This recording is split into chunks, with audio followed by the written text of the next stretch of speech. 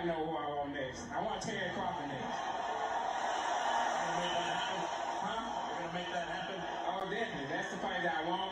That's the fight everybody else wants. Like I said, I'm gonna get these straps and I'm gonna go over there and take his shit too. Errol, congratulations. Terrific fight this evening. Thank you. Man down. Strap season. I know what time it is, baby. Terence, I come for that motherfucking belt. All right. Finally.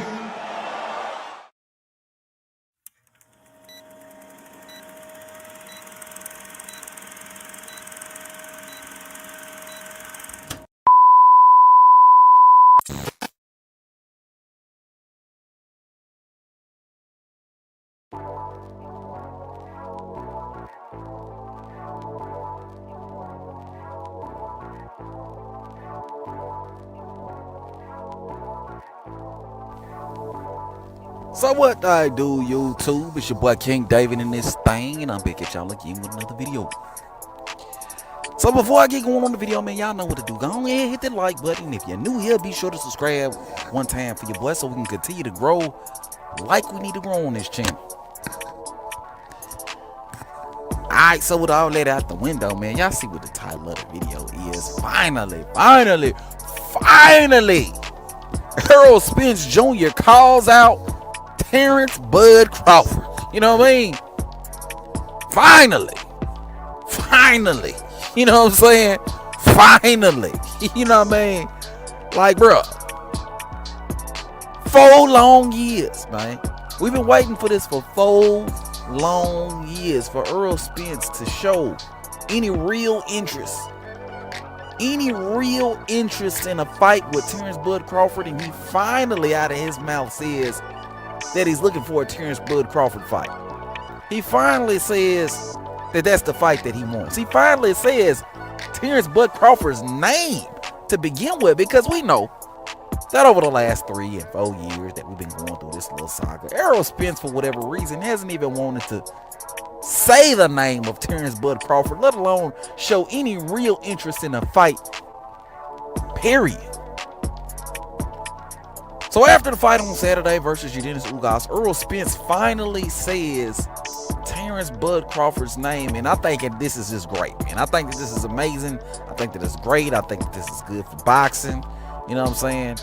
You know, that's how you express interest in a fight. You know what I mean? I put up a lot of memes and stuff. I did a video before, like the reason why fans have no faith that Errol Spence is gonna fight Terence Bud Crawford, and I remember getting like a lot of silly ass fucking comments with dudes like, "What do you want him to be emotional? He's supposed to be emotional for a Terence Bud Crawford fight. What do you want him to do?" And it's like, nah, bro, you ain't gotta be emotional in order to show interest in a fight. You ain't gotta be emotional in order to show that you want something. You know what I'm saying? If I said you want this $1 million, you would say, yeah, I want that $1 million. You wouldn't say shit like, we'll see. You know what I mean? You wouldn't say shit like, you wouldn't be vague about your interests in whatever it was in that $1 million that I was offering you, because you would want the $1 million. Like Errol Spence, if you wanted the Terence Crawford fight, at the time people were asking him about the Terence Crawford fight, he would have expressed interest in the Terence Crawford fight. When niggas was asking him about Jeff Horn, he expressed interest in the Jeff Horn fight. Back when he was chasing Keith Thurman around, he was expressing interest in the Keith Thurman fight. Back when Sean Porter had that belt, he expressed interest in a Sean Porter fight and in a Danny Garcia fight when Danny Garcia jumped in a ring with him. You know what I'm saying? So Errol knows how to show he's interested in the fight, and all we wanted to see as boxing fans is for Errol Spence to show that he was interested in the fight first and foremost. Because again, I said this before and I say it again, we can't worry about none of the politics and all the political shit in the background if the fighters itself aren't showing interest in the fight. And up until now, we haven't gotten that from Errol Spence Jr. until Saturday, where he said, that's the fight that I want next. So salute to Errol Spence Jr. for saying, at least saying, that that's the fight that he wants next. Because it starts there, right? It starts there. It doesn't end there. It starts there, right?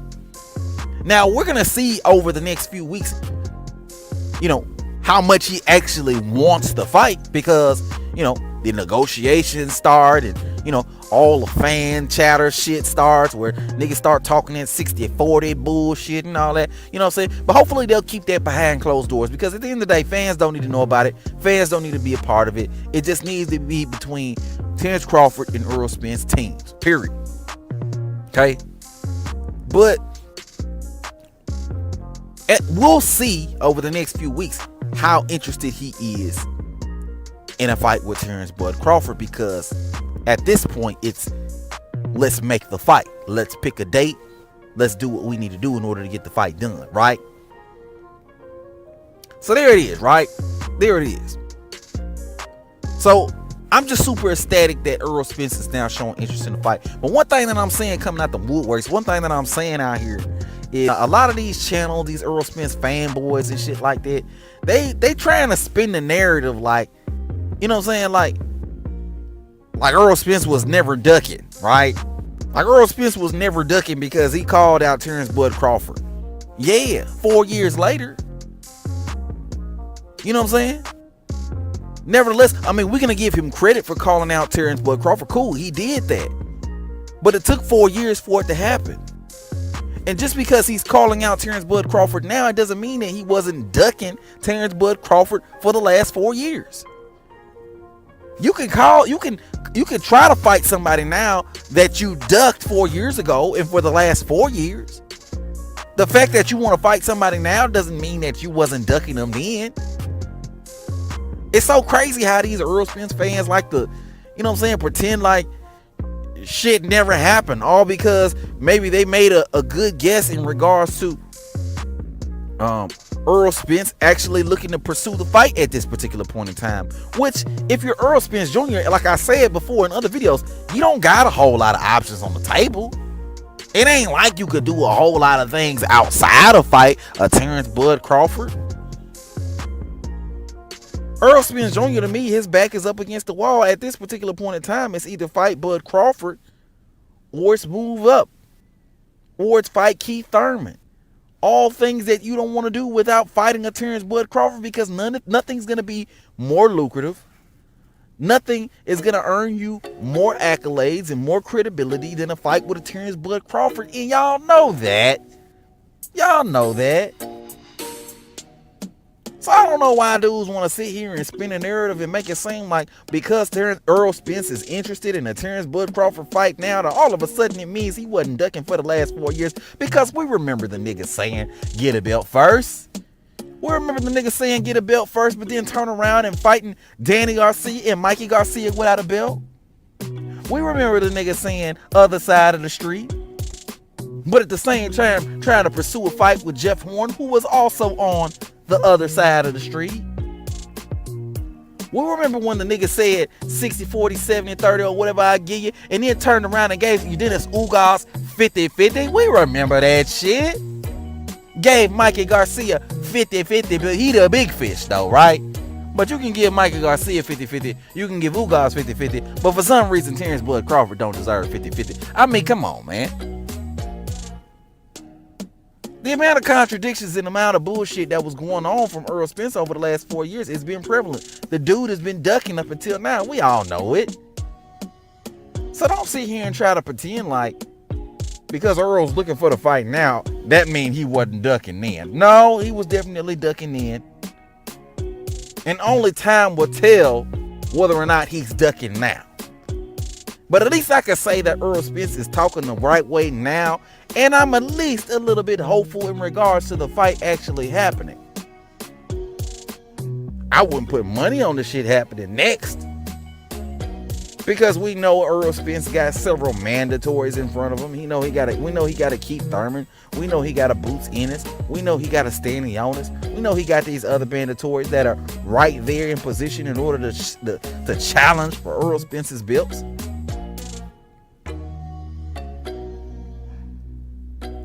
Nevertheless, you know what I'm saying?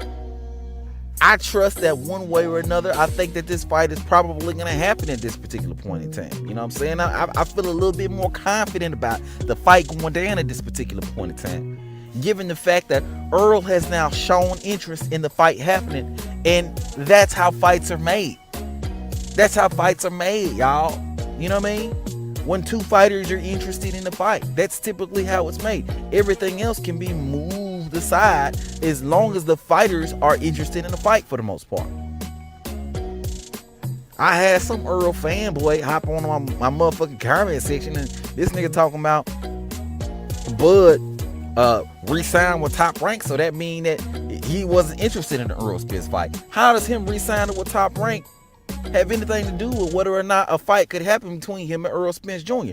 The thing about you Errol Spence fans is y'all got to pick an argument. If y'all gonna sit there and say that Errol said he was gonna collect all his belts on his side of the street and then go after Terence Crawford, but then turn around and blame Top Rank for what's going on with Bud Crawford and him not being able to get the fight with Errol Spence, y'all can't have them two arguments. Y'all gotta pick one.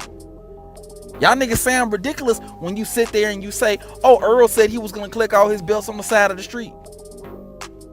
But also too, Top Rank, he re-signed with Top Rank. That means he don't want the fight with Errol Spence Jr. So, but how could he get the fight with Errol Spence Jr. if he was collecting all his belts on the side of the street? So there's no way the fight would have happened anyway, right? You know what I'm saying?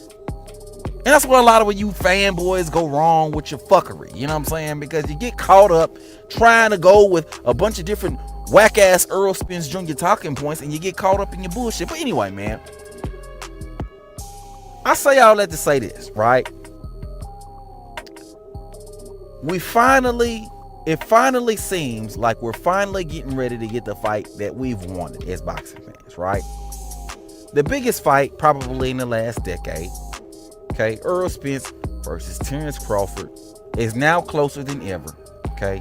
And the last thing that we need is a bunch of punk-ass fanboys coming up in the mix, spouting off lies, and creating more barriers, right?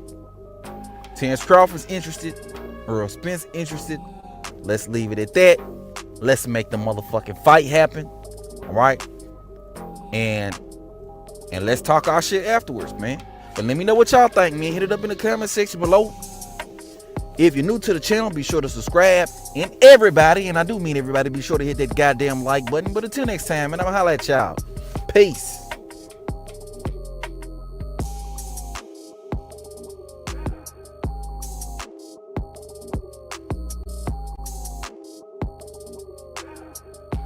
You don't Maybe see I know what you're Terence trying Crawford? to get to. You're probably trying to say Terence Crawford. Yes.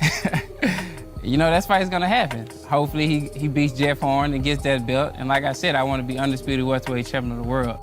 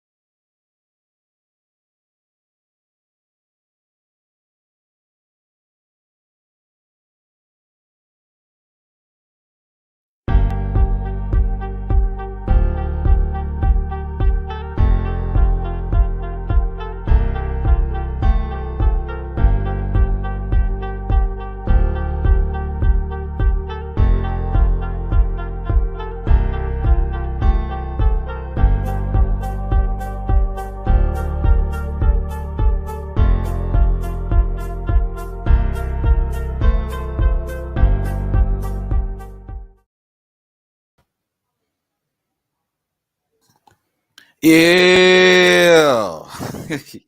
Yeah, what they do.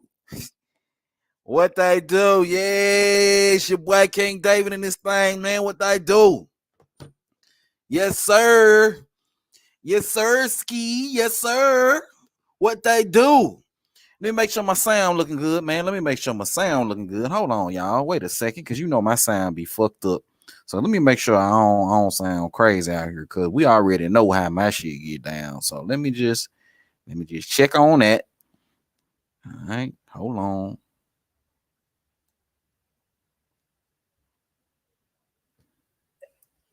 Let me just check on that sound. All right. Okay. We sounding good. We sounding pretty good. What I do, everybody? What I do, man? We good. We good. What I do, man? It's your boy King David in the building, man. What I do, man?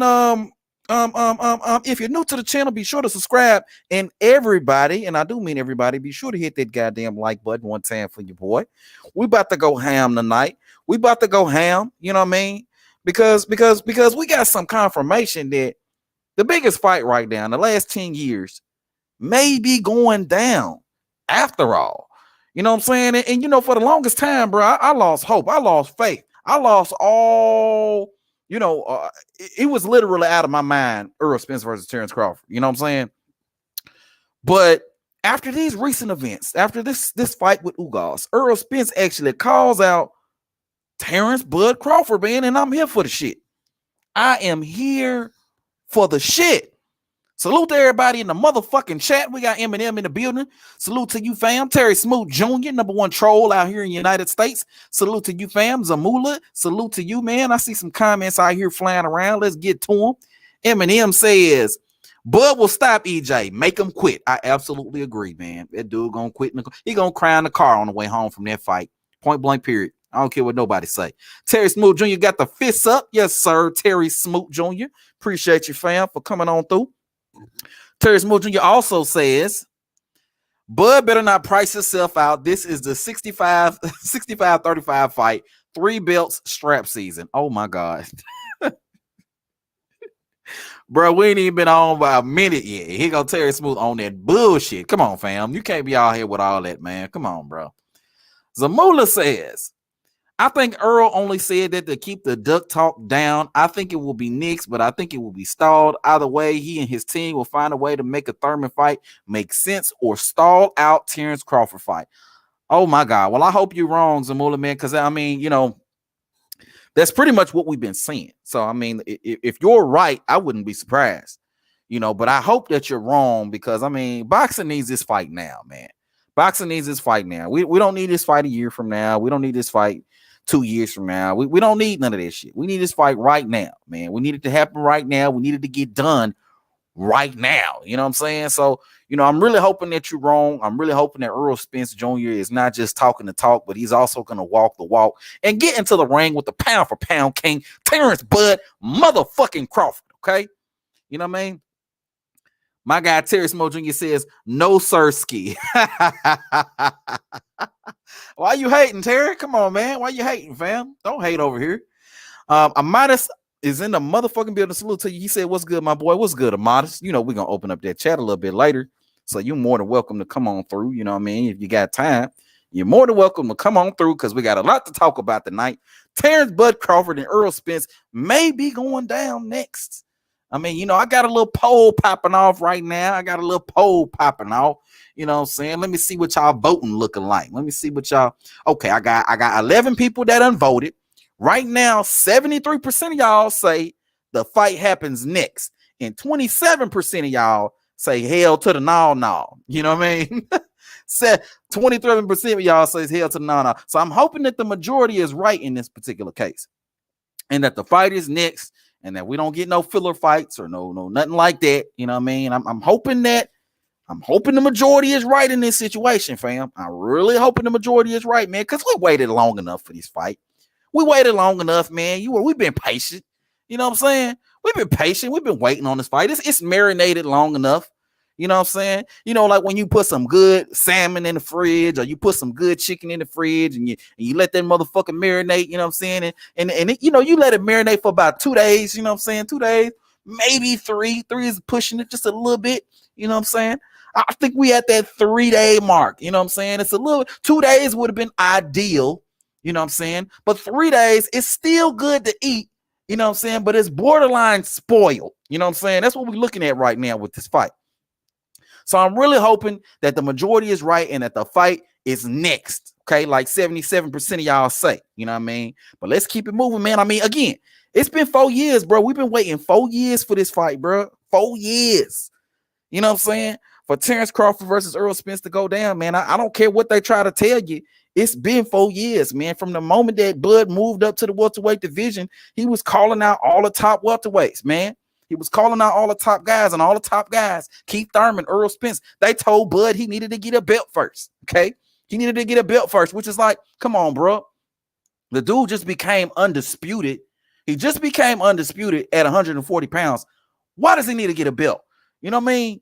Why does he need to get a belt? And Errol Spence fans everywhere, they always try to justify that bullshit. Oh, he didn't tell him that. Now these niggas try to say he didn't tell him to get a belt. Come on, bro. There's so many videos, so much video evidence of this nigga telling Bud Crawford he needed to get a belt.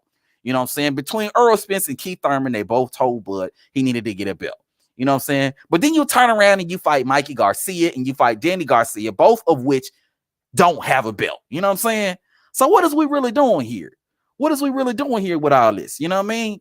Nevertheless, Bud, he went out, he got the belt, man. That was 4 years ago, fam. 4 years ago. At that moment, the fight should have happened. You know what I'm saying?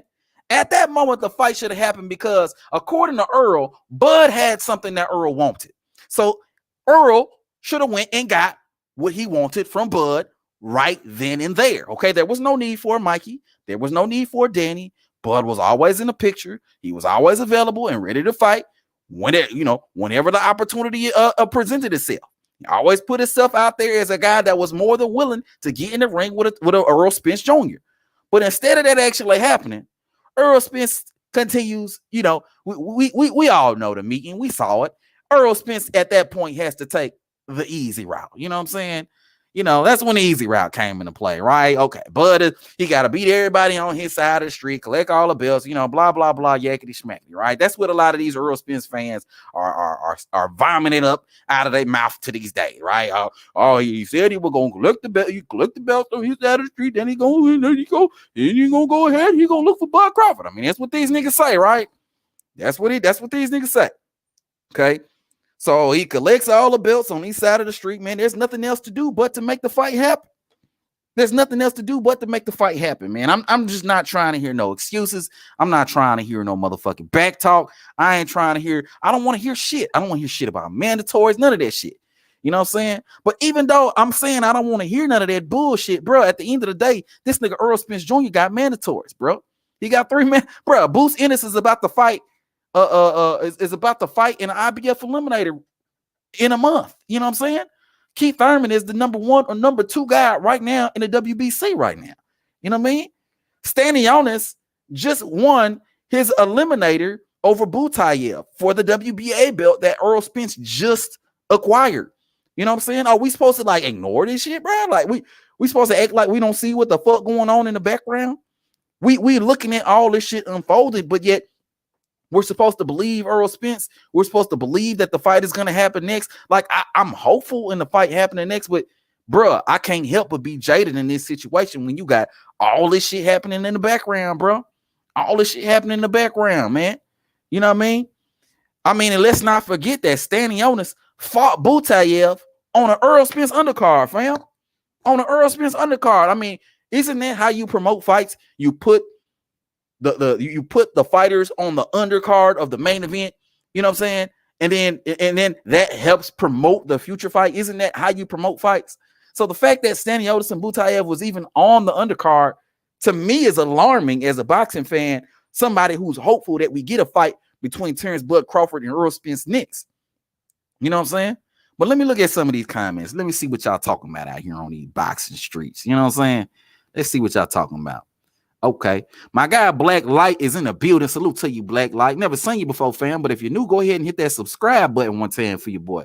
But he says facts, they were all ducking 100%, man, 155%. My guy Black Gold ×3 in the building. He says 50-50 fight. I don't care who wins. Absolutely, man. I think that's one thing that we can all agree on, though. Black Gold, whether you're an Errol Spence fan or a Terence Crawford fan, or you don't even like boxing, I think we can all agree that this is going to be a damn good fight whenever it happens, if it happens. You know what I'm saying? It's going to be a damn good fight, man. I did a video, it came out today, actually, talking about why I believe that Errol Spence, Terence Crawford destroys Errol Spence. I think Terence Crawford is going to destroy Errol Spence, right? But even though I think he's going to destroy Errol Spence, I'm by no means saying that it's going to be an easy fight. Like, that's not what I'm saying. I'm not saying at all that it's gonna be. I'm not saying at all that Terence Crawford is just gonna walk through Errol Spence. That's not what I'm saying. I think he destroys him, but he ain't gonna walk through him. It ain't gonna be easy. It ain't gonna be a walk in the park. Errol Spence is a dog in there. Errol Spence is a dog in there. He's gonna fight. He's gonna fight to the death. Errol Spence is gonna be in there. He's gonna go down swinging, if anything. You know what I mean? So it's definitely gonna be a good fight. I don't think it's a 50-50 fight. You know what I'm saying? I mean, I could see why people would believe that it's a 50-50 fight. And I actually support that notion of people running with that it's a 50-50 fight. You know what I'm saying? Because I want my guy, Terence Bud Crawford, to get all his props, all his credit, all his accolades when he stopped this man, Errol Spence Jr., in the 10th round, which is what I predicted. You know what I mean? So, I'm okay with people saying that it's a 50-50 fight. Go on head on with all that. You know what I mean? Go on head on. 50-50 fight, man. You Black Gold number 3, 155%. Go ahead. You can promote that message. Black Light says Easy Street Spence. Absolutely, man. This dude, the easy route. I don't know how anybody could support a man after he told everybody that he wanted to take the easy route, man. And it's crazy. I don't talked about this before, but it's crazy. Like, dudes want to interpret the easy route whatever way they feel like interpreting, right? Earl never gave no damn context on what the easy route actually is. But for some reason, a lot of these Errol Spence fans, they like to interpret it their right way, right? Oh, easier mean easier, the easier fights to make. Earl never said that. Because just like I said in another video, I mean, we remember Errol Spence going after Jeff Horn, and he was on the quote-unquote other side of the street, if I'm not mistaken. Jeff Horn shouldn't have been on the easy route, but Errol Spence was open, willing, and ready to get in the ring with a Jeff Horn. You know what I mean? So, I mean, it's funny how dudes want to interpret the easy route, but at the end of the day, us real niggas, we know the easy route ain't got shit to do with no easier fight to make. We know what it is, man. My guy G Parker in the motherfucking building. Yes, sir. G Parker, man, one of my day one subscribers. He Errol Spence fan, man. Salute to y'all, bro. G Parker say it took that long to capture all the belts. They could not fight unless it was for everything. Okay, G, but then why? Why they couldn't fight unless it was for everything? How many legendary fights do we have, okay, in the history of boxing that were not for undisputed? You know what I mean? Like, everybody like to talk about Hearns and Hagler and Hearns and Leonard and the Four Horsemen. Everybody like to talk about the Four Horsemen, but the Four Horsemen was not for undisputed. None of them dudes won undisputed, but all of those were legendary fights. All of those dudes went down in the history of boxing. All of these dudes are Hall of Famers, not because they became undisputed, but because they fought the best. Okay, that's why they went. They fought the best. They beat the best. They proved themselves to be the warriors that we all believed them to be. You know what I mean? But it had nothing to do with them becoming undisputed. You can be a legendary fighter without being undisputed. And the fact of the matter is this: Errol took a huge gamble by deciding he was going to cut. Like, let's say that this is what his plan was, right? Bruh, what if he would have lost to Ugas? Because he could have lost to Ugas. What if he would have lost to Ugas? Right? Nobody ever talks about this shit. But what if he would have lost to Ugas? Ugas would have been carrying around them 3 belts. Spence would have lost it. He would have fought, and he would have fought in an inferior fight, right? For less money than he would have made versus a Terence Bud Crawford, right? Just so he can be labeled still the second best welterweight. Okay, you risk it all in the ring when you step up in there. So to go in there and to fight anything less than the best is a waste of motherfucking time. It's a waste of time. Okay, I get that you collecting the belt. That's cool, but you're not fighting the best in the division. And for that, there's no way you can be celebrated the way you want to be celebrated when you're not doing that. There's no way dudes could put some respect on your name when you fighting the 3rd or 4th or 5th best welterweight when you got the option to fight the best welterweight or the 2nd best welterweight. You know what I mean? You know, so Come on, bro. You for all the belts, bro. Don't nobody care about that shit at the end of the day, man. It's nice. It's like icing on the cake. It's cool. But bro, if the fight wouldn't have happened because Earl was trying to collect all his belts on the side of the street, bro, he would have been known forever as a duck. And that would have been it. And he would have faded into obscurity. That's it. You know what I mean? But it is what it is, man. All that is in the past, and now it looks like we may be getting a fight. My guy, Just the Fan, says, notice how all the fans justify why it's not happening. They're all fanboys. They don't want the best fights. Absolutely, man. They are, you know, G-Park ain't no fanboy. G-Park a real digger, but a lot of Errol Spence fanboys, they always got all these reasons, all these different reasons for why the fight can't happen, right? Oh, it can't happen because of this. Oh, the side of the street, man. It's always some new stupid ass excuse, man. We know what time it is at the end of the day. My guy Black Light says, easy street Spence. Okay, yes, sir. Black Light also says the fanboys are saying he did the heavy lifting. What heavy lifting? And that's what I don't get, man. You know, I think Errol Spence fans, most of them, are probably the most uneducated boxing fans. Most of them, you know what I'm saying? Because I mean, what heavy lifting? I mean, your Dennis Ugas, that was a good win. Okay, that was a good win. You know what I'm saying? But are we going to sit here and say that that's heavy lifting? Are we going to sit there and say that Ugas would have beat Terence Crawford? You know what I'm saying? The Errol Spence's best and most notable wins were against Sean Porter and Kell Brook, two guys that Bud Crawford stopped. Okay, but not just stopped quicker, did a better job, did a quicker and better job than Errol Spence Jr. And I know we're not going to do no triangle theory type shit. That's not what we about to do here. You know what I'm saying? But at the end of the day, I mean, Terence Crawford is at very least the second to first best welterweight. That should be the guy that you should fight over all these other niggas at the end of the day. You know? Easy, heavy lifting. That shit is laughable, bro. Heavy lifting. Come on, bro. Black Light says, easy route or heavy lifting, which one is it? Absolutely, man. Absolutely. Hey, that's a great ass point, Black Light. Which one is it? Is it the easy route or is it heavy lifting? It can't be both, goddamn. It can't be both. You can't be doing a heavy lifting and it can't be the easy route. You know what I'm saying? You know, come on now. Come on with all that shit, bro. You know what I'm saying? My guy Black Gold number 3 says, yeah, they tried to wait and age Bud out. Absolutely, man. We know what they trying to do. They trying to age him out. You know what I mean? That's why he want to save Bud for last, right? He want to collect all his belts on his side of the street, even though he fought Mikey, even though he fought Danny for no belts.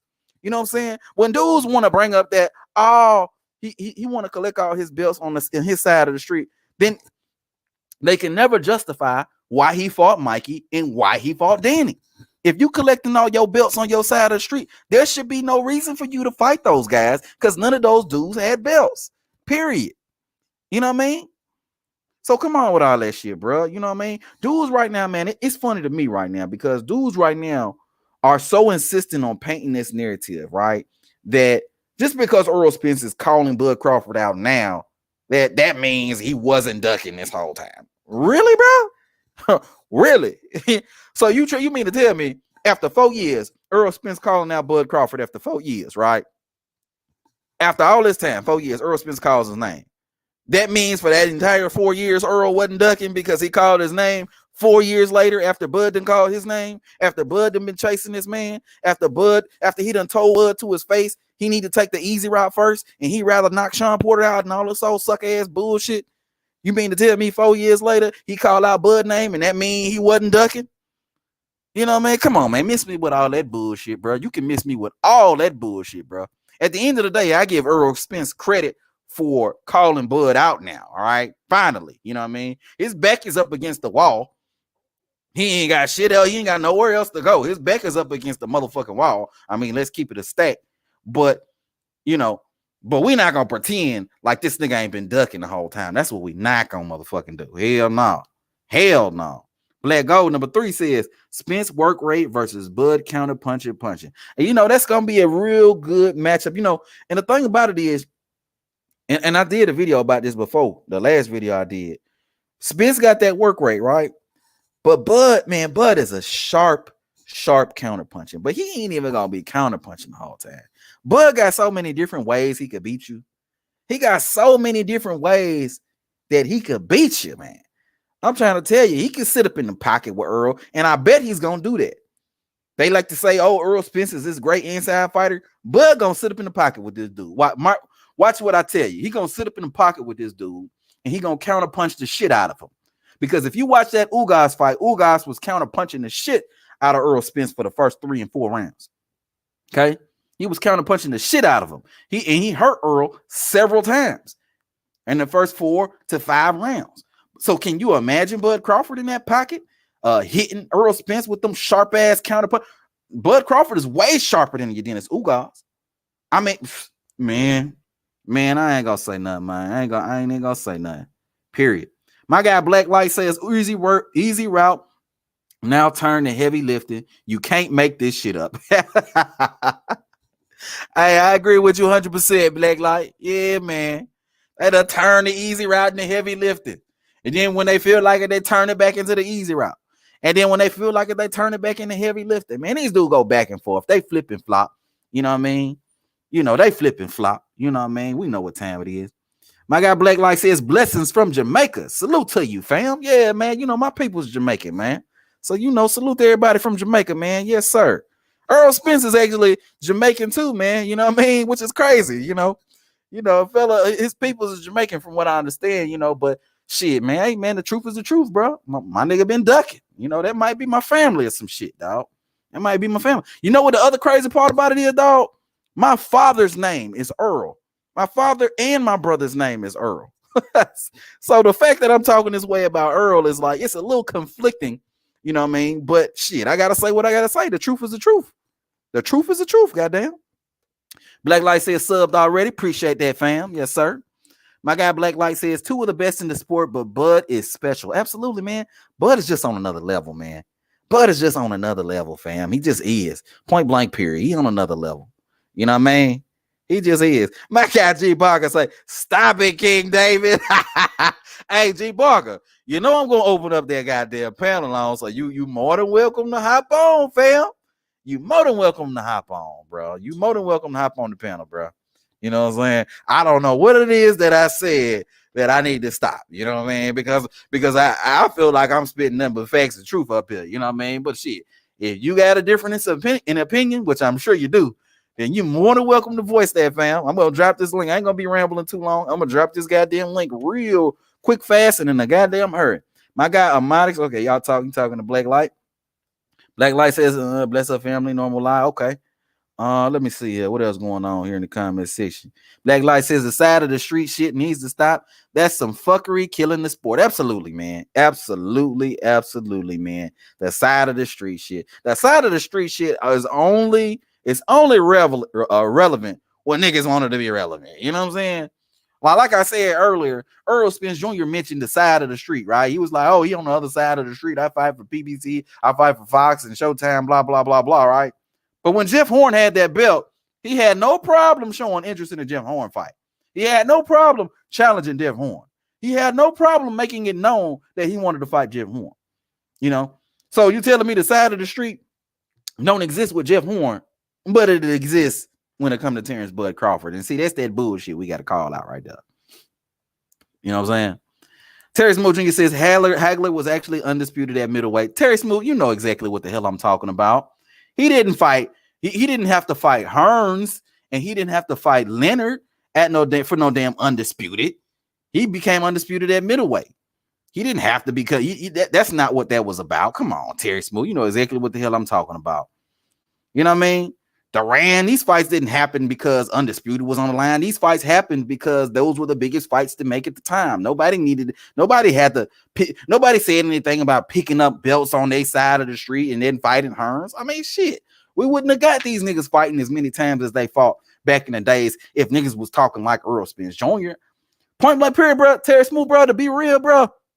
We should be on Errol Spence. We should be on Terence Crawford versus Errol Spence 2 or 3 right now. Probably even 3. This should be the 3rd fight, not the goddamn first fight. You know what I mean? This should be the 3rd fight. Why the fuck we waiting all this time for the first fight? You know what I mean? Hagler, Hearns, Duran, these dudes fought multiple times. Okay.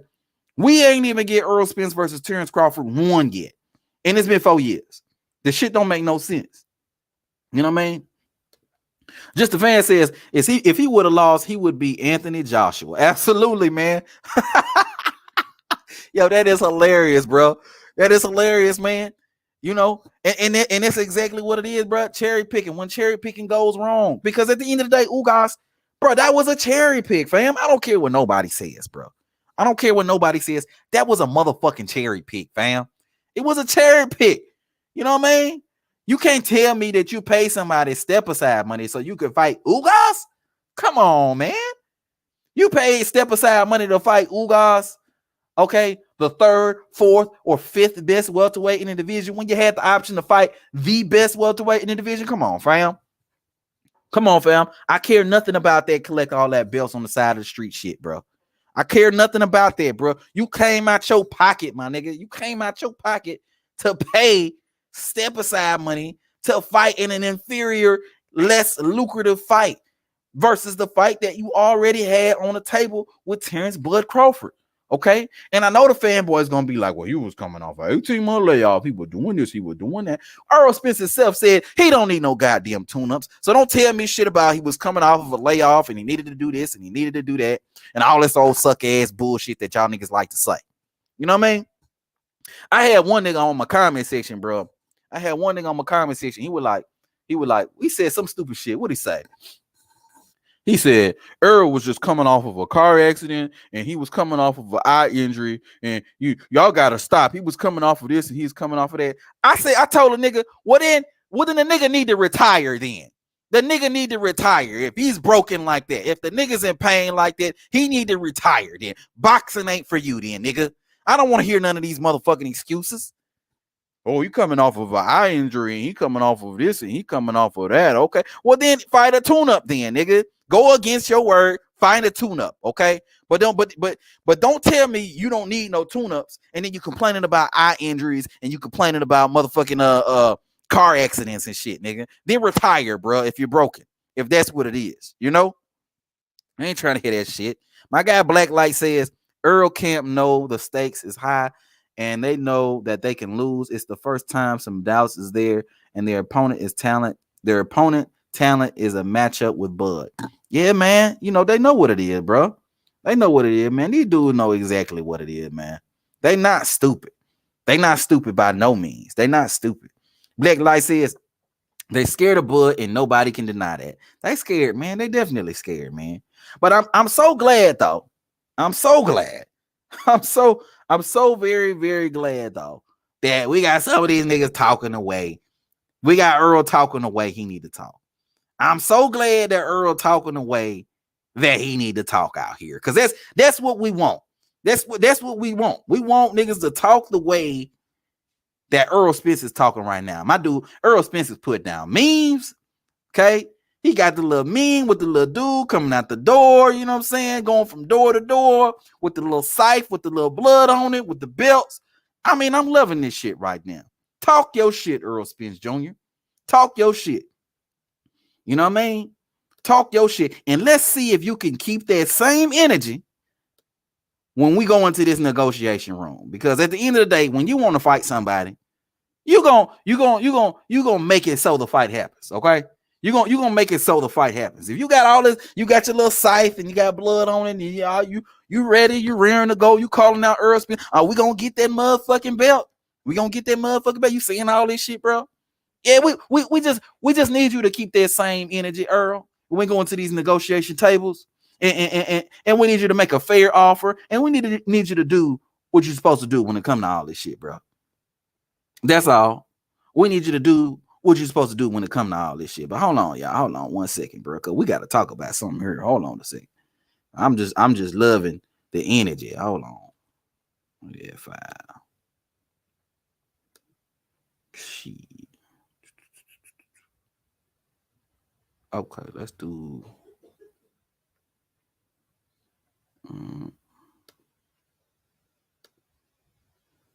Hold up, y'all.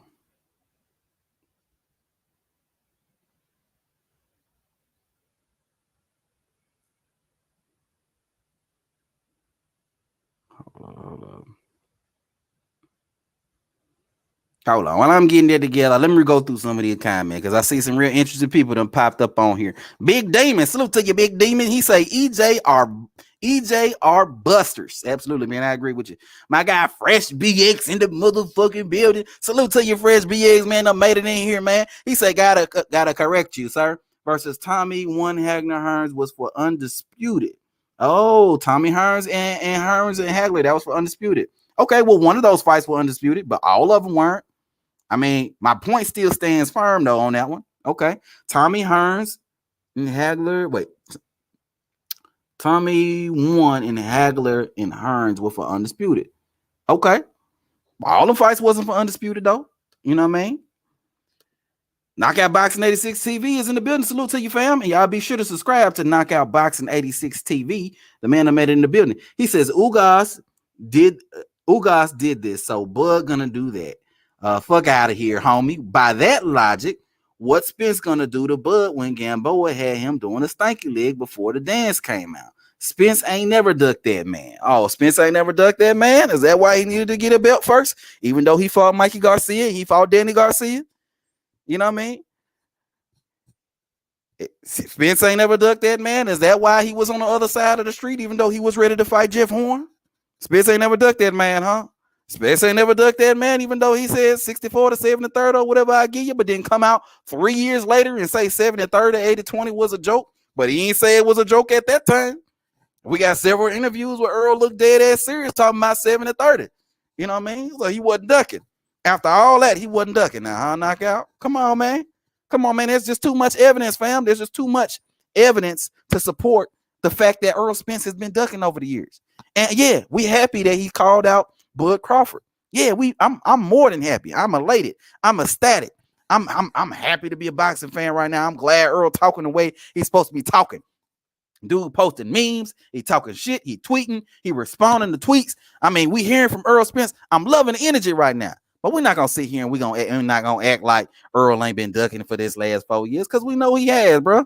You know, and shout out to you, bro. But we know he has, fam. We know this. Hold on, fuck.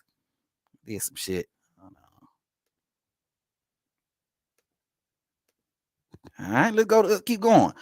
Here we go. He said, okay, Knockout also says, hold on. Here we go. Hold on. Black Light says, we love Spence, but appreciate the master of an art. Bud is the best in the sport. Absolutely, man. The best in the sport.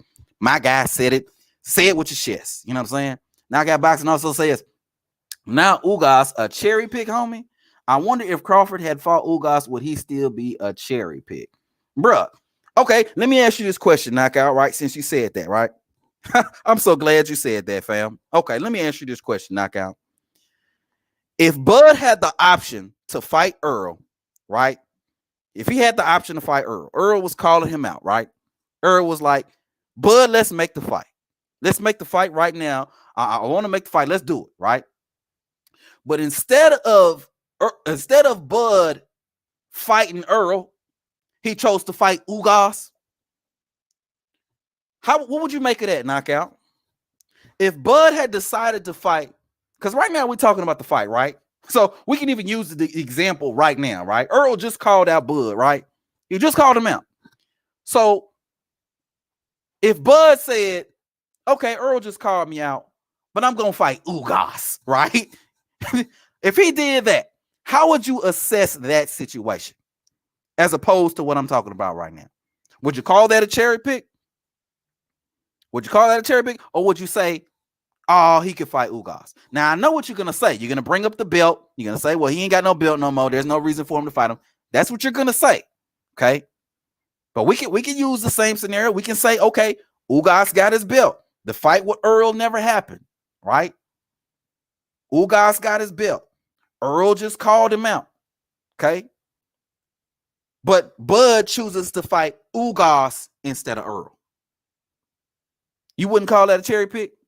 I'm going to need some clarification on that, Knockout. My guy D Young says, salute King Dave. Appreciate you, D Young. Yes, sir. Going to open up that chat a little bit later. If you want to come through, more than welcome. Yes, sir. Vladimir Valdez says, my dude Spence is not scared of Bud. Spence another Tejas boy. I don't know what that means, fam. Bud have to be motivated to fight him as well. I mean, Bud is already motivated to fight him, fam. But Bud has been motivated to fight Earl. Bud is one of them dudes, bro, who if people saying that this dude is the best, oh, he need to go out there and he need to show them that he ain't the best. I'm the best. You know what I'm saying? He need to go. Bud is one of them dudes. Bud is one of them dudes that gotta prove he the best. Oh, you calling this dude the best? I'm gonna go out there, I'm gonna whoop his ass, and I'm gonna show you that he ain't the best. Period. That's the type of dude that Bud Crawford is. You know what I mean? So Bud is already prepared, man. Bud already been hearing dudes talking shit about Errol Spence being this and Errol Spence being that. He already ready. He been ready. Matter of fact, what I'm trying to do. Hold on, y'all. I'm trying to put up the little tweet because I don't know if y'all seen this tweet. We gotta pull up the tweet. Hold on, y'all. Hold up, y'all. Let me pull up the tweet, y'all. Hold on. Shit.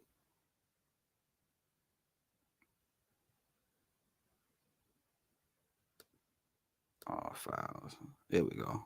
All right, here we go. I don't know why I was having a problem with it before. Here we go.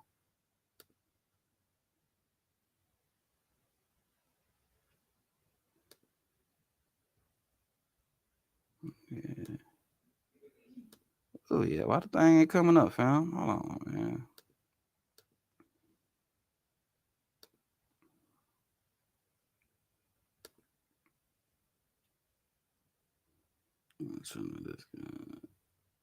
Oh, shit, man. This shit giving me problems. Hold on. Man, here we go with that bullshit. Hold on.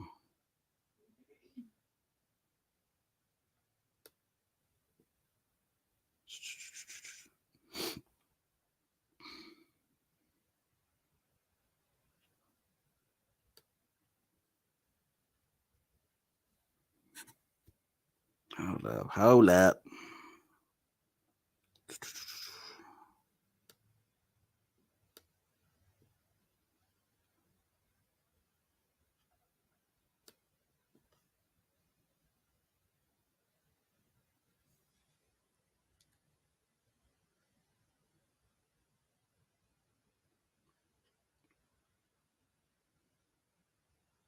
Fuck it, man. God damn, bro. I can't pull up what I'm trying to pull up, y'all. I can't pull up what I'm trying to pull up. Let me keep going down these comment sections. Hold on. Here we go. My guy, Uriel Thomas in the building. Salute to you, Uriel. He said Crawford been chasing the smoke since day one, coming to 147. He said he wanted all the champions after Horn called out the unified champion, who was then Thurman. Absolutely, man. Facts on facts, man. Crawford been asking for the smoke. He been said he wanted all the champions. Bro. Okay? But yet he's told to get a belt, even though he's the undisputed champion at 140 pounds. Let Josh Taylor call somebody.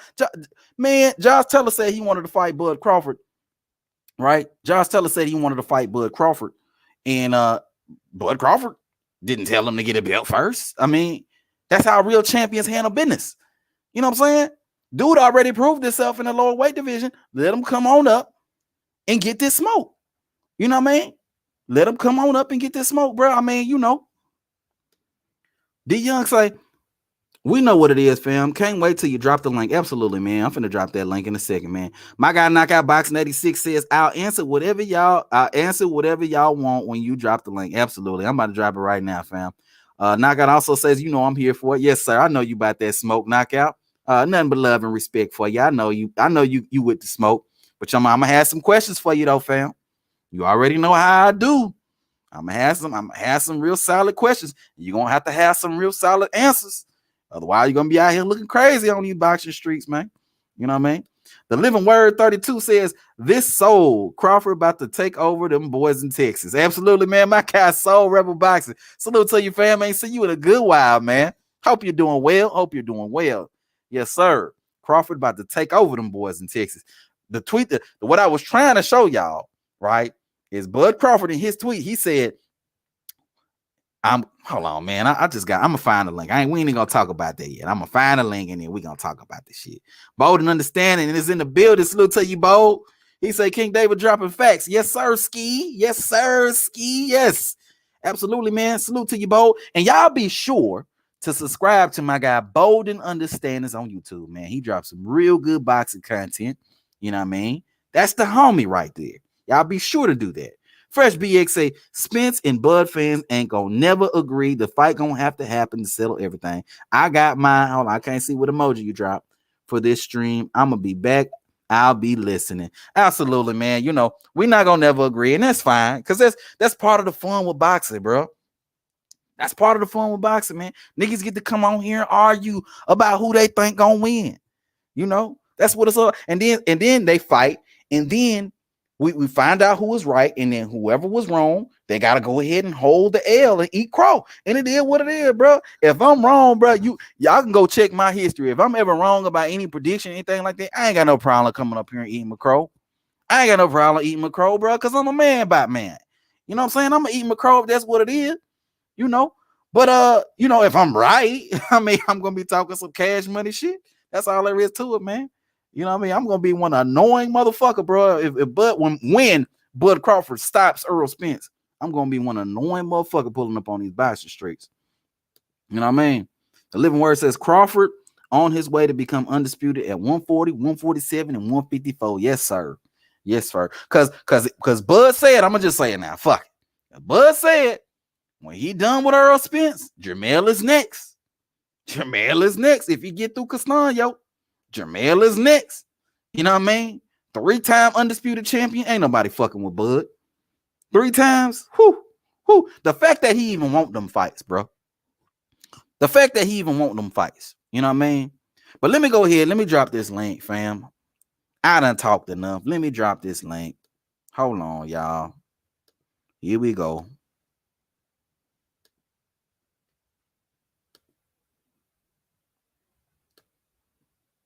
Here we go. Here we go.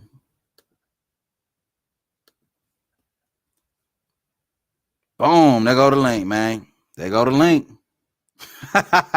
Terry Smooth trolling as usual. Daydreaming Bud fans. Here you go with the bullshit. Terry Smooth trolling. Black Light says, I agree. Bud about to be undisputed at 3 weight divisions. Charlo looks set to run and suck. Absolutely, man. Okay. Okay. My guy D Young is in the building. Salute to you, D. What's going on with you, fam? King Dave, what's good, baby? What's good with you, family? How you doing, man? Man, I'm good, man. First off, I just want to say, hey, I'm glad Spence got that victory, man. Like I say, he did his shit. I ain't here to take nothing away from him. He had a good game plan. He put his head in Ugas' chest. Nonetheless, he got hurt. Well, hey, what great fighters do when they get hurt? They come back. Now, let's get to this shit what we need to address, because I've been hearing a lot of shit on other channels about Bud Crawford. If Bud Crawford don't take the fight, he duck him, and that's bullshit. Let me tell y'all something, bro. The thing about it is, it's 2 sides to this, bro. Now, Errol Spence might have 3 belts, and Errol Spence might have the numbers and this, that, and the third, but hey, man, Bud Crawford is a decorated champion. You got to get this man what he want. Now, I ain't the one to talk about splits, bro, but I just want everybody to be clear on this, bro. If Showtime and PBC had $50 million to give Canelo between Canelo and Plant, why can't they give that to Bud and Spence? You feel what I'm saying, bro? So come on, man. Like everybody got to be on board with some shit like this, man. How can one guy be ducking something when he been calling for this fight since he got into the division, bro? Now let's not do that, because you know what I mean. Because if this shit was on the other foot, but Bud was been like, we'll see. I guarantee you they are castrated. And like I said, I'm a fan of boxing, man. I'm 50-50 with everything. I fuck with Errol Spence, but I like Terence Crawford too, man. So us as fans, if we just gotta stay out of the negotiations and let these guys handle their business, but also we gotta put the motherfucking pressure on the suits, dog, to make this shit happen. It ain't no way to where these guys shouldn't get what they want from this fight, man. Because that's what this is gonna come down to. It ain't gonna be, oh, this, that, and the third. It's gonna come down to them suits.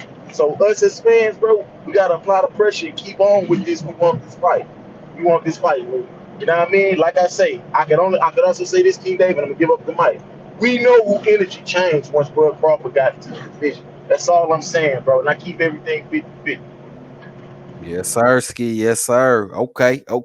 My guy D Young. Okay, let's go to Bold and Understandings, man. I pulled up in the chat, man. What's going on with you, man? Salute to you. Hey, what's up, man? How's it going? My God, what's good? Chilling. Yo, so I don't see this fight happening next, man. I mean, I was one of the ones that voted no, and one thing you said, and I had thought about it. Spence got all of those mandatories he got to handle, and I think, and it's just from my perspective. I don't know if it's really gonna happen or not, but I think Spence knows it ain't gonna happen. That's probably why he's posting all these tweets.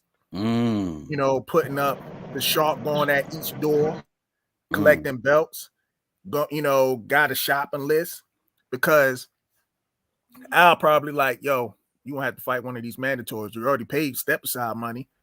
You can't keep paying step aside money when it comes to mandatories and stuff. So when a fight doesn't happen next, his delusional fan base is gonna be like, well, Spence tried to make the fight happen. You know what I'm saying? He got to fight his mandatory. Like they gonna use another excuse, even though this fight could have happened years ago. He could have, you know what I'm saying? He could have had that fight. Let's just say if he'd have beat Terence Crawford, he wouldn't have to worry about crossing the street or whatever, excuse he's been using and whatnot. But the fact of the matter is, his fans are going to make up another excuse if this fight doesn't happen next. Now, I hope it happens next, because the Spence diehard fans act like they won the damn Super Bowl.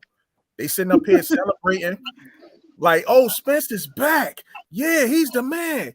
So when that fight does happen and Crawford whips his ass, I don't want to hear no goddamn car accidents. I don't want to hear no detached retina. They can't go back and reach back in the past and using it, try to grab another excuse from the past like they always do. But I hope it happens next, so I can sit there and just laugh at all of them once Bud put that ass whooping on him. But I'll fall back. Ass whooping. Wow. Okay. Yes, sir. All right, man. Let's go to the number one troll in the U.S. Terry Smooth Jr. What's going on with you, fam? What's on your mind? Oh, shoot. Can you hear me, King David? Yeah, bro. We can hear you. Okay. Shout out to the panel. Shout out to the chat. Just want to say, shout out to the Big Fish. This is a 3-belt unified champion. And, this fight could have been made if Bud was willing to take the 60-40, but oh, hell no. Hold on. I was very respectful. I ain't saying that. Go ahead. The floor is yours. Go ahead, man. If Bud would have just humbled himself, like Charlo said, he should have humbled himself, took a little bit less money, like Devin Haney, the modern day Jack Johnson. You could have made Undisputed. We could have made this happen, but you trying to price yourself out, dude, the fight has already lost value. You're over here doing Keith Thurman duck moves, trying to talk about, I need 10, 15 million. You need a career high payday because you need to pay for them medical bills that are about to happen. So, I hope that this does happen. I hope Bud does hold his nuts up and just sign the contract. This is 60-40. I got 3 belts to 1. This isn't 140 where you got 2 belts and Ndongo did the heavy lifting, knocking out Troy Anowski, who Bud ducked. So, hopefully, Bud, you just got to humble yourself. See, I don't understand that. Like, you got to humble yourself if you want to make history. Floyd had to do it with Oscar. Devin Haney's doing it with Cambosis. So it's like, Bud, you got to humble. You are not the king stuff. You have one little baby belt. And really, that is the latest belt that became relevant. If not, Errol Spence would really be unified. He'd really be undisputed. Your WBO really came relevant in 2006. So don't act like it's a real Holyfield. So, Bud, you just got to... era, bro. Hold on. Before anybody else jump on, let him finish what he's saying, and then we'll go to the next person, and then I'm gonna let everybody make their opening statements, and then we'll just hit it from there. But go ahead, Terry. Yes, sir. But I'll close it out by just saying, hey, Bud, like Charlo told him, you gotta have to take a little. I don't even know what the numbers are, but bro, you don't run this division. I got 3 belts. Devin Haney's just living proof of it. He had to take less money to make Undisputed happen. Do it the same way. You gotta do it. Caleb Plant had to do it to make Undisputed, but unfortunately he came up short. But he had to take. Well, he made more money, but it was less money. But you gotta do it.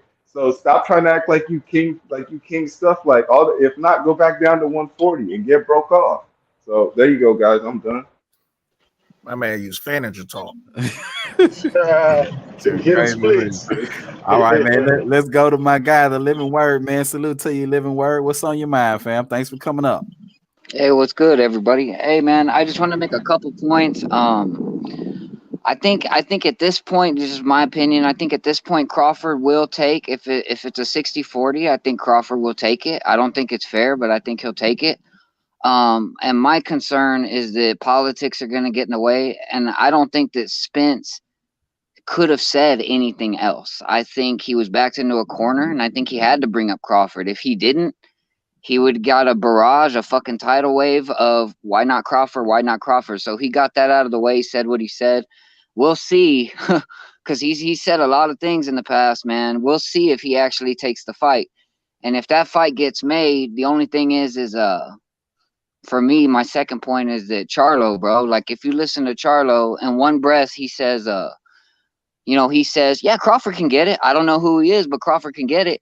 And then he goes on an entire rant about how he doesn't deserve it.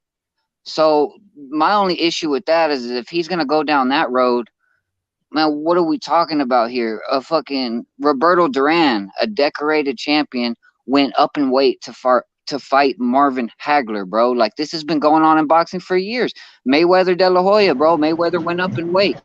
So I think Charlo's quacking, bro. It's duck quacking, because in one breath he says what people want to hear, but then you know how he really feels, talking about he hasn't deserved it, and who's Crawford? What has he done in 154? So I'm just with them boys in Texas, bro. I'm just skeptical in general, because Spence at least is getting the heat. One thing I give credit for Spence for, and I'm gonna finish up here, but one thing I give credit for Spence for is that coming off that accident, he has faced top competition. We're talking Danny Garcia, we're talking Ugas, so that's good. But he also, like, we know he's been avoiding Crawford for a minute now, bro. So I hope with Crawford leaving Top Rank that fight gets made. We'll see how that goes, and I wouldn't count on Charlo Crawford, bro. That's my statement. Gotcha. Appreciate that, man. Yes, sir. Hey, man, y'all be sure to subscribe to all the panelists here at the channel, man. Bold and Understanding. Y'all be sure to subscribe to him. My guy, The Living Word, also has a channel as well. I'm not sure when the last time he posted, but he got a channel. Be sure to subscribe to him. And of course, the homie Knockout Boxing 86 TV. Y'all be sure to subscribe to him as well. But Knockout, the floor is yours, man. Go ahead, man. What you got? Man, salute to you, bro. Great show so far, and I know it's gonna continue to be great. First and foremost, and everybody on the panel was popping with y'all, man. I just find some of the shit like that I be hearing, bro. Like, it's very, very funny. It's very funny to me, man. Like, so this notion that I'm starting to hear, like, Spence had no choice. Spence is backed into a corner now. All right, cool. So let's just play a game. So you got one fighter who doesn't have a promotional company, who got one belt, who's being forced to do business that his team with a promotional outfit that his team openly bashed. Like, you hear Bomac openly talk shit about Al Heyman. You hear their whole team always talking shit about the PPC. So he's the one that's having to go do business with people that his team and him have openly criticized over and over again. Then you got another fighter that's collecting belt after belt, that's able to just stand right where he at and do business with the people that he always done business with. But we're going to push the narrative that the guy who has to go somewhere he didn't want to go, the guy who has to do business with people he didn't want to do business with, but the other guy's backed into the corner. Like, that shit be funny, bro. Like, that shit, it makes absolutely no sense, bro. That shit is like the craziest shit that I've ever heard, bro. Like, miss me with all that shit. Then this whole duck shit, like, we just skip over shit, bro. Like, we skip over Bud Crawford himself, the person that is saying is getting ducked. This man comes out and tells fans, tells boxing fans, he tells media, look, I spoke to Errol Spence myself. Now, excuse me, but I don't think anybody in the panel spoke to Errol Spence. But he says, I spoke to Errol Spence, and I know he wants to fight. I know he ain't ducking me. But we still talking about this duck shit, bro. Like, this shit just, it don't make no sense. This man is going after every single belt. And I told y'all this would happen. A lot of people on the panel was here when I was here last time. I told y'all, I said, look, bro, he gonna do exactly what he said he gonna do. And not only is he gonna call Bud out after he wins, he gonna call him out savagely and keep going and keep going. And I'll be goddamn if he ain't doing just that. Now salute to Bud, because Bud responding like he should. Shit, look, keep that same energy. I'ma smash your ass. Cool, bro. Talk your shit. Cause talk your shit. I love that shit, bro. I love when fighters talk shit. As long as they ain't talking about each other, family and shit, that's cool. Talk y'all shit. Bud is doing what he's supposed to do. I just one thing is, bro. One thing is, hold on, Living Word. Let him finish up. I'm gonna open up the pen. I'm gonna open up. Yeah, you go. I'm about done, but all I want to say is you got one person that has done everything he said he was gonna do, and now here we are on the cusp of the fight that we all want, and we got people going back and forth talking about, oh man, well shit, you was still ducking though, man. All right, bro, whatever y'all say. I guarantee y'all this, bro, and I don't just be saying shit. It ain't gonna, bro. The fight gonna be so much easier than y'all think it is, and there's gonna be a lot of people disappointed. And I'm gonna leave it at that, bro. I'll let whoever you're gonna be one of the people that's disappointed when Bud knock his ass out. I got you got my thing is this. I got something for all that. So you said yeah. Everybody didn't listen when Bud said Errol Spence wasn't scared, but did you listen to all the other videos when Bud said Errol Spence was scared? When he told Fight Hype he was scared. When he told Top Rank in his fight leading up to Sean Porter that Errol Spence was scared.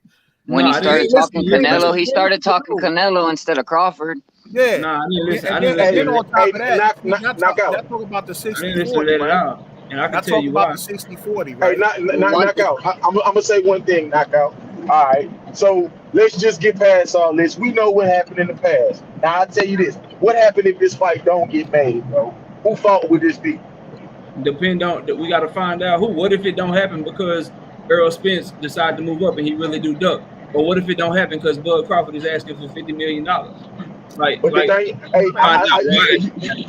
You right about that, knockout, and I'm glad you brought up $50 million. So the thing I said in my opening statement is this: if these niggas had $50 million to give to Canelo and Plant, why can't they give what Spence and Bud want? Listen, I understand the man got 3 belts. I'm not taking that away from him, bro. But you gotta pay this man. That's the B side. This nigga ain't just the B side. He's not Ugas. He's not Sean Porter. He's not Danny Garcia. He's a 3-division weight world champion at undisputed at 140, man. So they got to compensate him as well. They got to compensate him as well. I said this on my panel, and I say this on my show, on my videos and shit. It's on Errol Spence to go to the PBC and be like, look, bro, y'all had $100 million for Canelo. Y'all need to pay this man what he wants so I can get this fight. Like I've been saying that shit. And to answer your question, Ronnie Jones, in the chat, and salute to you, bro. That's a great question. Look, I just believe Errol Spence, if Sean Porter can have his moments to get on the inside and he 5'7" with a 68-inch arm reach, Errol Spence has a better jab. He's a far better inside fighter than Sean Porter is. He already proved that when he fought him, but he proved that in this Ugas fight being back on this shit. I think he found a way inside on Bud, and you got to show me one fighter that Errol ain't been able to cut off the ring on. You got to show me one fighter that Errol ain't been able to get inside on. So I think he turned it into a fight. I think you make good points, but you did say one thing, bro. The only thing is Crawford did get his feet wet. He did cross to the PBC and fight Sean Porter. And these guys. Time out. What happened? Hold on, knock out. Let me tell you this. Now, I say this, Joe, you're kind of wrong on that. Sean Porter had to cross the street. Porter had to cross the street to come to Top Rank. That's why when you watch the fight, homie, you had to go to ESPN Plus. But it can be, Yeah. So, but hey, knockout. I'm just glad you admitted that shit, bro. Because like I say, I'm glad you keeping it 50-50. You right. The ball is in Errol Spence's hands to make this fight happen, bro. So he got to tell Al Heyman, hey, get this man what he wants. Listen, man, you see the winky eye emoji with the handshake symbol that Bud put out, bro. I think they already got that shit done behind the scenes, to be real. Man, I think they negotiate, bro. I don't know if it's done yet. I think they negotiate. They just ain't telling us shit. I believe it when I see the fight. Yeah, nah. But hey, you know what? I think they wait on. Hold on, real quick, bro. I think they waiting on the pay-per-view numbers. I don't even think, PBC hasn't been putting out pay-per-view numbers this whole year. But I think that's what they waiting on, bro. I honestly do. Like I say, man, the fight gonna happen. I'm glad how you broke it down, knockout. That's everything you say. Spence do. I give Spence his credit. He's a great ring cut off of. But I think the one thing Spence gonna be surprised is how strong Bud Crawford is. I think he not gonna let him get in that inside work. I think he gonna clinch his ass. And the dude's strong, bro. Like, I think that's one thing Spence gonna be surprised about is his strength. Hey, one thing a lot of Earl Spence fans, they always say Crawford small, and even Earl himself, he say Crawford light in the ass and all this old shit. But dudes forgetting that this dude came up from 135, and all these dudes are supposed to be quote unquote bigger than him. And he ain't got no problem moving up in weight, bullying these niggas around the ring and stopping their ass. So I think a lot of Earl Spence fans gonna be in for a rude awakening when he get in there with Bud Crawford, because Bud Crawford gonna be probably we saw how he was slanging his ass in there with Sean Porter. Boy, I be underestimating that man's strength. Yeah, that's what I say, King David. I think I think he's gonna be surprised on how strong Crawford is. Like I say, man, it's a good fight. I'm ready to see this shit, bro. So we can end all the fucking talk. Yes, sir, man. I'm ready to see it too. Go ahead. My thing is this, right? So Terry came out and said Bud should have took the 60-40. How can Bud take the 60-40 when there was no fight even offered to Bud? And then on top of that, according to Spence, he was on the other side of the street. So all this he should have took the 60-40 shit is irrelevant. So I don't even understand where that if Bud should have took the 60-40 crap came from. Bro, it came from Errol Spence's statement. No. I know. I'm talking about what Terry's saying now. He's saying Bud should have took the 60-40. I'm like, what do you mean, Bud? Can I click on that real quick? They never offered him anything. Hey, hold on 1 second. So we just got somebody new that just pulled up to the panel, man. Fat, what's going on with you, fam? Welcome to the chat. What's on your mind, fam? Hey, yeah, thanks for letting me, thanks for letting me cook. I was actually just listening, but then I forgot the last guy's name, but he said something I just want to make a comment on, because the question was asked, if the fight doesn't happen, whose fault is it going to be? Yes, sir. And whoever asked that question, that was a good way to ask that question. Because here's my thing. Where did the narrative of the 60-30 or that Bud was going to not take an offer anyway if an offer was never even offered to begin with? That's what I'm saying, fam. So then, for the you know what I mean? Not for the Spence fans, but for the Spence fanatics, like, y'all really got to answer that question. How is it that y'all is anticipate, like, y'all already got the narrative that if the fight don't happen, it's because Bud is not going to be happy with the numbers. Meanwhile, that came from the Spence camp. They admitted to it, said it was a mistake, and they still talking about the numbers. Yeah, if that don't, it's training. And I'll leave it right there. I don't got nothing else to say, but I'll just leave it right there. Like, y'all can't use that excuse if the fight don't happen, because it all came from Spence's side. Yeah, and that's why I'm glad my brother Knockout kept it a buck and said, and it's not just because he agreed with me. He said the truth, bro. It's gonna be on Errol Spence. It's all this is gonna be on Errol Spence because he got these 3 belts and he calling the shots. And like I say, I admit he is the A side because he got 3 belts, and that's just all it is too.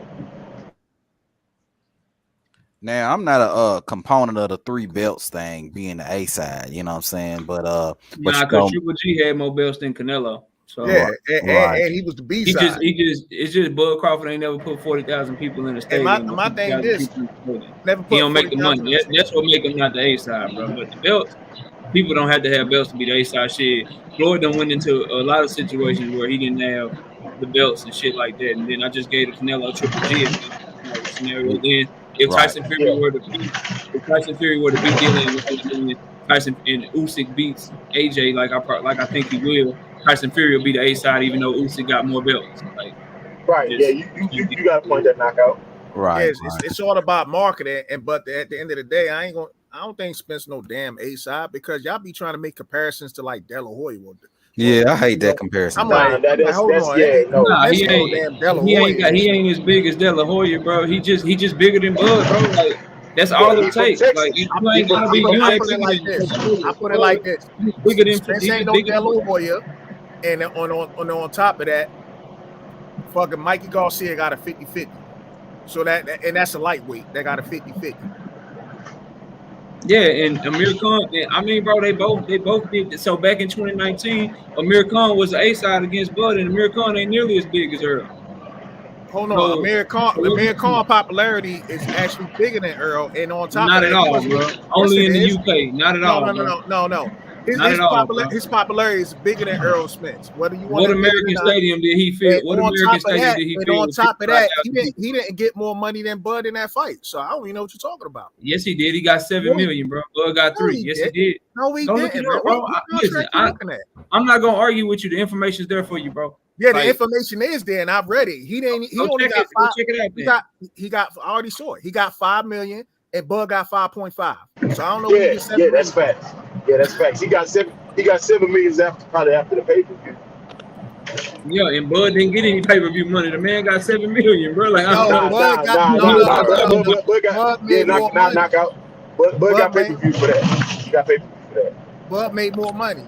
Up front, Bud got 5.5, and Amir got 5. Yeah, they both got pay-per-view splits. But even at 50-50, even if this is 50-50, this fight is looking to be one of the biggest fights of the decade. This is going to get Spence more money than any of the fights he fought with anybody else. But meanwhile, why can't nobody call it down the middle? The fight is not that popular just because it's Spence. The fight is popular because it's Bud and Spence. Right. Yeah. So, that's what I was saying, fella. And y'all, and they want to act like Spence is carrying it, and like, oh, the only reason that people's going to show up or it's going to sell is because of Spence. No, it ain't. Also, too, we only have we also too. We also too. Hold on, real quick, y'all. Hold on, real quick. Also, too, a lot of people are making it seem okay. Errol sells out stadiums and stuff like that, but we've only seen him do that in Dallas. We haven't seen him do that anywhere else in the United States. And chances are the fight ain't even gonna happen in Dallas to begin with. So all this sellout stadium stuff, I mean, shoot, we don't know what he could do with Georgia or New York or California or any of these other places where the fight. Didn't he sell out the Sean Porter? That was at the Microsoft Theater out here in Los Angeles. No, it wasn't. No, Microsoft Theater. Microsoft Theater. Yeah. It was the Microsoft Theater. Knockout was it in Staples Center? It was in the Staples Center, bro. I'm like, was that sold out? Bro, they filled that shit out in LA, bro. That fight had more people in attendance than any fight Bud Crawford ever fought in, bro. But y'all don't want to talk about that shit. Let's just talk about something else, because that shit ain't gonna be in y'all favor, bro. Silence King say Jerry Jones be giving out tickets. Oh wow. He did. Let's go. He did give them out. He bought a ticket. Of course, that's what it is, bro. He had to sell the tickets for $35. Come on, man. Yeah, all right, bro. I'll tell you what. Let's $35 a ticket. That's supposed to be a superstar. Come on. Bud can't even sell out like Omaha Arena though. Shit, you crazy, man. You know that's crazy, bro. Hey, Terry already had pledged allegiance to the LDBC. That man was on there with Fanon. Why Bud can't get a fight at the University of Nebraska? I mean, come on. Say that again. Why Bud can't get a fight at the University of Nebraska, bro? Because he's so big. You ask why hasn't he fought at the University of Nebraska? Where the Cornhuskers play football, why he ain't ever fought there? Shit, he putting asses in seats in Vegas, bro, and in the Garden, and in the Garden, and in the Garden. So the Garden not the Mecca. Comes to Bud sells out arenas. So the Garden not the Mecca, knockout. The Garden not the Mecca. Yeah. Do it hold more than the Cornhusker football stadium? But is the Garden the Mecca of sports, bro? Does the Garden hold as much as the Cowboy football stadium? It don't matter. It's worth more. Because you make more money, the more people come to your fight, bro. Yo, the thing is that if Bud had Jerry Jones or some other owner buying fucking tickets and shit, then I mean, come on, we'll get a big ass stadium too. So at the end of the day, when you got the owner of the Dallas Cowboys buying all these damn tickets, of course your shit gonna sell out. The motherfucker. Bro, where is it? Where are these reports? Where are you getting this information? Right now, bro? Where I'm getting this information. Can I verify this information that y'all talking right now, bro? Or we just making shit up and saying facts? Hey, like, can I get a source? And we say facts and they make it real and shit. That's what we doing, bro. Knockout, you already made up one lie, so I don't know how you try to come at me and say, "Oh, you get information from." You made up a lie, said Amir Khan got 7 million, Bud got 3. Oh, you did, bro. Don't worry, I got receipts. I'm finding them for you. I'm finding them for you. Don't worry. My man searching the LDBC website. Nah, never that, bro. You funny though, but nah. Y'all funny as hell, boy. For real. So hold on, y'all, real quick, man. I got the poll going right now. I got the question I asked in the poll right now was, do y'all think Terence Crawford versus Errol Spence is next? 72% of everybody said yeah. 28% of everybody said no. You know what I mean? And I'm glad that everybody's so confident that the fight is happening next. But just like I said earlier, Errol Spence got 3 mandatories right there in his face. Oh shit! You know King what I mean? David, I got a work call, bro. I'll be right back. All right, no problem, fam. Do your thing. But yeah, man, Errol Spence got 3 mandatories right now. Stanionis versus Butayev, that was on the undercard. So I mean, if Stanionis versus Butayev is on the undercard, that kind of leads me to believe that they're promoting Stanionis and Errol Spence to be the next fight. I mean, that's typically what you do with the undercard, right? Normally, you put the fight that you're looking or the fighter you're looking to promote for the next fight on the undercard. That's usually how it goes in boxing. So, I like that we got 73% of everybody saying, yeah, the fight happens next. But, bro, I don't know. But I am hopeful, though. I am hopeful. What y'all think about that poll, man? Y'all think the fight happens next? I think it is, man. I don't see it happening, man. I'll be surprised if it does. I'll be surprised. I see it happen. It gotta happen, bro. Where else we gonna go from this point? I mean, unification trump mandatories too. I think it's definitely gonna happen. I think it's gonna happen, but is it gonna happen next? Because that's a different question. Like I don't see it happening next. I say like this, King. Unless Bud wants to keep taking tune-up. Oh, here we go. Bud ain't got nothing to do with this shit, bro. Come on, I think it'll happen, man. I think it don't happen this year. This shit dead. This shit should have happened like years ago, and that's why. Yeah, but yeah, I'm not gonna get into it.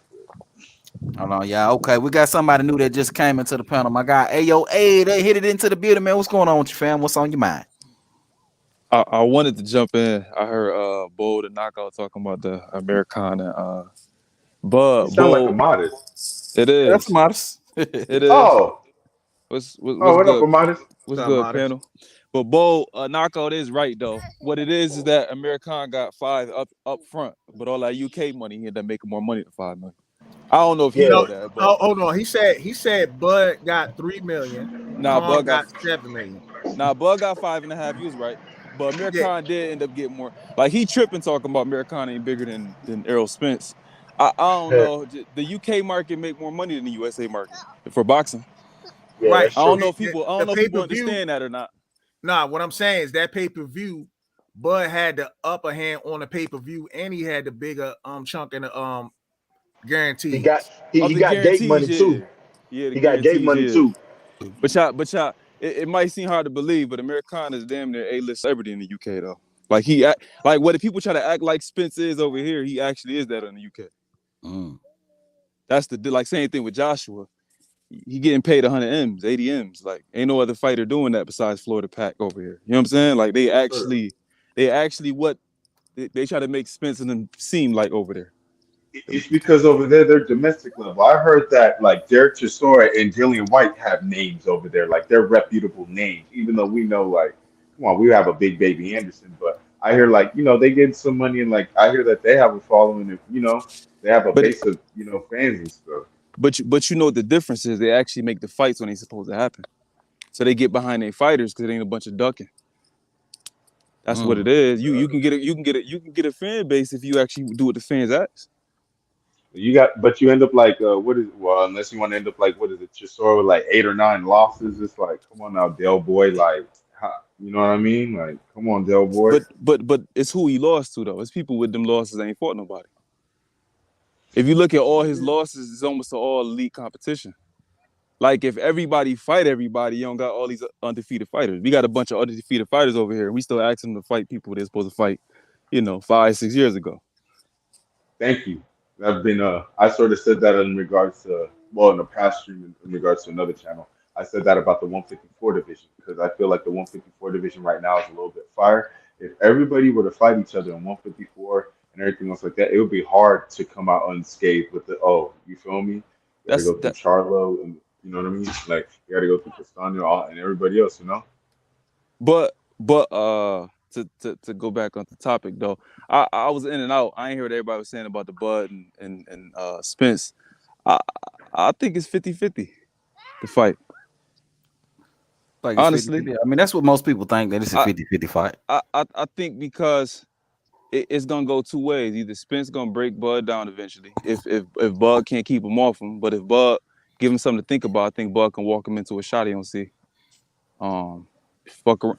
If I don't know if everybody got a chance to watch the full fight, but Spence got hurt a couple times, and he would have went down if it wasn't for the ropes. More than a couple. He got hurt a lot. Right. So I can see. That's why I want to see the fight. I can see both ways. Both guys can win. Because Spence, he recovered well. He in great condition. It seemed like now he done got his new nutritionist and all that. So if Bud could do something about that work rate, then I think he outpoint him, potentially stop him. But if he can't though, I mean, I don't know. I don't know what he could do to keep Spence off of him. That's why I want to see the fight though, because to me it's 50-50. I think I saw a lot of vulnerabilities. I think he could keep him off him the same way Ugas did in the first 4 rounds. I mean, without the pushing back, because Ugas is kind of big. But I just saw a lot of vulnerabilities that I think got away because Spence is. I mean, because Ugas was really holding the hands. But I don't think Bud will let that pass. But it's factors that go into that. Bud has always been a slow starter, and then what you're saying is actually a key. Spence, we seen Spence get outboxed with Kell Brook. We seen Spence have trouble with Sean Porter early. It's that he keeps coming for 12 rounds. That's the problem. You know what I'm saying? So it's not even about the early part of the fight. It's about you know who else kept coming for 12 rounds? Who Sean did? Porter. Sean Porter don't got the same pressure as Errol Spence though. It's a difference. He got pressure. It's a different type of pressure. One thing you guys have to have there on that fight, make sure to have an optometrist there on hand. Bud I'm gonna need it. Sean Porter pressure was bothering Errol Spence. What he gonna need an optometrist? He don't need to see nothing if Earl sleep. That he gonna end up like Ugas. He gonna end up like Kell Brook with the Terminator eye and all kinds of titanium plates. Ah man, get up out of here with all that, bro. This stuff's about to set off all kinds of airlines. Hey, Bud gonna put a hurting on that man, bro. He gonna put a hurting on Earl. I don't see Earl making it past 10 rounds. Honestly, if you make it past 10 rounds, I'd be surprised. He getting stopped. This dude was getting touched up by Ugas. Ugas was putting hands and feet on Earl in the first 4 and 5 rounds. Yeah, Earl was landing more punches, but Ugas was landing the cleaner and more effective shots. And Ugas can't punch. Do you imagine Bud in there with Ugas? I mean, Bud in there with Earl landing them same shots Ugas was landing on. Bud gonna hurt that man, bro. I don't think easier. I'm punching downhill. I'm taller than him. I'm punching downhill. I don't think run right through him. They damn near the same height, bro. They're not gonna take that same approach to that fight because Bud got way more lateral movement. But Earl can't take no other approach. The dude is one dimensional. All he can do is come forward. What other approach? Not no Mikey Garcia approach. Don't even think about doing what you did with Mikey Garcia. Don't even think about it because you're getting your ass whooped. You probably getting stopped in 5 instead of 10. But see, no, their jabs are different, right? When Earl is jabbing, he's jabbing to hurt you. He's jabbing to hurt you up top just so he can get to that body, right? That's when he's moving forward, though. If he's circling like what he did with Mikey, it's a different type of jab he's throwing. But I think you underestimate how hard he punch. He don't got a snappy explosive punch. He got a heavy so somebody keep punching you in the same spot. Somebody keep punching, you know how to go. So and Buzz is more probing. He trying to work something out. He's trying to figure out his range. He's trying to, see how he can slip in his uppercut that you don't see or something like that. Don't work. It doesn't. Obviously, it's work because he knocked out every welterweight he fought. I You mean, well, can't say this ain't your average author. This is a steel body frame. You didn't see what kind of body shots Errol took. This is an old school Chevy. This is a steel Nah, frame. nah. This ain't That no new that polyurethane. old school All this Chevy other got that man. that old school Chevy got a muffler problem because them gut shots. You feel what I'm saying? We That ain't got frame no might be What is that? that That's that frame carburetor that We ain't got that no frame might carburetor, be no still. catalytic converter problem. That We ain't frame got no might be cat still, but problem. that frame might be still. But when you get under that hood, there might be some issues because them Man, we gut got a V8 LS1 Hemi under here running on full cylinders, not a gasket blown. Spence respect Bud too much to even try to play him like that. Like he not gonna take that approach where I don't give a fuck what you hit me with. I'm just gonna throw more punches than you and I'll point That's you. what I'm saying. So that's why when people say, "Oh, Bud's a slow starter," I think sometimes Bud might take a few hits. He give and take a little bit, and he's a slow starter. But he does what he needs while he's downloading the data.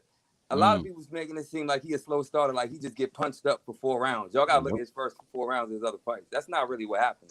Not at all. Hey, we got somebody new that just joined us in the building, man. My guy 444, named after the Jay-Z album. 444, what's going on with you, fam? Welcome to the chat. Hey, how's it going? Can you guys hear me? Yeah, bro, we Yes, can hear sir. you.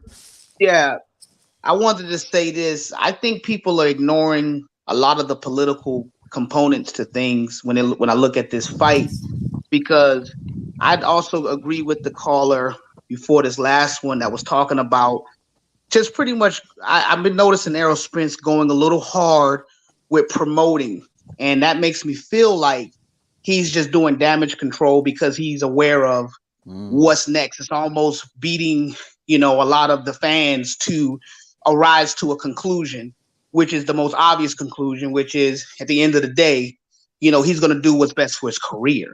He knows that going the Bud route is a little bit dangerous, It really is. If you look at that Ugas fight, I mean, it clearly shows that, I don't even think he anticipated Ugas to actually do that. It was like almost not a part of the plan. It just kind of came across weird. But I've been noticing the heavy promotion. I'm like, wow, like this guy's going hard on the promoting, and the guy took the words right out of my mouth. I'm like, yo, he has to be knowing that the fight really ain't gonna happen, at least when people think it's gonna happen. And when it comes out, everybody's gonna look at Bud like, he's the reason why the fight ain't happening. So I just wanted to kind of throw those in there. Great points, that's man. Great points. That's what I was saying earlier. Yeah, see, the like problem be all that finaging going on, man. You know what I'm saying? Everybody wanna defend Spence and talk about the splits and all, bro. I just want to see the fight, bro. I don't get paid off of none of that. You know what I'm saying? All that deflecting. That's why you skeptical, King David. That's why you've been skeptical, Bo, because y'all know, like, man, we done heard it all before. We done seen them pump fake like they want to fight, then they fight Mikey, pump fake, then you fighting Danny. So like you said earlier, you believe when they're in the ring. Because other than that, it ain't, we seen this all before. That's why I agree with you too. I don't get why the Spence fans get mad at people being skeptical and because we done seen it before. Yeah, like this all they ride with, right, is Errol said he doing exactly what he said he was gonna do. He getting all his belts on his side of the street, and then he going after Terence Crawford. Did he lie? He fought Mikey Garcia that wasn't on his side of he fought Mikey Garcia that didn't have a belt, Danny Garcia that didn't have a belt. So the belts can't be that important. Danny was a Mando though. Danny was a Mando after being laid off for a year. It was a WBC mandatory. But Terry, you just said earlier that a mandatory Mando for what? He said he was a WBC mandatory. I don't remember hearing that. Not now, not ever. But even if he was a mandatory, we both know that the WBC and PBC, they control that shit. Who becomes mandatories and all that old shit. So he didn't have to fight no Danny Garcia. He really did. He did. So he fought them dudes without a belt. So if the plan was really to go after all the belts, then he shouldn't have had any of those fights in between. Or if he's going to fight in between, he's going to fight guys without a belt or fight guys with a belt. He could have fought Bud Crawford. It's amazing how it becomes strap season, and then all of a sudden, when Bud Crawford comes around, all of a sudden it ain't strap season no more. We fighting Mikey and Danny. You know what I mean? And but these are the type of funny thing. He was trying to fight Jeff Horn. Jeff Horn had the belt. Absolutely, man. I He wish was I could trying to get find the it. he was trying to get the strap. Yeah, we listened to the video. Oh, so it was He strap did season. say So you just said he was trying to get the strap with he Jeff Horn, said but he when said he was Bud got trying to the get belt, the it wasn't straps strap from season and no he more. said he was trying to get all the belts. It didn't matter who had it. So Nah, why when Jeff Horn had the belt, he was looking for a fight, and then all of a sudden, just Bud get the belt, and all of a sudden he got to take the easy No, route well first. remember Right, he also wanted key. He also wanted key at the same time. So like he just wanted all the straps. You feel me? He wanted all the smoke, and everybody who had smoke, he was wanted. Okay, but Terry, you contradicting yourself because if you want all How? the smoke, right? Then Right. why not fight a guy who has a belt? There was no reason to fight Danny if you had a unification fight with Bud already there in front of you. Would Bob let Bud Come on, cross the don't street? put Bob in this because Bob has no problem. All right, No so problem would making Bud the fight. so before then we're talking about the that would be the Sean Porter fight, I believe, right? When Errol Spence just won the belt from Sean Porter, so he would have been unified. So that means at that time, I mean, why didn't if a contract was sent, like Big Fish unified champ, why didn't you take the 60-40 if a contract was sent? So hold on, wait a second. Hold on, I got him right here. I thought that Earl was gonna be cleaning up his side of the street. Then no, I got you. Like, goddamn. So what do you want me to do? There's another belt over here on my street. No. You want me to cross that? Like, goddamn. Either you're gonna be cleaning up your side of the street, or it's a So problem. there's another belt. So I'm unified. Wait. I'm Which unified one? Big Which Fish, one? but I still got another belt over here. So what do you want me to do? No. Which one? You gotta pick one. It's either you clean. What do you want me to do? You gotta, Terry. Either you gotta pick one. Either is you gotta clean up your I'm side of the asking street. you. Either you're gonna clean up your side of the street, or And there's another belt over here. Wait, no. Bro, let him talk. Let him No. finish. Let him finish. Exactly. Either you're gonna clean up your side of the street, or it's a problem with Top Rank. Which one is it? You saying, oh, Bob can't make the fight? Oh, okay. But Earl was cleaning up his side of the street, right? So what do you want me to? So my next question how could the fight have been made if Bob was a problem? Okay, so Bob. So my next question is, I want to clean up my side of the street. I'm now unified Big Fish. My next belt that I need to get, because there is another belt on my side of the street, is at WBA. Unfortunately, during pre-check, oh damn, there's something wrong with my eye. I got to get eye surgery. That's beyond me. Shit, I didn't know. I was feeling healthy. I want to fight. So I have to take a backseat. I have to go get surgery. Then Ugas wins. So I still got to clean up my side of the street. Are you going to ignore that surgery part? Are you going to ignore that? So first of all, I don't want to hear nothing about Bob, because first of all, you said you cleaned up your side of the street. That ain't got nothing to do with Top Rank. I don't want to hear shit about no Top Rank, because Earl was cleaning up his side of the street, right? He was collecting all his belts on his side of the street. So why are we talking about Bob getting in the way? Because Bob could have made the fight. Bob ain't got nothing to do with this shit. Earl was cleaning up his side of the street, right? I still needed one more, but I got it. Well, I have a cut in my eye. I didn't know. See, and that's the thing. Errol Spence fans try to use conflicting arguments all the fucking time. How is that a conflicting Hold on, argument? Terry. Let me finish what I'm saying. Y'all want to say Top Rank is a problem. Y'all want to say Bob is the reason why the fight didn't happen. The other side of the street, right? But at the same time, y'all want to talk about Earl cleaning up his side of the street. So which one is Bob a problem? Or is it the fact that Earl's cleaned up his side of the street? You tell me as a Bud fan, don't you guys have a lawsuit against the man? That got nothing to do with what's going God on. Damn. Terry. God Terry, if Earl is cleaning up his side of the street, right? Even if Bud was with PBC, he still wouldn't have gotten the fight, right? Because he was cleaning up his side. No, if Bud was with PBC, he wouldn't have gotten the fight with Errol? Because he was If cleaning Bo up was his with side, right? PBC, Spence would have crossed the street. No, Right. Are we role reversing, or are we just saying that if Bud was already over there at PBC, like no Top Rank at all? I think that if Bud was over there at PBC, like no Top Rank, I think he would have been in circulation, like, in a round of getting fights. He would have been getting all the fights over there, and also I think that he would eventually have the Spence fight would have been made. Like Al Heyman and the matchmakers, they would have already. Why would you say that if Earl was taking the easy route and getting all his belts on his side? Why would you say that? Who said? Wait. Errol said what? I'm going. He was taking the easy route, right? So this is what he Danny? said. I remember that. That's the Ellie Seckback video. That's the one where he said that. He said that Al already had a plan for him. Okay. And then that's when Bud said, so, and he said that, look, I'm going to fight Manny. I might fight Keith, but I'm going to fight Sean. I'm going to fight Danny. And then that's when that's when Terence said, oh, he didn't talk about me. He said, nah, I ain't got no, he said, I ain't got no smoke for you. He said, he didn't mention you. He did say that. Didn't he say that? He said that, nah, Al didn't mention you.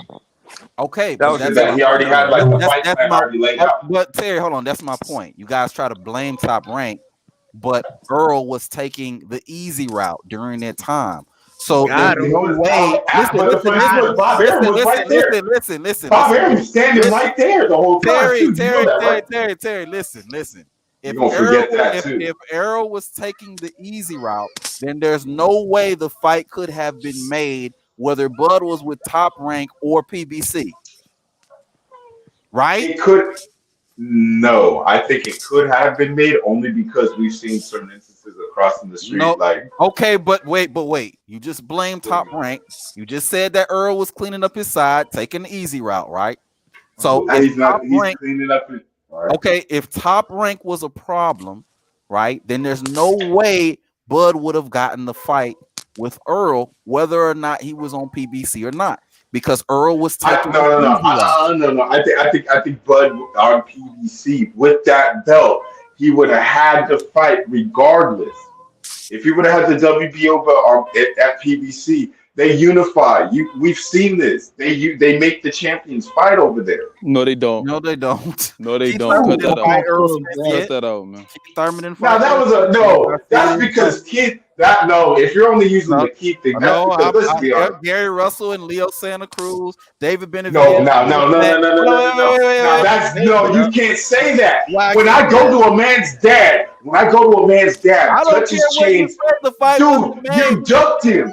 You gotta admit, you ducked the man. Now that's a difference. That's literally. Hold on. You can't get that. You know what? You can't get that. You can't get that. No way. When you know that's an open duck, you can't get that.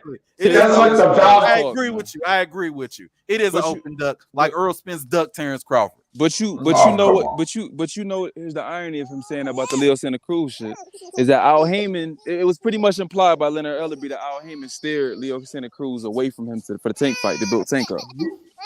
We knew that. Yeah, I sort of knew. We sort of saw that. I was like, so you're gonna lose your O to Tank instead of unifying with Gary Russ? That was my whole thing because he still had that 126 belt. They never stripped him, and I'm like, you didn't want to unify, and you're on the same side. And then you see the video with Gary going to his dad in the hot. Like, come on, man! If that doesn't do enough, like, what more do you want? What more can I do? Do I need to show up with your wife when you guys are in the Mexican restaurant? Like, do I have to do like what Shakur did with Jermell Herring?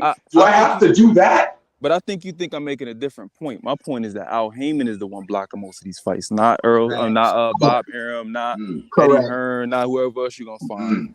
Like David, that's why I disappointed you. So crazy. You know what's so crazy is like Errol Spence didn't start blaming Bob for anything until Terence Crawford got that belt, because wasn't Jeff Horn with Top Rank? Exactly. Yeah, wasn't he? Yeah, he was the Top Rank. Yeah, but and Errol Spence wanted to fight Jeff Horn once he beat Manny. Well, he said anybody. But then if you listen to another interview, he says that if Bud moves up, he said that whoever's going to have that belt, because Errol believed that Terence would if Jeff Horn, and we already saw what happened with Jeff Horn and Terence Crawford, that Terence Crawford won the belt. Like, if you listen to the next interview, Errol Spence says that I'd fight Jeff Horn, but then whoever has that belt, because he knows Terence was going to go get that belt. So but at the time, he wanted to fight Jeff Horn right away because he was the current belt holder. And then once Crawford got the belt, all of a sudden it wasn't right away. Hashtag blame Bob. It was hashtag easy route. It was hashtag everything except fight Bud Crawford. And why does what Spence say about a fight matter? He's not the boss. If Al Heyman don't let a fight happen, it's not gonna happen. And I don't understand why people try to have this argument anyway. When did PBC form? In 2015? All you got to do is look at. No. I think a little bit before that. Probably like Nah, it was 2015. From 2015 to 2022, they've done the least cross the street promotions. So we're gonna blame somebody. We got to go with the numbers and the evidence set. They have worked with the least amount of other companies, them solely. Like they way in the lead too. So it's we're gonna blame Bob, but really Al Heyman been more the problem. Like Dave the other week, it was a few weeks ago now. He was like, "Well, the PBC making the fights now. Well, yeah, when your contract up with your network, and now you have to put the best fights together. I ain't about to give you credit for that shit because you wouldn't have did it if you wasn't under pressure." We only started to get some of the fights we want because they have to. And plus, I believe they also. I could blame promoters for being quiet about it, but for not making it happen. But I can't. But boxers that's quiet about the fight, that's a whole different story. So even if the promoters are in the middle of it, you can tell what dog want to get out the fence, and it's not Spence. I agree wholeheartedly, man. We can't, in no way we could pay attention to promotional companies and backgrounds and all this going on in the background when if I ask you about a fight and you telling me we'll see, or you telling me 60-40, you say get a belt first. So you you know why? It's because here's one thing that I've heard. They need these fights to marinate, if you know what I mean. And I hate when they say that. If you leave them clicking in the fridge marinating too long, that shit's spoiled. And that's what's going on with this fight. This shit about to be spoiled. You know what I mean? And it's not the same for you got to be careful saying that about if the fighter want to fight. Because we know some 360 deals over in the PBC. It ain't as simple as saying I want to fight. If Al Heyman don't give you the green light, he put your ass on the shelf. That's their problem. I mean, yeah, that's their problem. You sign that shit. If you want to sign a contract like that and then look like a bitch every time somebody call you out and Al Heyman ain't give you the green light, in order for you to even respond to a nigga, which it sounds like that may be the case. Like Al Heyman's like, don't respond. Tell him he brings nothing to the table. That might be the case. But you signed that dumbass contract. And that's what I don't get, because they be saying that about fighters who like I said all the time. I wish Naka was on here. The whole Spence is a star. I don't know if any of y'all ever been to a fight before. I've been to fights where I've gotten a better seat because it didn't get packed out. So that comp and ticket shit is a real thing. Like I don't understand why that's so hard to believe. I don't know if people been to fights before. Yeah, I've been to fights. I've been to a lot of events. That's what usually happens. Right. Because so if you pay attention to the broadcast, how was half the arena empty? And then you telling me, okay, it's the fight right before Spence in the fight. The arena's still not packed out, but then all of a sudden the arena packed out full to capacity. No, everybody's getting concessions. We still getting our popcorn, our hot dogs, and everything. All right, man. Or like I've seen it myself, for the camera angles, they move everybody in to a closer area. Because if you pay attention, all of a sudden, all the people in nosebleeds wasn't up there no more. Now everybody just packed into this to the general area, and now it look packed. That's what I'm saying. Like, people just gonna cape for who they gonna cape for. That's all. Having holograms in there and shit. That's what right. Fucking like cardboard cutouts and shit. Like Tank has almost never sold out a fight before. But the way they make it seem like, no, he hasn't, man. That's why I'm saying I'm not sure if you ever been to a fight before. When people are saying y'all got better, they on Twitter. They say y'all got better seats. They moving us up. Whoop-de-woo. They giving out tickets for free. Well, of course, the promotion ain't gonna say that. But y'all still got 5,000 tickets y'all gave out. 10,000 tickets y'all gave out. That people pick and choose, you know, what information they're gonna believe. When it's all you gotta do is search it up. Look it up. You got it. Like Bo made a good point. How you a pay-per-view star? And they said, how you this big star and your ticket's $35? That's true. $35. $35 tickets. You know what I'm saying? Your floor seats, what was they? 300? I don't even fill up a gas tank. The floor seats was Who said that? Who said that these tickets were $35? I need a receipt. $35. Look. They were doing tickets buy one get one free and shit. The cheapest Dallas Cowboy Stadium. The cheapest ticket was $35, and the floor seats was still in the hundreds. I can't remember exactly what it was. So you about to tell me in the hundreds? Oh hell! You telling me some of the floor seats was like $800-900. These floor seats, bro, for this big pay-per-view stuff. You see what I'm saying? Like, I don't got a problem with Spence per se. I just want to see them fight. But when he doing And when he do the whole shit, I'm gonna call it out though. You know what's so And sad? I mean, so that means if you're talking Spence like that, so how much is Crawford doing? That means his shit is. It couldn't even feel like a high school chill gymnasium. out, bro. Chill out, man. Yeah, Chill on out. But you know the Hey. difference though. Bud fans ain't. I don't hear Bud fans going, he's the biggest star and he Big deserves fish. this. And, right. Yeah. He don't. That's why nobody say nothing to Bud. It's the Spence fans who see. Right. Not to take the show nowhere else. I think the Spence fans like Spence for something I don't got nothing to do with boxing. Yo. Aerosexuals. Aerosexuals. Hold on, my guy, just a fan, just say Ticketmaster lets the ticket vendors buy all the tickets to call it sold out. Oh my God. This is like elementary shit. That's what I'm saying. Like, you know, they buy 10,000 tickets and then mark them up. Technically, it's a sellout. Wow. But the fact that you got to explain that to people, you know what I'm saying? And it's just to the people who arguing against it. Like you arguing against something, you don't even know how it works. Though. Hey, just a fan says Tank's last fight was on Groupon and StubHub. Damn. That shit was on Groupon. Well, goddamn, I wish I would have known that. Oh, Shit. you know, David though. You and Bo was trying to tell me. I got to give y'all credit. I always gotta when y'all right, y'all right. I Charlo like the scared man. hey, we got another video, by the way. I'm so glad you brought that up. We got another video. He acting scared. I ain't never seen. Listen, man. We got another video. Different. Hold on, we gonna continue this conversation, but like y'all remind me a little bit later on. We got another Charlo video. I got it prepped and ready to go too. This nigga online embarrassing himself when it come to Bud Crawford again, looking cowardly. We got to talk about that for sure. But continue what you were saying, Amadeus. Nah, yeah, Jermell acting different though. I ain't never seen. You know, he doing all the trash talking, all the shit talking. He kind of, you know, I think he hoping Spence beat him or something because he act like he don't want none of that smoke. Like that's different.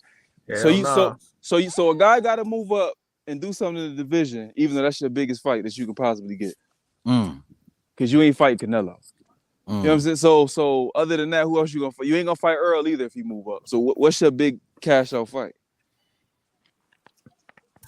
That's a great question. I'm just saying, like I like Mel in the ring, out the ring. I try not to get as involved because a lot of these boxers do some shit out of the ring. You be like, all right, man, but Just a fan says the floor seats Friday were $350. That's how much it costs to get into T-Mobile. I heard that, but I wasn't sure. I know they was in the hundreds though. That's what I heard. It was in the hundreds. $350. God, the floor seats. So when Knockout was saying what he's saying, like, bro, like you basically giving tickets out.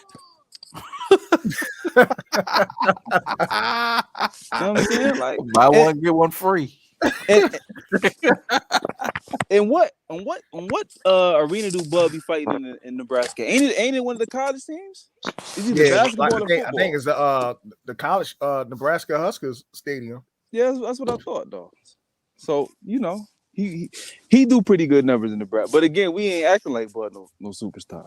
They acting like Spence some damn star or some shit. He a Z-list celebrity. Like what the fuck? Yeah, Z-lister. Yeah, he is Z-lister. yeah, nah. He listen now. Why y'all, that's what I'm saying. Like they gotta like Spence. They gotta like Spence for shit other than boxing, man. They must like Spence when he dancing up on Yellow Beezy or some shit. That's what they like. Wow, why we gotta take it there? That's what they like. Why we gotta take it there? Or like with Bud dancing with old ass white women. But it's a woman though. Exactly. Old ass white women. Oh man. You just gonna have to take the L on that, Terry. If you an Errol Spence fan, just take the L, bro. Hey Terry, I can't that yellow beezy shit. We can't take L's when it's 60-40. You gonna sound like okay, go ahead. Oh yeah, bring it back to 60-40 guy. He back 60-40 guy. Back on the standard to talk. 60-40, the 60-40 guy. Okay. I'm gonna tell you right now, if Earl don't come to the table correct, this fight ain't gonna happen, bro. It's just like dude said earlier. Bud doesn't humble himself. Humble himself. Here's the thing. Why does a 3-weight division, one-time undisputed champion, got one belt? So you know what though, David? I want to see how deep your hate run, right? Okay. If nothing else, right? When Canelo's in that situation, what he do to the other side? Pay him what they want. So when all this, what is same thing with Charlo? What is Spence's other fight that he gonna get paid the same? Because he ain't fighting Canelo neither, probably. So And what's Jermell say other he ain't fight? even interested in the fight too, because you hear him talking about Jermell now, like, oh, I'll fight Jermell, and Jermell's like, nah, I ain't interested in that. That's my brother. So all the PBC lovers who was saying, yeah, Plant deserved 10 million. I don't know how, but he deserves 10 million. So you telling me that Bud got to take whatever Spence offer him, even though what Spence say he's trying to do is get all the belts, and this is the best and biggest opponent he ever fought. So he really need Bud just as much as Bud need him. It ain't like he got his other fight or other options out there. He about to get all his bread. He does, absolutely, man. And that's why I always say Errol Spence he's at this point, he's backed into a corner. Like, yeah, he's calling out Bud, but at the end of the day, what is he gonna do? And Knockout was on here earlier, and he was talking like he was saying something to the effect of the guy who's forced to sign with PBC is something like that. He's the one that's saying that Errol's backed into a corner. And it's like, bro, he signed with PBC because honestly, there's more than Errol on PBC. You know what I'm saying? He could fight Jermell. He could fight these other guys on the PBC and not fight Errol Spence. Errol is the one that's backed into the corner because there's nobody else for Errol to fight in with the same level of credibility of a Bud Crawford. So it's like, and Bud's trying to make the fight with Errol. Errol is the one that's been the hurdle in this whole negotiation thing. Hey, I'm glad you said that. Can I add to that? Yep, because he backed himself in the corner also because it's strap season. So he said he was going to get all the straps. Right. He been ducking for years, but now you ain't got no choice because that dog that you told to get that belt from Horn, he went and got it, and now you got to go through him to get it. So now you can't duck no more, and it's in the public eye. Everybody watching. Exactly. Bud Crawford essentially took away all his excuses. He took them away. Everything that Errol said was the reason why he couldn't fight Bud. Oh, well, he got to get a belt. Got the belt. Oh, well, he on the other side of the street. No more side of the street. Oh, well, he got to take the 60, 40, 70, 30, whatever we give him. Well, let's negotiate now. Now he at the negotiation table. You got to make the fight now, or at least make it look like you're trying to make the fight, because if you don't, you're going to look horrible if you Errol Spence Jr. And I'm very interested to see what that pay is going to be, because Spence highest guaranteed purse is 2, right? If Buzz has been 6. So if you the A side, that means you have to at least pay him 10 million probably for the fight, right? So like y'all saying, it is on Bud, and I never bought into that. If Bud signed with the PBC, like y'all was saying earlier, all the fights that didn't happen. And to be honest with you, would we like to see Bud beat up on Danny? Yeah, but Danny's a cherry pick at this point. So then really at the time, the only person for him to fight was Keith or Sean. But Sean debunked the whole thing by going over to ESPN anyway. But it's also because what type of contract he got. Thank God Kenny Porter was with him because he ain't let him sign no bullshit. But other than Sean, Keith, and Earl, who else was he supposed to go over there and sign and go take less money to fight? That's the other thing too. He signed over there to take less money. People forget that. He getting paid more on ESPN. And then so Sean fought him eventually, coming over to ESPN. Keith is hurt. So then and Earl was fighting everybody else but Bud. So what was he supposed to, who are all these fighters that he's supposed to come fight over in the PBC? Like I'm just confused. And then Earl never fought Keith. They had to drag, keeping 100, they had to drag Sean in the ring to fight Earl, if I remember correctly, because Sean didn't want that fight either. So where are all these guarantees that if Bud go to the PBC, he was gonna get all them fights anyway? That's not how it works. Well, at least if those fights will be easier to make in those cases. And I'm also thinking about 154 when I even make statements like that. I'm thinking about the Herds and the Harrisons and even the Lubins, and you know what I mean, and then the Charlos and the Castaños. They're all with PBC. So if Bud did get with PBC, signed a 2, maybe 3 fight deal, then those are fights that could potentially be made if Errol Spence decide that he want to run away. You know what I mean? Which is a possibility. It's always in the back of my mind. Just like Cuz was saying earlier, I mean, dude might be just putting on an act like, hey, yeah, man, let's make the fight, and then try to lowball him. Like, look at this shit right now with George Kambosos. Oh yeah, Devin Haney, yeah, man. You know, yeah, I'm looking at Devin Haney, I'm looking at Lomachenko, whoever give me the best deal, whoever, you know what I mean, whatever. Low key, this dude been making a fight with Lomachenko the whole time and wasn't interested in the Devin Haney fight to begin with. You know what I'm saying? It took for Lomachenko to go to war in order for him to make the fight with Devin Haney, which was the only option at that point. But you know why that is though. Mm-hmm.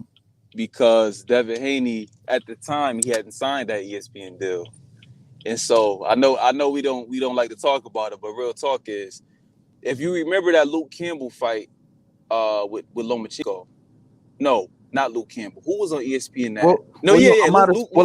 I know you're gonna go into the background stuff, right? But the thing is the point that I'm trying to make is he was doing all that capping when he knew that he wasn't gonna fight Devin Haney unless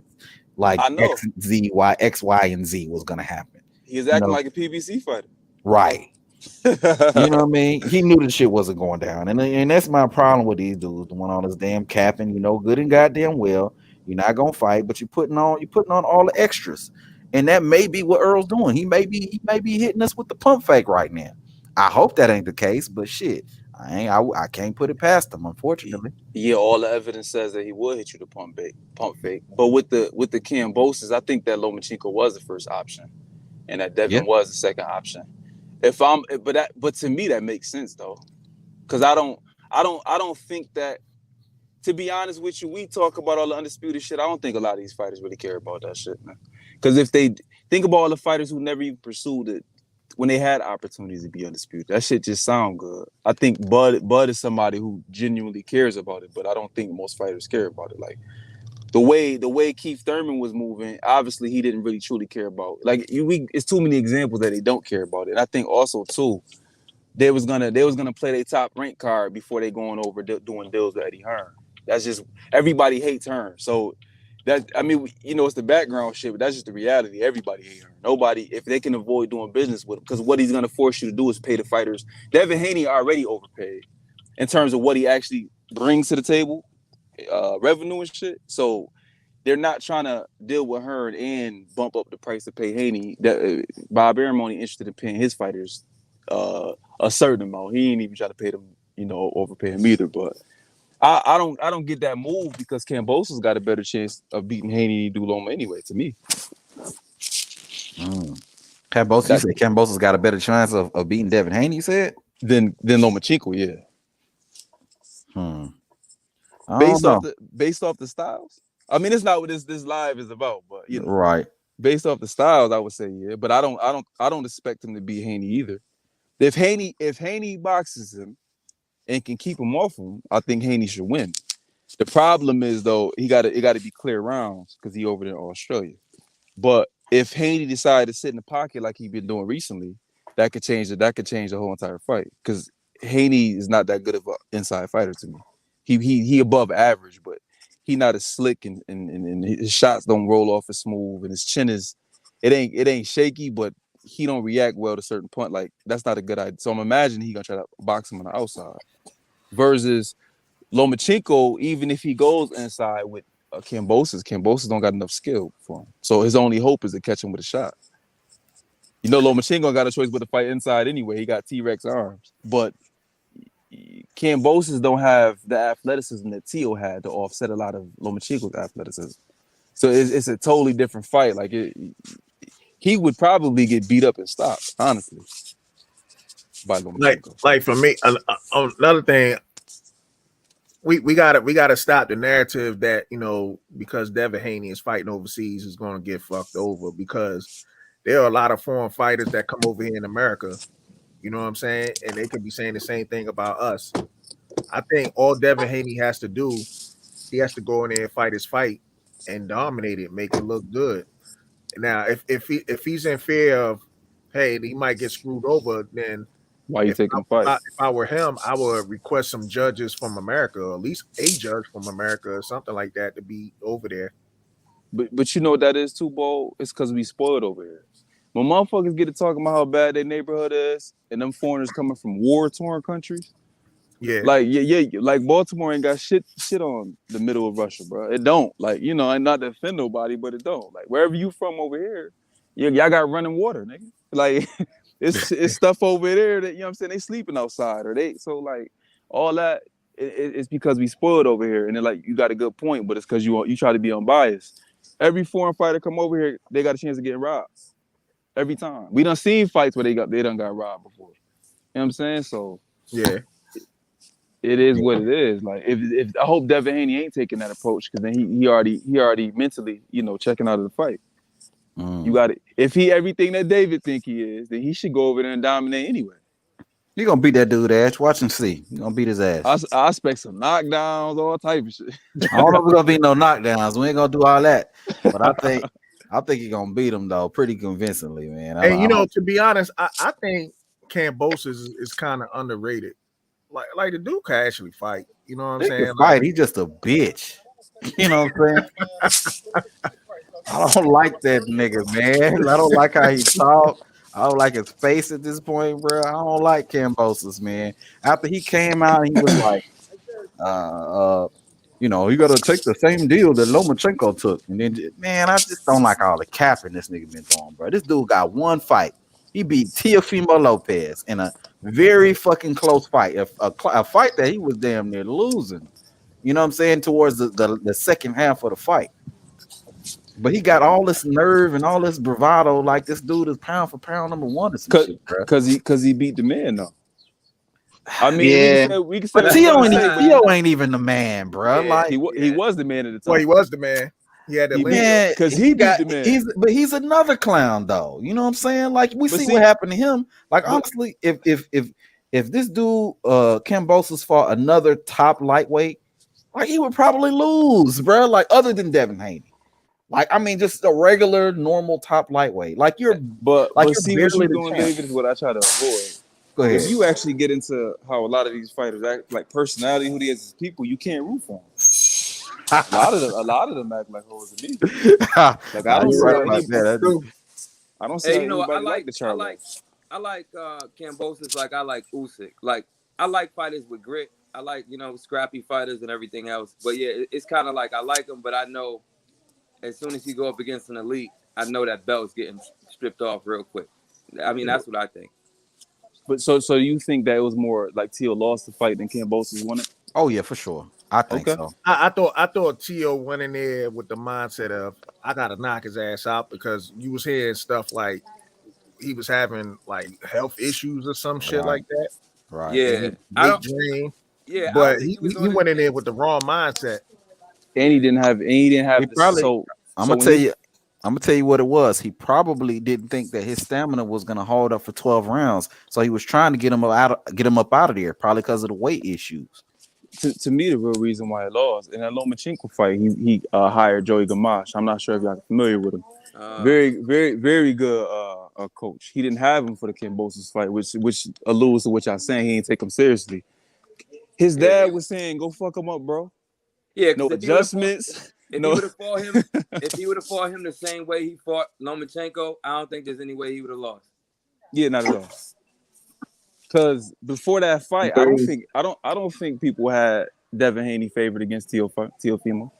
I wasn't hearing it at least. I tell you what, I personally thought if they would have fought him and Tio, I thought Tio would have beat Devin Haney. Me too. Because a lot of Devin Haney gifts Tio can take away because of his explosiveness.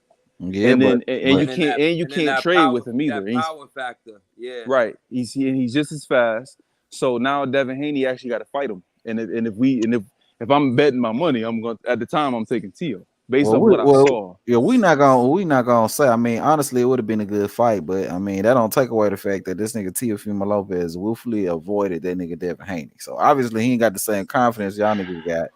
But how did he avoid him though? Why did he fight Kambosos? Apparently he said it was his mandatory or some shit like that. Mandatory, my ass. I thought unifications take precedence over mandatory. But technically, that's the whole argument between the franchise and the regular WBC, because it was one side saying that is the real belt, the other side saying it's not the real belt.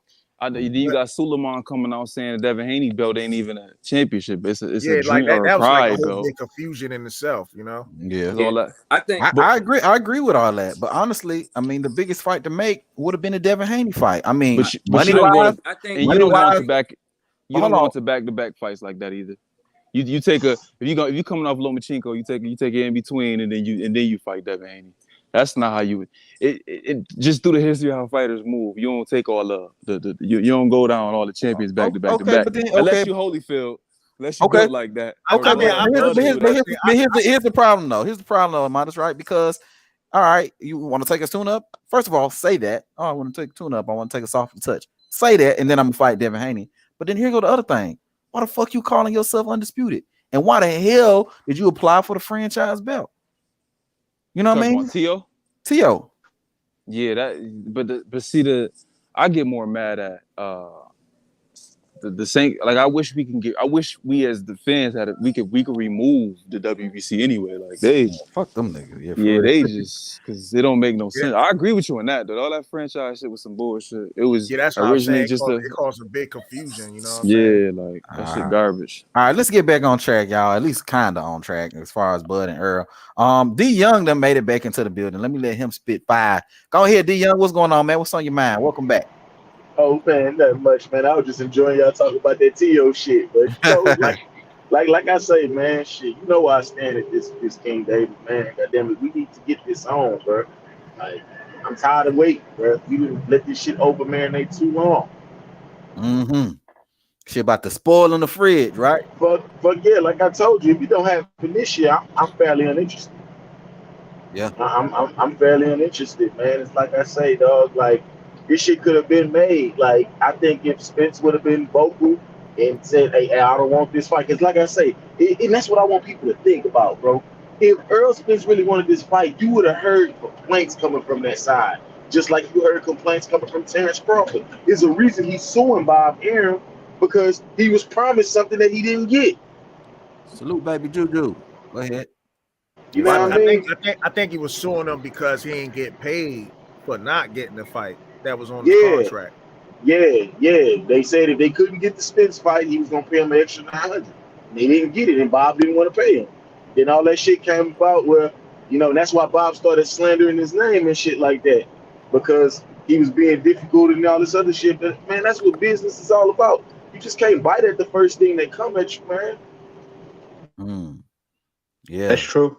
Yeah, and you know, and that's what I was talking to Terry about. I was trying to get him to admit the contradiction, because a lot of these niggas want to blame Top Rank and they want to blame Bob Arum. And yeah, Bob Arum, they're not faultless. I mean, you know, they made promises that they couldn't live up to. That's a whole doesn't matter. That's a lawsuit. That ain't got nothing to do with why the Errol Spence fight ain't happened. At least according to the Errol Spence fans that regurgitate the same shit and say, well, Earl's cleaning up his side of the street. He's taking his easy route. Well, if he's taking his easy route, right? And Bud is on. What does Bud being signed to Top Rank have to do with Earl taking the easy route? That means that he's taking the easy route, whether he's with Bud is with BBC or whether he's with Top Rank. So don't blame Top Rank and Bob Arum when you know that Earl wasn't going to fight Bud to begin with. And then how could you not say that Earl's been ducking this whole time when the dude told you he was ducking by saying he's taking the easy route? I mean, bro, how much clearer can it be? If you say you want to fight me and I say, yeah, I'll fight you, but 4 years from now, what does that sound like? So I don't get these niggas. These Errol Spence fans are crazy to me.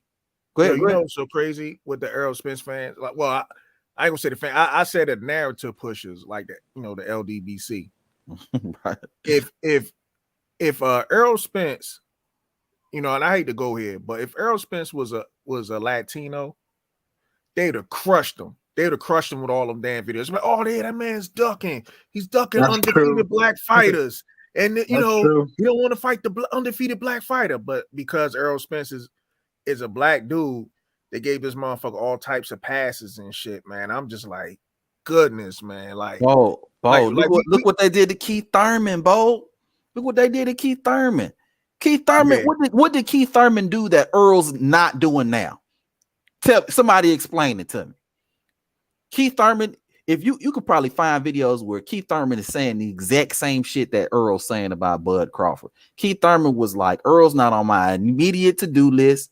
I'm going to get my get back here, and then we're going to fight Errol Spence later on down the road. He was saying a lot of the same shit that Earl's saying or was saying. So, but they tore Keith Thurman a whole new asshole. Oh, Keith Thurman is ducking. Keith Thurman is this. Keith Thurman is that. But Earl ain't ducking. Or it's okay for Earl to clean up his side of the street and take the easy route, but Keith Thurman's been ducking the whole time. It's like the amount of contradictions that these dudes fall into is ridiculous at the end of the day, man. It's crazy to me. This shit is laughable. I'm thinking about actually doing a series or something, motherfucking comparing all the words that Errol Spence do versus Keith Thurman. Because I mean, the literally Errol Spence is Keith Thurman 2.0. You know what I'm saying? And from Texas. Minus the ponytail. You know what I'm saying? That's all Errol Spence is for me. Hold on, somebody done dropped off. Hold on. Fat done came back. What going on, Fat? Welcome back. Peace. Well, yeah, my phone dropped out.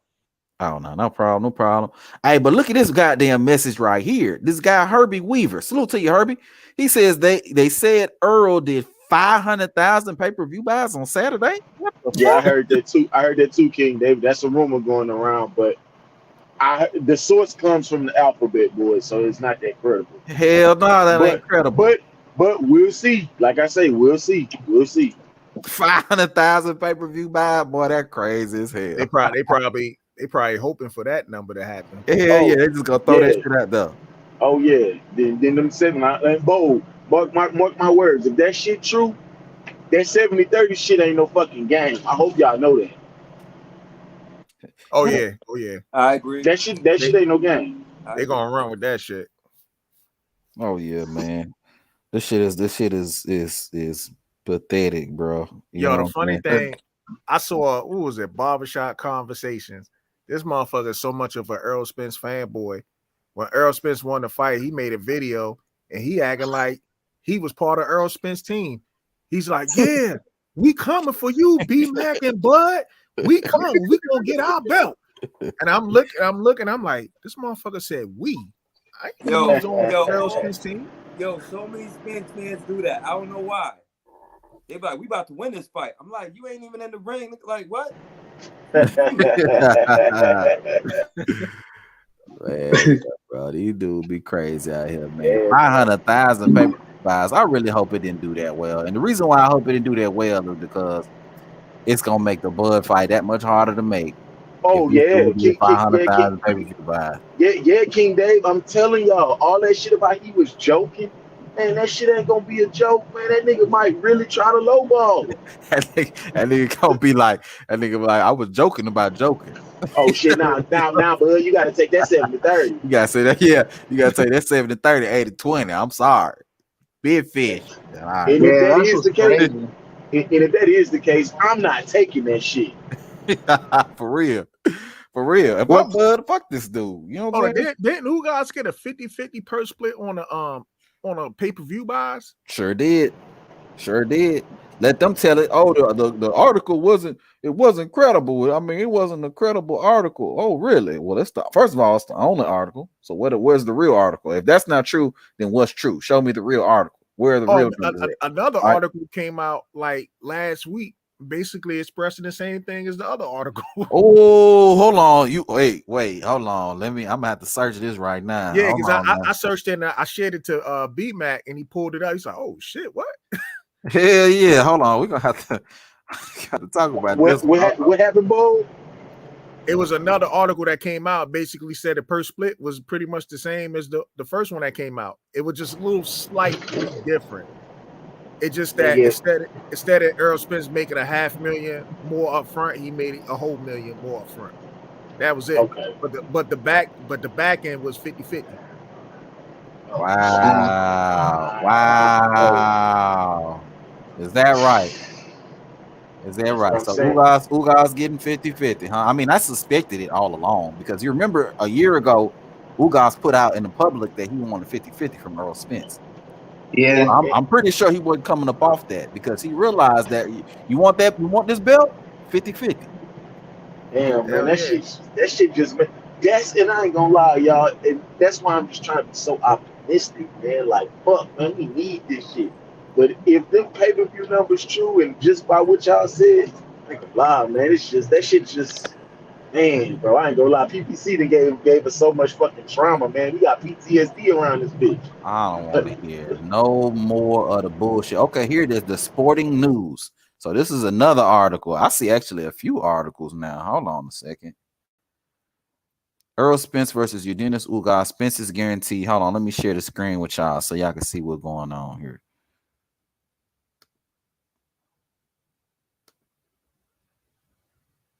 Share screen. Chrome tab.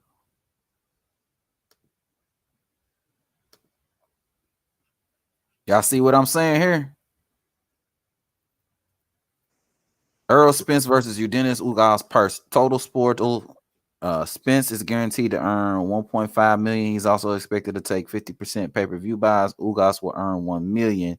Okay, so it look like they're quoting the original article on this one. Yeah, if you go all the way at the bottom, they got like a chart, and they tell you like should be. No, this is that's the original one you talking about. Okay, yeah. The other one was it just changed up the guaranteed a little bit. Let me see. Essentialsports.com 4 days ago. Let me see if this is the one. Here we go with this shit.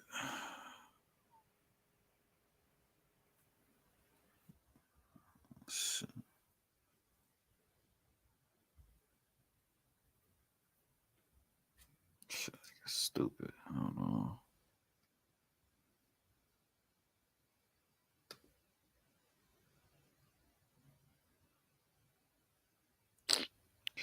Bullshit, bro. Hold on.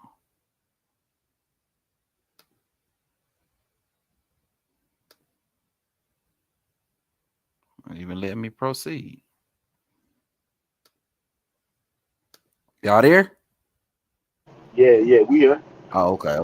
I seen shit. It won't even let me go on that thing, bro. Hold on a second. Show you, Kevin.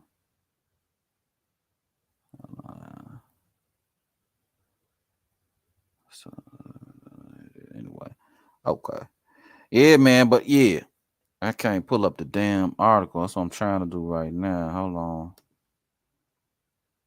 Essentialsports.com.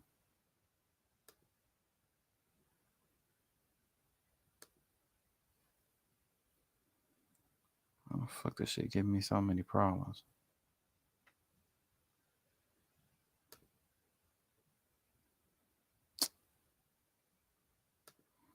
Fuck it, bro. I'll be having technical difficulties like a motherfucker, man. Hey, fuck it. I'm gonna just let that shit go. But shit, man, if it's 50-50, bro, I'm gonna have to look that up on my own, I guess, and just see what the fuck going on, because I can't pull that shit up on here for whatever reason. You know what I'm saying? I don't know. I don't know what the issue is with that shit. My computer out here on some bullshit. But it is what it is, man. 50-50, bro. Like, you giving Ugas Ugas 50-50, man? Come on now. Now it's more than one article saying the same thing that I suspected anyway, because I was saying in the first place it was 50-50 because, I mean, Errol Spence's back is up against the wall. I mean, it's either fight Boots, fight Stanionis, fight Virgil Ortiz, you know what I mean? Or get that other belt like what you said you were going to do, because you said you were going to get all your belts on your side of the street. Get that other belt. And you got to make it happen, because now you done paid Stanionis step aside money in order to make it happen. You know what I mean? So in order to make it happen, you got to give 50-50. You got to give 50-50. You know what I'm saying? So for me, I've always been under the impression that this was more than likely going to be a 50-50 fight as far as the purse split was concerned. So, you know, after that, man, I just don't want to hear nothing about no damn purse splits. You know what I mean? That shit shouldn't even be up in the public. No way. You know what I'm saying? I don't even really like talking about that shit no more. You know what I mean? But I mean, this just further proves the fact that there's he gave Ugas 50-50. It just further proved that the whole purse split shit is some more bullshit, bro. At the end of the day. All y'all dudes on mute, man. Hold on, man. Okay.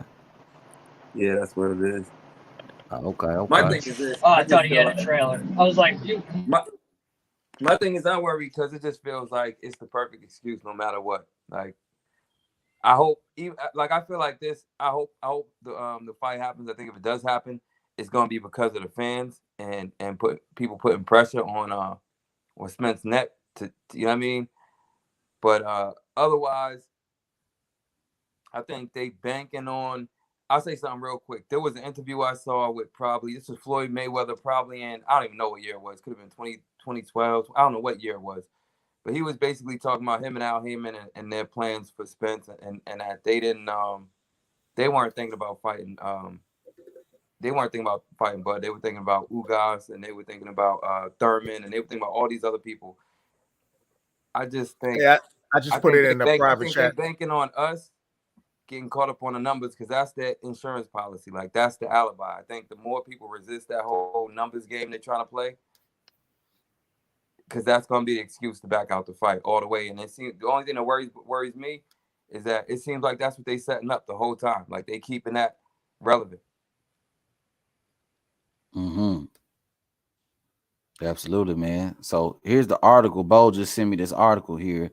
Errol Spence versus Dennis Ugas fight purse total estimate payout. So this is by itnwwe.com. I don't know how credible this website is, but this will be the second site to report the earnings for Spence versus Ugas. It says, as per a report related to the contract leak, Spence is getting $1.5 million as a fixed salary. However, we estimate that Spence will be getting around $2.5 million as a fixed salary for this bout against Dennis Ugas. The later figure, much closer to the reported fixed purse that he got against Mikey Garcia, $3 million, and Sean Porter, $2 million. So, and it's a chart at the bottom too. And yeah, we're gonna go down to the chart, but it also says, furthermore, Spence will also be getting a 50% commission from pay-per-view buys. Y'all see that shit right there? Come on now. Y'all see that shit right there? That's gonna be bad for their argument.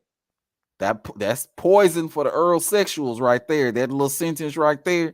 Spence will be getting 50%, y'all. 50%. But you telling me that Bud got to take 70-30, 80-20, 60-40? But you giving Ugas, a dude who ain't never been on pay-per-view ever a day in his life, 50-50? Come on, man. I don't want to hear no excuses. I don't want to hear no goddamn complaining. I don't want to hear no most 60-40 talk. I don't want to hear it. Throw it in the trash. Throw the whole argument in the trash. 50%. Come on, y'all. Which can take his total earnings up to $6 million, depending on the pay-per-view sales. Okay, so he could go up to $6 million depending on the pay-per-view sales. But this article says Errol Spence is getting a guarantee of $2.5 million as a fixed salary and 50% of the pay-per-view buys. Let's go down to the chart. So I know a lot of people were complaining about the chart, right? On the other article, they were saying, "Well, this." Oh, I'm about to do a whole video on this one. So I know a lot of people was complaining about the article. They were like, "This chart don't even make no sense. You look how it got the." Well, this chart make a whole lot of sense. Errol Spence Jr. Go ahead. My bad, King Dave. You good? Yeah. I was just gonna say. So this article got Errol Spence at a fixed purse of $2.5 million at 50% pay-per-view shares. Okay, they estimate his payout to be $6 million.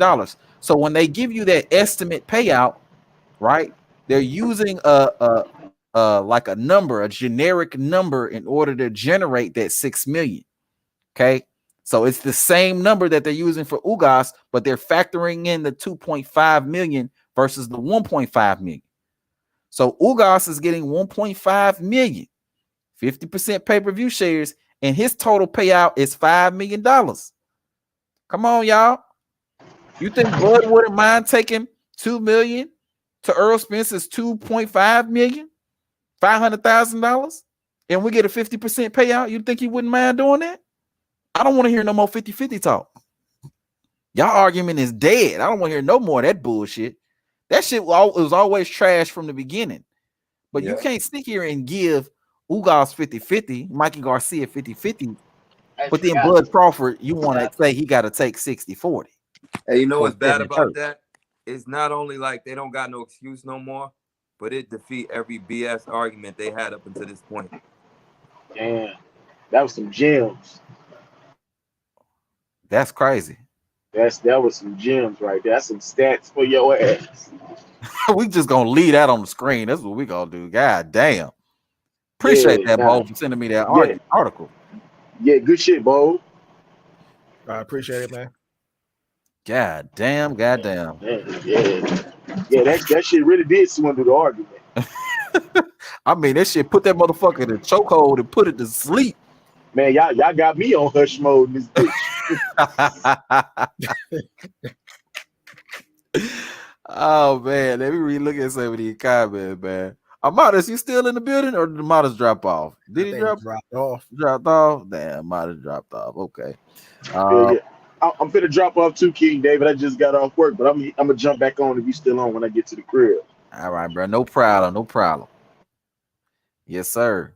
Appreciate that, D Young, for coming by. But let's look at some of these comments, man. Silence King is in the building. Salute to you, Silence King. You say 100. Salute to you, Silence King. Just a fan says that's why Team Crawford. Hold on a second. I hate this. That's why Team Crawford didn't go to Texas. You would have every aerosexual flapping they lips. Absolutely, man. We ain't got to go to no damn Texas, man. This fight need to be on neutral ground, on equal footing. You know what I'm saying? And a mutual state. Maybe come to Atlanta. You know what I'm saying? Or Los Angeles or Vegas. This fight really should be in Vegas. Honestly, this got Vegas written all over it. You know what I'm saying? Yeah, and not to mention when they had that meetup, when it was at the top with the Maurice Hooker fight, I think they both was like, yeah, we could go neutral. Yeah, like, if that fight did happen. Yeah, it should be neutral. Ain't nobody trying to go to Dallas, man. Ain't nobody got to go to Dallas to fight no Errol Spence, bro. You know, and this is what I mean. If Errol Spence was truly a star, like a lot of these dudes promote him to be, there's no way he would have gave Ugas 50-50. There's no way. You think Canelo would have gave Ugas 50-50? You know what I'm saying? You think Mayweather would have gave Ugas 50-50? Hell no. Or even close. They gave Ugas a flat fee. Like exactly. Ugas would have had to take $5 million and shut up. And he would have happily took it because it would have been probably more than what his whole purse has been in the past. He probably would have even got $10 million. But guess what? That's what pay-per-view stars have the ability to do. They have the ability to give you more money than you've ever seen, but at the same time, collect the lion's share of pay-per-view buys. When Canelo Alvarez fought Caleb Plant got $10 million. Who you know fighting Errol Spence that's going to get $10 million from? Not nobody. So that's why he doesn't have the ability to be able to enforce this 60-40, 70-30 bullshit like what a lot of these niggas go on and on about. And then now we're looking at the nigga giving Ugas 50-50. Like, bro, don't come over here with this shit no more. 50-50. All right, let me see. Okay, I didn't read this. Shamika Jackson in the high. Salute to you, Shamika. She say the Alphabet Boys only reporting 500,000 pay-per-view buys is because they want to offer Bud 70-30, possibly 80-20 because Spence don't want to fight Bud. And yes, Ugas got a 50-50 pay-per-view buys. You know what I mean? Hey, 100% Shamika, man. It is what it is, bro. Like 500,000 pay-per-view buys. I think Canelo did 6 in his last fight, right, Bold, if I'm not mistaken? I think it was like closer to 800. 800? I heard one person say 800, but I heard somebody else say it was like 600 or something. Yeah, like well, I know the one guy who be getting those numbers, I think he said it was like, I think he says like 720,000 or something, like the accurate numbers or some shit. Hey, but you know what? Here go the crazy part, right? Pacquiao, when he fought Ugas, only did maybe about 300,000. So you telling me Errol Spence is doing 500,000 when Pacquiao can only do 300,000 with Ugas? So Errol a bigger star than Pacquiao? That's what a lot of y'all going with? Come on, man. 500,000 pay-per-view buys. We'll see, though. Can't wait for them numbers to come out, though. We definitely going to be talking about them. Just a fan says, but back end payments. That's what a lot of Errol sexuals like to say, man. They like to talk about back end money, but you don't know shit about no back end money. And then he said payments at the same time. So we know PBC, they be giving their fighters stipends, allowances and shit. Yeah. Goddamn IOUs and rain checks. They be putting shit on their credit card. You know what I mean? All kind of shit, bro. So hey, you know what's funny though? So Mm-hmm. Errol was with PBC, and so apparently he's the one that can sell a fight, and he's the one with the star power and the popularity and everything else.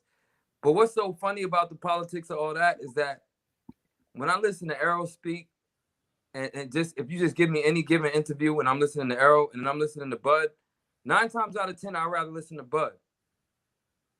So I think that whole popularity, that whole pop star image that they created inside of boxing is just funny to me all together. Yeah, it's all fake, bro. Because Errol ain't really like, if you think, okay, Errol is not a Jake Paul. He's really not. Errol's really like, and I ain't mad at it because he basic. I like basic people. But Errol's real basic. His interviews you ain't laughing. You ain't like, you know what I mean? Yeah. You might fall asleep. You might take a nap. You know what I'm saying? Like, so this whole image that they built up, that's all PBC and these major promoters that got, you know, they could, you know, they got the smoke and mirrors and they see maybe more in certain boxes than like they trying to create, like they trying to turn boxing into like R&B. Like it's just they try to turn it into R&B. Yeah, pretty much. Like it's like a pop star thing now. Like now I feel like they get down more R&B actually. Yeah. So that's why I appreciate these networks. I appreciate all y'all. You know what I mean? Just to be because I really think that the fight's only gonna happen based on the pressure. Like I don't think they're gonna I think they're gonna run as much as they can. Oh, and the only thing that's gonna make the fight happen is the pressure, like because they gotta do it. And I feel like all this stuff they be putting out there is just like it's just narratives, and they're gonna respond based on how much we buy into all the bullshit they feed us. So if everybody run around, you know what I mean, every time Spence duck, if everybody run around talking about but the numbers weren't right, then they're gonna be like, all right, it's working. We ain't gotta fight Bud. I think that's what they're gonna say. I think they got machines and they look at things that in ways we don't look at them. And at the end of the day, if the numbers come back and they ain't got to fight Bud, then they going to protect their cash cow. But I feel like that's why I appreciate platforms like this and other ones, you know what I mean? And people like y'all that's just keeping it real, because I realize like the only thing that's going to make the fight happen is people like us, because everyone else, you already know what the aerosexuals do, man. It is what it is. And I used to be, here's the funny part, last thing I'll say. I was you know what I mean? I'm a fan of boxing, so I was a Spence fan.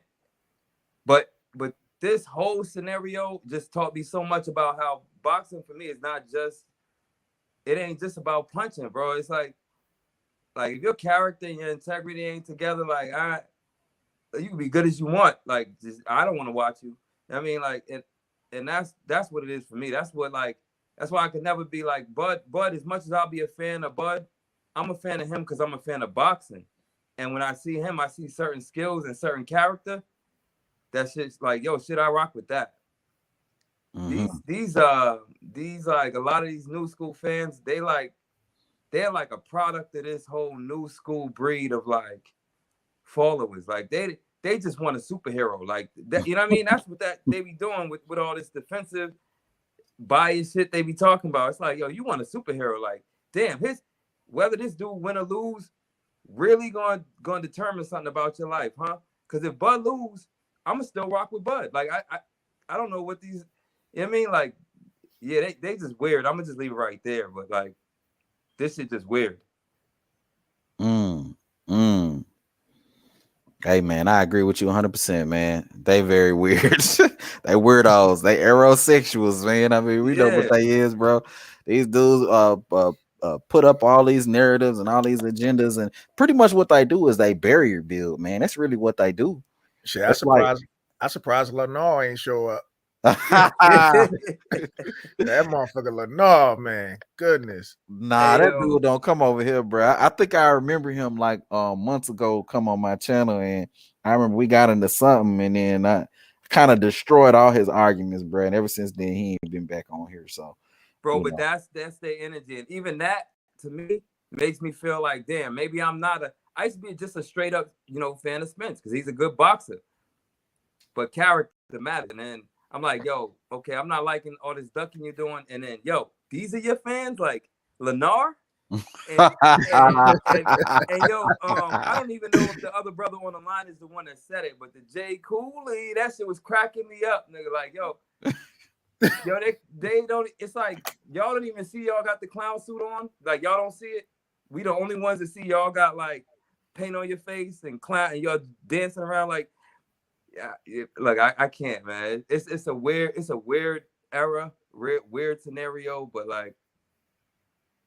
Man, I was debating these Earl-sexuals the other day, man, on 2 different platforms, man. Like, of course, Lennar was on there, and debating him, and all of them, you know what I'm saying? They were celebrating like they won a national championship. You know what I'm saying? I was just like, damn, I thought Final Four, you know what I'm saying? March Madness was already gone and shit. But yo, these dudes were celebrating, and then I'm on the line with the dude that praises Errol Spence, the dude loyal to the game and shit. Oh Lord, this motherfucker, man. He like, yeah, you know, Spence mouthpiece only flew out because he got 15. Yeah, I'm sitting up here. I'm like, yo, what? I was like, yo, Kwame. I'm like, yo, the mouthpiece fell out. Did you see any dentures come out with his mouth? I heard that. I was rolling. I was crying. Yo, first of all, when has Spence ever, Lord, bro, always some sort of reason and excuse these dudes be coming up with, man. These dudes should be lawyers, bro. They in the wrong fucking field, bro. Coming up with these damn arguments and agendas, bro. That takes real talent, honestly. You know what I'm saying? But you know, nah, they just, but they done messed up. Like it worked the opposite, bro. Because for the real ones. Yeah, they done messed up fans' followership because all of their excuses and all that stuff just made me zoom in even more. Like, wow, y'all are just really weird. Like, yeah. And if this is the energy that Spence is attracting, I don't know if I want to be a part of that at all, man. Like, that's weird, bro. And it's definitely what you said. Like, it's hard to put your finger on it, but it's beyond boxing. I don't know what these dudes do. Like. They probably got like Spence posters on their ceilings and shit. I don't even know what's going on with these people, man. Oh my goodness gracious. Spence posters on their ceilings. They probably got Spence drawers that they wear to bed every night. Bruh. They probably got a little shrine in their closet, man, that they light candles with every night before they go to bed. They pray to the shrine, the Errol Spence shrine. Light candles and incense and shit, bro. Right. And then as soon as Boots get as soon as freaking Spence lose a fight, they gonna put up their Boots shrine. Like you already know. They preparing. They preparing right now. You can see it. Why don't he fight Boots? Bruh, Boots, come on, man. Y'all. Yo, I wish I was good with the memes, man. Y'all remember it was a while back when the Warriors, you know what I'm saying, was bursting on the scene, you know what I'm saying? And the Warriors went to play the Lakers, and the people in the crowd, they had the Laker jersey on, but once the Warriors blew them out, you see a couple of dudes took off the Laker jersey, and they had the Warrior jersey. That's what they're gonna do when they shift the boots and shit. Yo, real quick. Yeah, man. And the same way you know how fast they move the goalposts? That's how they gonna. That's what that is. That's gonna be just like that. Like, all right, now the goalpost is Boots. Hey, Silence King say, nah, they not lawyers. They can prove their points. They fail every time. Absolutely, man. That'd be the worst lawyer. That'd be the lawyer that be taking L's back to back to back. They'd be like the public defenders, the lawyers. You know what I'm saying? Trash. You know what I'm saying? Like, dude, bro. Yeah, man. I don't even think they try anymore, really, bro. To tell you the truth, you know, or I feel like they be like, well, I feel like they have like a little meeting every night, and they like, shit, let's see if the niggas will believe this shit. You know what I mean? Like, all right, if they believe it, you know what I mean? Let's put bets on it. If they believe this shit, you gotta pay me over $500. You know what I mean? Like, I feel like it's that type of shit, bro. Hey, what you know the problem is? They got the mainstream media and all these talking heads saying stupid shit, and then they just buy those. Like, so when PBC know they don't want Spence to fight Bud, and so they got to put out a narrative to explain that, because now Spence street credibility is getting questioned because everybody talking about how he ducking. You know what I mean? When they put out those narratives, You know, those of us that's just boxing fans is like, nah, that's bullshit. But these ones, they you know, they grab onto it and run with it. You know what I mean? So they run it into the end zone. And they do that all day, bro. It's Spike like, the ball. yeah, like all day. That's what Do they the do. end zone dance. Yeah, absolutely, man. They're the only ones keeping that, because otherwise, all of these mainstream platforms would have been like real talk. And look, you know what I mean? Like I listened to a few different platforms, and the rest, I went through a few and I had to cut them off because I just can't listen to bullshit, man.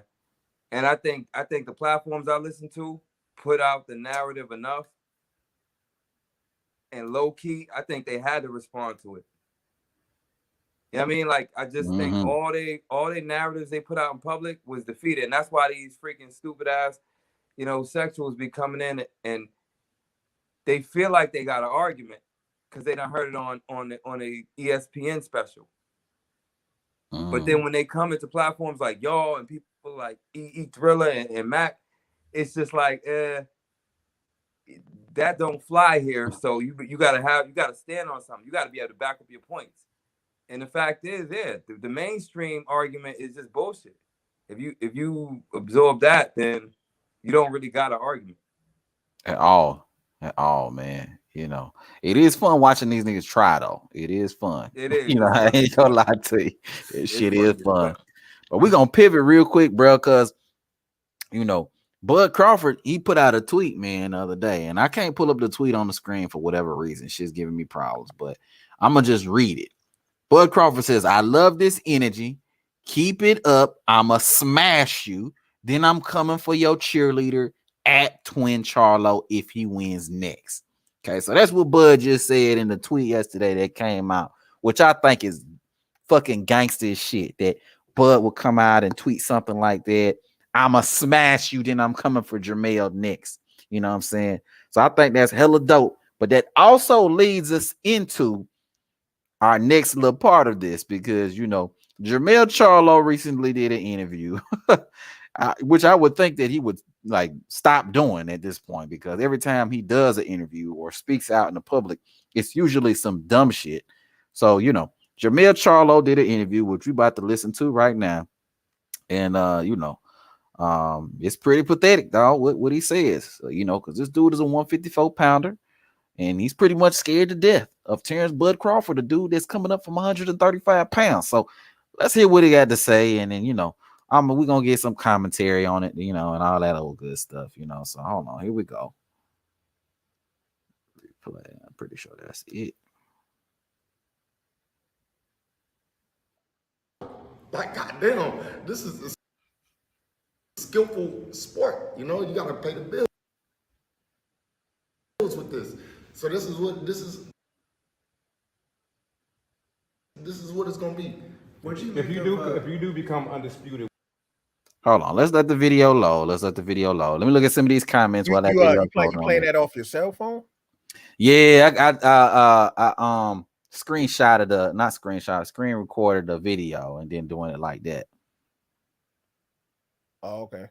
I just went to the YouTube page and whatnot, because that's on. What's that on? Fight Hub. Yeah, you seen this interview already, Bo? Yeah. Yeah, this shit was kind of funny, man. Oh my goodness gracious! My man had another meltdown. The meltdown seemed to be a part of his whole get down, bro. He just seemed like, I guess it's a part of his character, but it seemed like it's only a part of his character when it comes to Bud Crawford.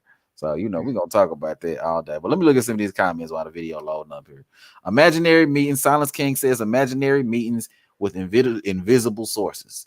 That's what a lot of these Eurosexuals be having. Imaginary meetings with invisible sources. Absolutely. Yeah, sources say. Right. Black Light says Spence sexuals. You know what I mean? Okay. Dusty J is in the building. Salute to you, Dusty J. He says Spence fan base remind me of Beyonce's Beehive. They come for you. Beta male, gold, professional, gold post, pocket watchers. Absolutely. That boy going for the juggler, don't he? Black Light say they were so quiet after the Porter fight. Absolutely, yeah, silent. You know what I mean? This so funny that a fight like this against Ugas, it just reinvigorated them. You know what I mean? So much to the point where they just feel bold. All Earl gonna stop Bud. I'm gonna need y'all to just keep that same energy after Bud knocked this boy Earl out. I'm gonna just need y'all to keep that energy. That's all. Herbie Weaver says, I don't believe it. Okay. All right. That was the last comment. Hold on. I got some more comments that's up here, actually. Hold on. Let me say. Dusty J say, any fan who brings up splits has no confidence in their guy. They would back Errol Spence completely if he lowballs Crawford and then call for Thurman. Clowns. Absolutely, man. You gonna say you gonna bring up splits? You know what I'm saying? Hey, you want to fight this dude? Hey, what about the split? Come on, man. You ain't trying to fight. Absolutely. And then if Errol Spence ends up fighting Keith Thurman, a dude that he verbally said he would never fight, I'm gonna have a whole field day with that shit, boy. You better hope he don't do that. Let's play this Jermell interview. Let's see what Jermell talking about. It should be loaded up by now.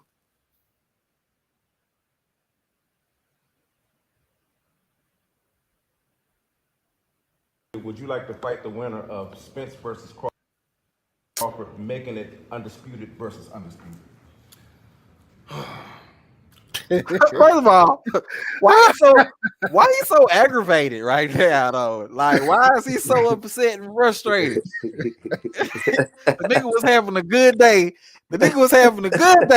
Before they brought up Bud Crawford. Now all of a sudden, this nigga's having a long day. He's tired. Motherfucking stressed out. Oh, you know what I'm saying? Why the fuck you so irritated, dog? This nigga right here. Come on, bro. Come on, man. Why your energy changing, Jermell? Why Jermell Charlo energy changing, man? This that bullshit I'm talking about, man. It's that shit I'm talking about. But let's let him finish. Here we go. I have no intentions to fight my stableman. Now, Crawford could get that work. I don't give a fuck about him. I don't know that nigga. The nigga don't know me. Okay, he can get that work. That's what I'm talking about, Jermell. That's what I'm talking about. You know what I mean? Crawford can get that work. That's what I want to hear. Keep that same energy. Let's keep it going. We can make anything happen. But when you got an emotional tear to somebody, you know, like that's like me fighting my twin brother. Now, like... Hey, talking about the possibility of him fighting Earl. Okay, so Earl brought up the possibility of fighting Jermell. Jermell ain't interested in the fight, which I think is dope because it looked like Earl looking for a way away from Bud is what this shit is looking like. I don't know, you know. But let's keep it going. It said, you know, if that motherfucking money right, they putting that brick bread out there, and we gonna get in there with anybody. You know what I'm saying? We're not gonna turn down nobody. Neither was Spence, neither none of these people. Crawford ain't did shit in 154. Okay, what the fuck? What? Oh man, bruh, what in the hell's going on with this dude, man? Crawford ain't did shit. Hold on, bruh. So out of your breath. Right, they brought up you. They asked you about Errol Spence, right? You said that's my brother. You know, I wouldn't really fight Errol Spence. You know, whatever the case is. Terence Crawford, he ain't did shit at 154. So Errol Spence has done shit at 154. I don't get it. Yeah. Yo, the funny thing is he didn't even have to go there. If he would have just said, fuck Crawford, I'll knock that nigga out, then I think I'd have been good. That would have been it. Think once niggas start reaching for shit that they ain't got nothing to do with the conversation, I'm like, oh, all right. This shit just look cowardly, dog. Oh my goodness gracious. But let's hear the rest of this shit, bro. How y'all want him to fight me? I'm telling you, I'm trying to become undisputed right now. How are we talking to it about? Hold on, fam. Y'all remember the question? The question was when he become undisputed, if he become undisputed and Bud becomes undisputed, would you be interested in an undisputed versus undisputed matchup? Right. So what the fuck is you talking about, Jermell? This nigga talking about I'm trying to be undisputed. Yeah, nigga, we already said that. As a matter of fact, we picked you to become undisputed, and we're asking you about what comes after that. But this nigga Jermell is so frightened, so terrified of the name Bud Crawford. This nigga talking about any and everything that ain't got shit to do with what the hell the question was. Yeah, like the minute you mention Bud's name, the dude lose all focus. All focus. He started talking about cats and what do you mean? He ain't did shit. What? Who ain't did shit? What are you talking about? Fuck Terence Crawford. Exactly. Let's keep it going on. Somebody that ain't even fought in the division. How do he just jump from there to there? Like what? Bro, why do you? This shit is embarrassing. Why do you even care whether somebody jumping from thing to thing, bro? Like, if you know you could beat somebody, then what the fuck is the problem? This nigga is embarrassing. This thing is embarrassing, bro. How you just gonna jump from here to here, all over everybody? Maybe because he's a 3-time world champion, 3-weight division champion, 1-time undisputed champion. Yeah, I think he should have some privileges that other motherfuckers in and around the division shouldn't have. This dude is no, come on, man. I don't know how anybody could ever try to defend this dude, bro. This is some clown ass shit. But let's keep it going. Connection do he got to this world? You know what I'm saying? Like, what that tall, lanky motherfucker at? Oh my God, bro. So you hear this nigga right now? Oh my God. That's why it'd be hard to tell when they sober and when they ain't. Shit. This dude right here, bro. Yo, you know what would have been funny, man? If AB would have been on here, boy, he'd have been dying.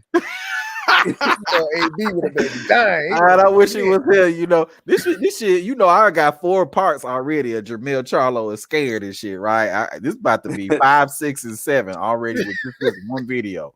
This shit is embarrassing, dog. This is embarrassing. This nigga say, how about, pretty much he like, how about somebody like, yo, I want to fight you. Well, what about this other dude over here? You know what I mean? Like, wow, bro. This is some cowardly shit. This is like the same as hiding behind a little girl in a shootout. You know what I mean? You know, so funny. Look at Steven Espinosa's face. He's like, damn, bro. He's like, damn, we promote you? Fuck. Let me see when this contract expired, bro. Because this shit here, bro, this shit is embarrassing, bro. Let's keep it going, though. So, speaking of, what do you make of him and Lubin and him saying that he wants you guys next? Right. They didn't put this is what I do, you know. If that's what Al Heyman has in store for me, and I got other when you become a champion like this, you got mandatories after mandatories, you got all of these people in the way. In 2017, I had knocked the #1 guy out, turn around and knock the next #1 guy out. Like, nigga, you fight once a year, nigga. The fuck is you talking about, bro? Oh yeah, you got obligations. Yeah, I'm a knockout artist. You know what I'm saying? Get the fuck out of here, bro. This nigga fight once a year, bro. I'm working them. Maybe I'll be the shot caller and make the decisions on who I want to fight next. Nigga, that's what you're doing. He was the last. Who did Jermell Charlo fight last? Who did he? It was probably Brian Castaño. That's the unification fight. He decided to fight Brian Castaño, so you can collect another belt. So what you talking about fighting like a cherry pick? Some like some dude off the street, some cab driver? What are you talking about? This dude here, bro. I didn't knock him out. Like, goddamn, this is a skillful sport. You know, you gotta pay the bills with this. So this is what it's gonna be. If you do become undisputed, would you like to fight the winner of Spence versus Crawford, making it undisputed versus undisputed? It ain't no way y'all about to convince me they wasn't a special ed. It seemed a little slow. Bro, that deep breath was the most telling deep breath I've heard in a long time. What you think about Crawford? In his mind, he like, oh, fuck, Crawford. Asking me about Crawford, man. Come on, bro. Let me look at some of these comment sections, man. Let me see what y'all talking about out here, bro. Because this shit here is just unbelievable to me. A dude, 154, that could probably go up to 160. Scared to death of a dude that's coming up from 135 pounds, bro. What you mean probably? Jermell, my size, man. I'm about 6'1", 190. I've met Charlos before. Jermall is bigger than me, and Jermell is definitely my size. They I don't know how the fuck he get to 54. So you making it? Go ahead. You making shit worse. Yeah, like they not little at all. Like I mean, that's what all fighters do, honestly. Spence is probably a 54, 60 pounder. So Jermell definitely is 60, 68 naturally. Oh my God. The shit is ridiculous to me, man. That you could be this resistant to a fight with a dude coming up from 135 pounds. The fact that you could be this scared, because that's really what it is. The last interview the nigga was bringing up Bob Arum. He was talking about he ain't do shit. What the fuck does that got to do with a fight between you and Bud Crawford? And if Bud Crawford decides to go the WBO route, then guess what? You ain't got no choice but to fight him or vacate. You know what I mean? And that seemed like that's what it's gonna come to, because Bud Crawford, oh, nigga, what the fuck? Come on, bro. Did anybody see that video where Crawford actually said, I don't know, it sounded like he talked directly to Charlo, but he said he already know I'm gonna fuck him up. Hey, I didn't see that video. Send the link. Old video. Yeah. You talking about you standing there? He was like, "I'm fucking him up. I'm fucking him up." Yep, that's the one. And my thing, okay, so the only reason I mentioned that is because when I heard that, I was like, oh damn, that sound like my motherfucker said something to him. Like I didn't know what that was, but that sounded like, okay, at least even before we're hearing it now, because the public knows that now, okay, all of a sudden, you know what I mean, Terence, is calling out Jermall. But at the end of the day, I didn't know before that Terence had already called him out. So that shit was interesting. Yeah, they mentioned it before. Man, the Spence fight they started talking about in 2017. I don't think everybody understand that. Yep. They were talking about that 2017, that Jermell and I think they first exchanged like 19 or 20 talking shit. It's been, you know what I'm saying? They've been delaying everything. Like that's why I get the frustration on the Bud side. People like, because it been damn near 5 years waiting for a fight. Hey, I got a question for my more like qualified, like, boxing connoisseurs. Like I watch boxing. I fuck with boxing for a long time. I have, but I don't have the technical knowledge like a lot of, when I observe a lot of these channels that a lot of people have.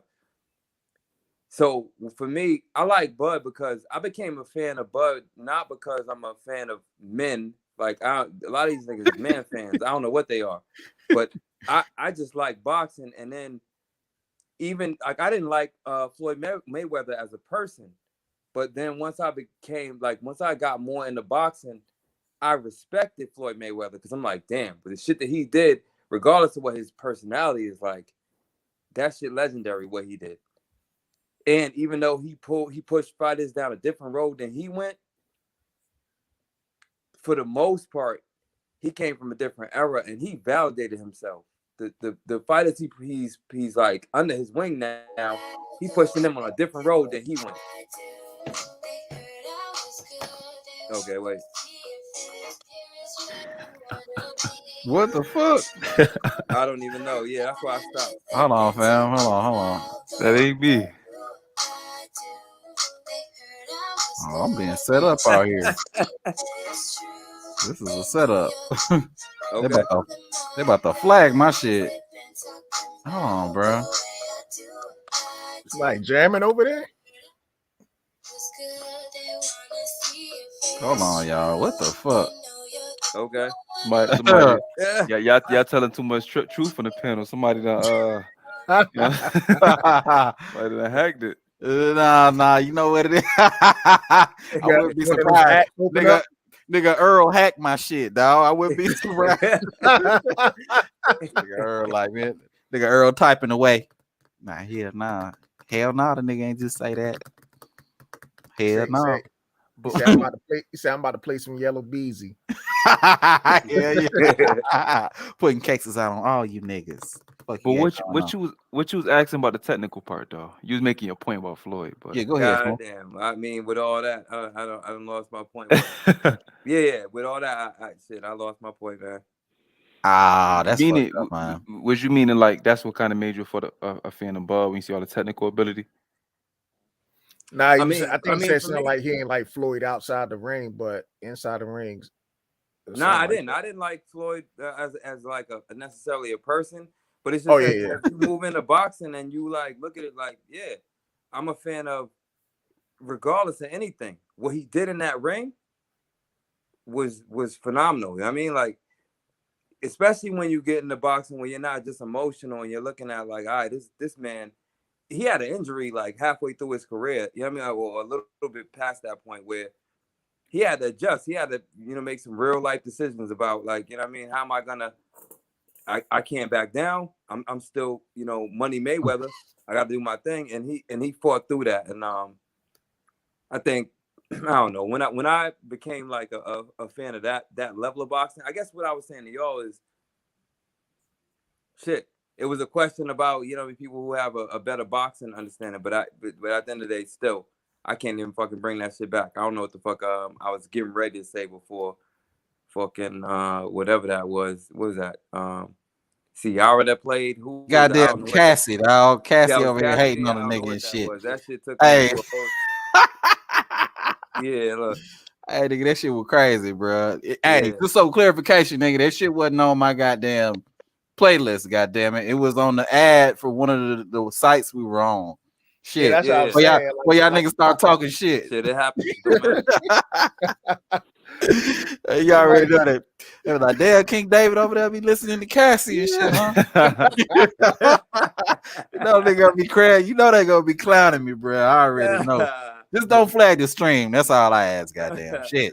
Let me ask you a question though, because he bring up a point to me. And do you feel like Bud is better technically than Spence? Yes, because Spence has great fundamentals. I do. I think Which is better. the main, which I don't even think people understand. That's the main reason. One of the main reasons he wins his fights because of his fundamentals. Well, I think that he definitely does have. He's definitely a Tim Duncan-esque Yeah, kind he's of very fighter, basic. for He's sure. Very basic. I mean, the thing about when you fight that way is it could be a strength, but it could also be a crazy weakness, because when you're super basic, that means that it's easy for someone to predict what you're gonna do next. You know what I mean? And when you're talking about a top-notch counterpuncher, top-notch fighter like a Bud Crawford, it's gonna be very difficult to keep him off you. He's gonna be able to pretty much if you think about Mayweather, right? Mayweather always had his toughest fights against people who were unorthodox and unpredictable, like Maidana and Castillo and guys like that, and Pacquiao, right? Because they had different angles, they had different kind of punches that they would throw at different times. It was just weird. For somebody like a Errol Spence, he's very predictable and basic, like you said earlier, Amadis. So much so to the point where it's going to be very easy for a guy like Crawford to be able to pick up on what he's doing and take it away. That's what he does. That's what all the greats do. And see, that's where I disagree with. Well, if anybody else want to chime in before I get my point, go ahead. You want to say something? Is he like Tim Duncan? Because the thing about Tim Duncan is Tim Duncan was fundamental, but Tim Duncan was so fundamental and so precise at what he did and so good at what he did. Mm-hmm. Even people like Kevin Garnett had to give him accolades. Like, that dude gave me some of the best competition that I ever experienced in the NBA. So, like, is he that? Only because Tim Duncan was so precise. He was like a damn doctor or surgeon. Is Spence a surgeon? You ain't watched the Ugas fight? The Ugas fight? Hey, my nigga Gary Berkshaw said I thought Brandy was next. Nigga, fuck you, dog. Fuck you, nigga. Spence breaks down his opponents, though. Like, he has a great jab. Yeah. And you see, we all can say what we want. I ain't seen somebody stop him from getting to the body yet. Once he get to that point where he arranges those uppercuts and hooks, they on the money. Like, that's what won him to fight with Sean Porter. Was his accuracy. Well, Spence got to the body with Sean Porter because he was hitting his ass with low blows. That's true too. But Sean Porter had butt machine, so I ain't giving him no out. So they both wild. They canceled each other out. Yeah. But just my point to you, David, I think a lot of Terence Crawford is athleticism. That's what gives him the freedom to be, because really, if you think about it, he don't even a lot of the punches he throw to hurt people, those aren't textbook punches. Those aren't technical. Those aren't things that It's most people not. practice in It's the not. gym. It's athleticism more than It's not. technical. That's what you A saying. The same lot of thing his Derek James knockouts. was saying. A lot of his knockouts come when you don't expect them. That's the funny thing.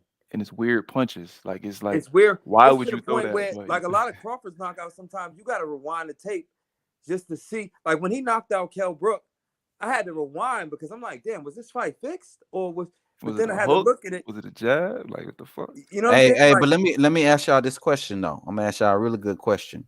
Would y'all consider Mayweather very technical? Yeah, he was the rare combination of both. Like Yeah, he had was next definitely level technical. athleticism and he had the technical ability. And that's what Bud is as I'll well. qualify. I think Bud Crawford is technical too, though. I think he is too. He does some things technically very well. He does a lot of things technically very well, but he has his own. He puts his own spin on it, which makes it unorthodox. Because you wouldn't teach a lot of the stuff that both Mayweather or Bud did. If you were a boxing coach, you wouldn't teach a lot of the stuff that they do in the ring.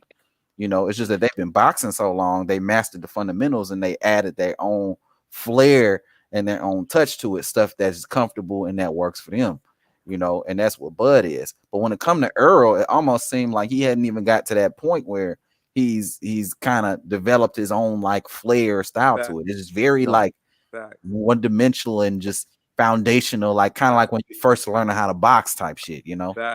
But you don't. But to be honest with you, you don't.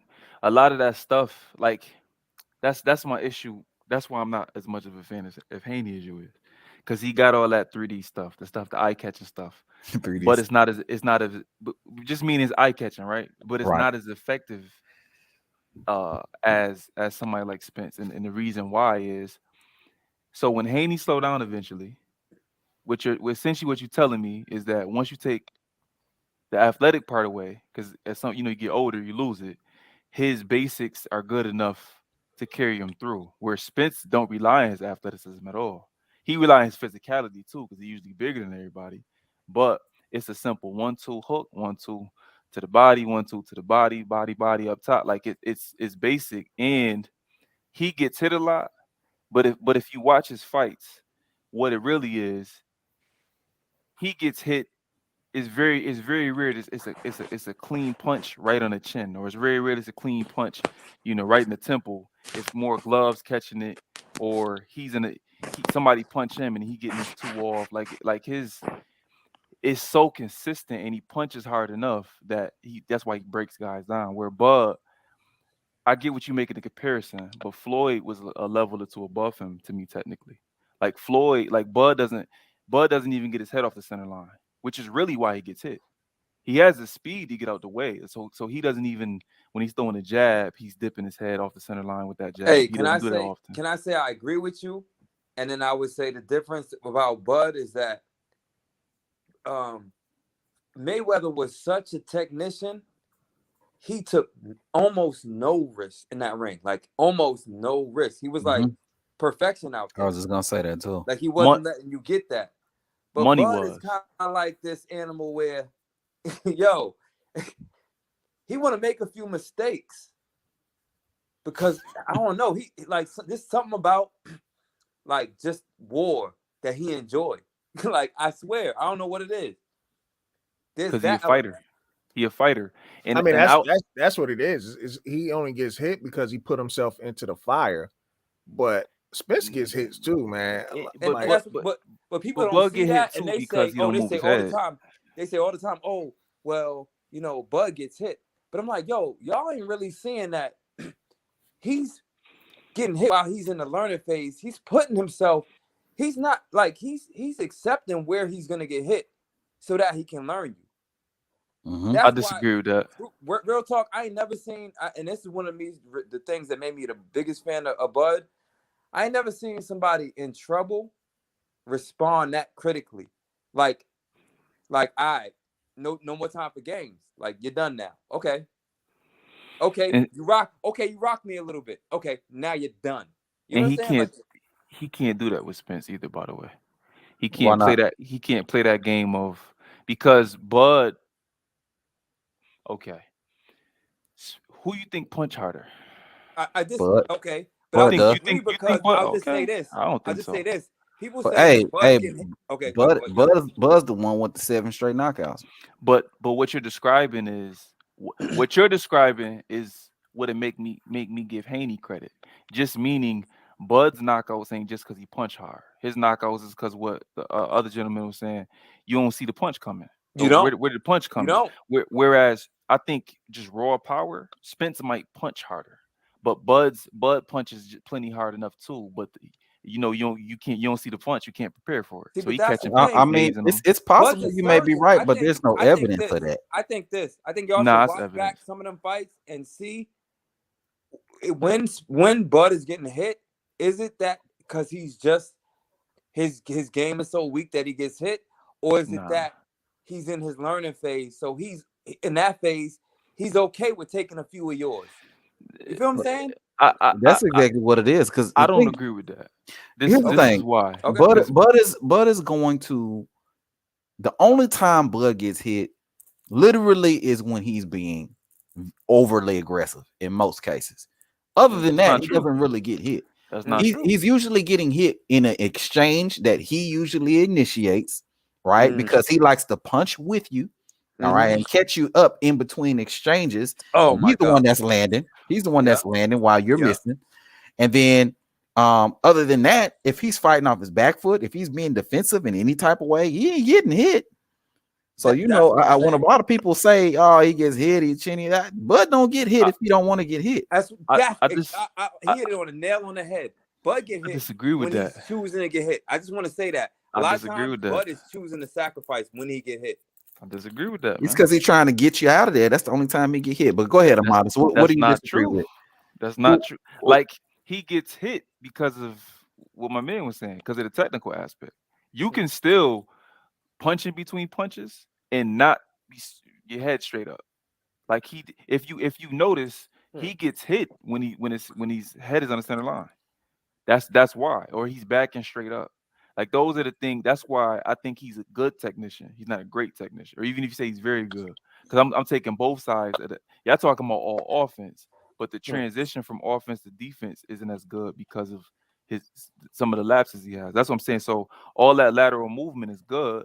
That's fine, but when you have to stop the punch, right, and you stop into punch, essentially what everybody's expecting is that when Bud hits Spence is gonna react adversely, and that's gonna make him slow down. That's what I'm saying. If Bud is able to get Smith something to think about for all 12 rounds, he probably can win. But if he can't, now they're just firefighting. And so this is what I'm saying about when you saying it's not proof that Spence punches harder. Look, I want Bud to win, honestly, just because of Spence fans alone. Like whoever win, but I don't like his fans. But when people breaking faces and ribs, that's more of an indication. It's not only that he punched hard, but what it is. Like, I don't know, Dave, you boxed before, matter of fact, so it's certain people, they're explosive. So depending on how they throw the punch, they punch hard. But the rest of their punches ain't really nothing on it. You can tell Spence, if let's say 1 through 10 at Bud's maximum, he punches at a 9. But usually his punches are between a 6 and a 7. Spence punches at an 8 on all his punches. That's why he breaks guys down. If you listen to the people that fought him, like all his punches are hard. Here's the thing that you're missing, though, Amadeus. Can I say that strength also is sometimes his weakness? Because and I think that plays into Bud's hands, because Bud will hit you with a punch that might be a 2 or a 3 on a scale of impact. But that punch don't really matter, because Bud know what punch he really want to hit you with. You get it? Following up. You get it? Yeah, he following up facts. Yeah, but here's the other thing, right? In regards to the power thing, right? The part that you're missing in what your assessment is that Errol is, if we're talking about Ugas, because you're referencing breaking ribs and stuff like that, right? Which is what he did to Ugas. When you're talking about that, you remember, Ugas probably took almost 500 punches in that fight. Right. Ugas was getting hit a lot. Right. So if I don't gotta have no power. If I hit your ass 500 times, I'm gonna do some damage. So I mean, I don't think that that's any real indication of any power on behalf of Errol Spence Jr. I think it's more of an indication the fact that Ugas wasn't dropped once. Ugas didn't touch the canvas not one time throughout the course of the fight. Yeah, he was hurt several times, but he never hit the floor. if that was Bud Crawford, Ugas would have hit the floor for sure, especially if he was landing that many punches. But who has Spence fought, if we all being objective, that he didn't punch a lot? I mean, that's his game plan. I mean, that's his thing. You know, when he's on the back foot, I mean, the first 4 rounds of that Ugas fight, because Ugas, all right, look at Ugas' style. Ugas is a counter puncher. He pretty much waits for you, but he's also strong. So nobody's bullying Ugas. Even he was even pushing Porterback, if y'all remember that fight. He was. And so at the end of the day, I just think it's about styles. That's something to be considered. That Ugas was just taking y'all funny in blows. the comment section, bro. Go ahead. Ugas was just taking blows the whole fight, and he would push back, but a pushback is not a punch. It's because Ugas doesn't have the feet to get away from. That's Ugas essentially has to fight like that. He don't have the feet. So if he fighting Spence and Spence decides to be lateral, then I mean he essentially got to chase him around the ring. But the what y'all saying I get, but we got to talk about the end result of the fight. He breaks people down and finds a way to slow them down, because I haven't seen anybody yet. Like we going by obviously what we think gonna happen in the fight between him and Crawford, but the truth is he has one of the highest punch rates, not only in the welterweight divisions in boxing. So if he throwing 1,000 punches in the fight, 900 punches in the fight, that's we're essentially hoping or assuming that Bud's gonna be able to stun him. But if he don't, if they get into a firefight, that's like what y'all saying. That's when Bud gets hit. I know, but see, y'all think a firefight. I just think, all right, and I just got to clarify this. I think, and I'm not saying you're saying this, but I've heard a lot of people. I think a firefight between Bud and Spence is Bud might take 1, and he gonna give Spence 2 for every 1 he take. Exactly, but Bud is not gonna. Know Spence punch harder. I'm just not sure. And there's gonna be some exchanges where Spence gonna throw 3 and not get nothing off, because that even happened with Ugas, and Ugas is not as sophisticated as Crawford. I just think Crawford's a little bit more sophisticated, and I saw some of those mistakes that Spence made while fighting Ugas, and I'm like, Crawford's coming with a counter, and it's gonna hurt bad. And if you don't know how to respond when you hurt bad, like not even that, when Bud gets you hurt, it's not like he turns down. Yeah, he might be the best finisher in boxing. Yo, bro, he's one of the best. Like, and he's not stupid. He don't just come in like, oh, I'm gonna just throw a bunch of haymakers because now I'm desperate and I want to get you out of there. Like Andre. He's tenderizing you like, boop, bop, little. The same thing you said earlier. I'm gonna hit you with a little light one and just see how you respond. If you don't respond right, oh, you failed the test. I'm bopping you. It's a different level. I just think it's a different level. Hold on, real quick. My guy Zamala says Sean Porter. He did not break Sean Porter down. These facts, man. I mean, have you seen anybody break Sean Porter? Honestly, I think he Terence did. Crawford. I think he did. Terence Crawford did not break Sean Porter. I think he did. He didn't break him. Oh no. Spence didn't. I think Crawford did. Crawford broke him. How do you put somebody on their ass and you ain't break them twice? You stop them and you ain't break them? How? Because Sean got right up and was coherent and knew who he was, and he wasn't hurt. Nothing was broke. Nothing. Kenny stopped the fight. He was coherent. He was coherent. Is that why he was banging on the ground like a 2-year-old fucking toddler who he took away their juice? Well, once again, I don't know what you've been through in your life, but you can't even do that. If he was dazed like that, that's not his reaction to that. Well, that was a body shot. What's his 45 more seconds. That was going to be a knockout. And that's why I hate that Kenny stopped it. Because I wouldn't even have this room to argue if Bud would have been able to finish him how he should have been able to finish him. You know what I'm saying? Like the fact that Kenny just threw the towel in and him and Sean arguing in the corner. Because Kenny didn't need to see what was gonna happen because he knew it was gonna happen. But I feel like I don't understand why dudes wanna pretend like Kenny Porter is not the expert in this situation over you. You know what I'm saying? Like Kenny know his son. Kenny trains with his son day in and day out. Kenny has been through the whole amateur circuit with him. He knows how much punishment Sean could take. But who's a better expert than that? Who? Sean.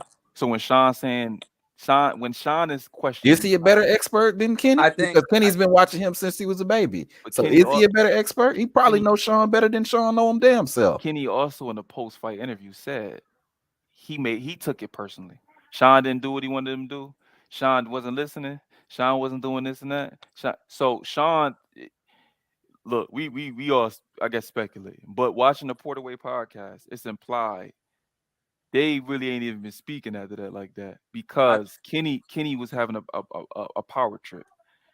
You shouldn't be stopping this fight. That's not how I wanna. That's not how that fight should have ended. I And think we Kenny ain't saying, "Well, acknowledged I'm the gonna do fact. what I want to do." I mean, They wasn't on the same page. Power trip aside, people, and here's the thing: you're not saying this, Amadeus, but I definitely want to make this clear. Power trip aside, Kenny Porter didn't put Sean on his ass 2 times. Facts. Kenny Porter ain't the one that that hurt Sean and had his ass banging on the ground like that. Kenny Porter didn't do that. Terence Crawford did that. And Sean Porter was the one who got put on the ground as a result of what was going on in the fight. So, dudes want to like paint this narrative, and I'm not talking about you, Amadeus.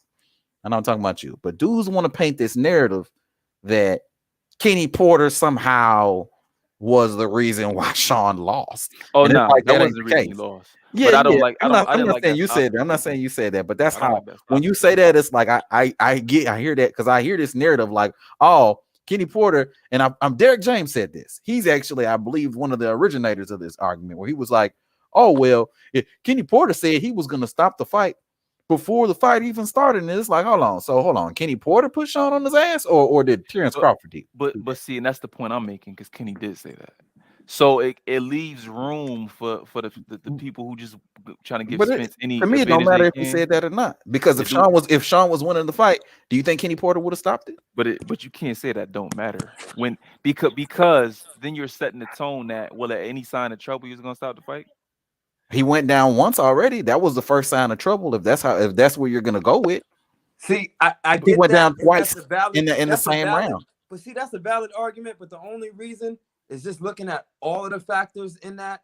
Just the whole thing about Bud being told pretty much 30 seconds prior before that knockout that look you're down on the cards, and then he's able to just go to that next level. Now I'm not gonna put him on this level because I think Jordan isn't on a certain level in terms of sports, but that's real. Like everybody can't just do that. Like you can't just like Sean Porter is a real problem. Somebody that can just turn on and say, all right, time to turn it, show's over, and just close the show out like that. Spence could not do that. Spence was like, all right, round 12, maybe I'll win the fight, but not like, all right, show's over. So let me stop playing. Let me just close. Let me turn out the lights now. I think that was amazing. I think what it is too. Y'all probably think higher. Y'all probably think higher of Bud than I do. Like if I'm assessing all of the welterweights at their absolute best when Keith was wasn't hurt and Sean, I think that everybody talk about his A-class fighter. I don't see none of them as A-class fighter. I think Bud is a B+ fighter. I think that's why we want to see the Spence Bud fight. If Bud looks different against Spence, then to me in my mind he's an A fighter. Okay. But Okay. he had a close fight with Porter.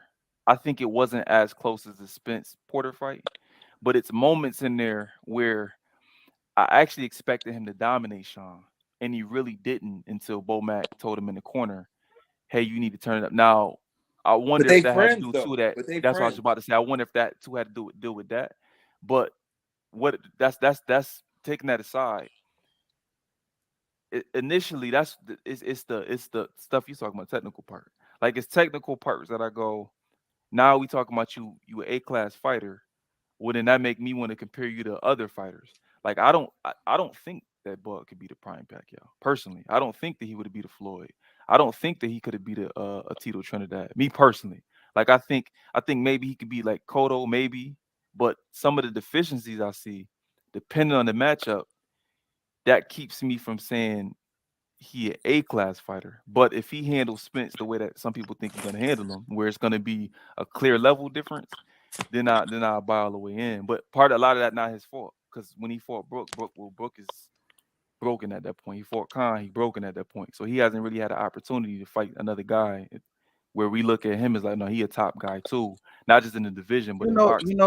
People say that, but like they say that at 147, they forget that Bud had a whole run at 135 and 140, like dominating everybody from those two weight classes. And I know a lot of dudes don't want to give him credit for post style and Felix Diaz and all these dudes, but these dudes were the top guys in the division.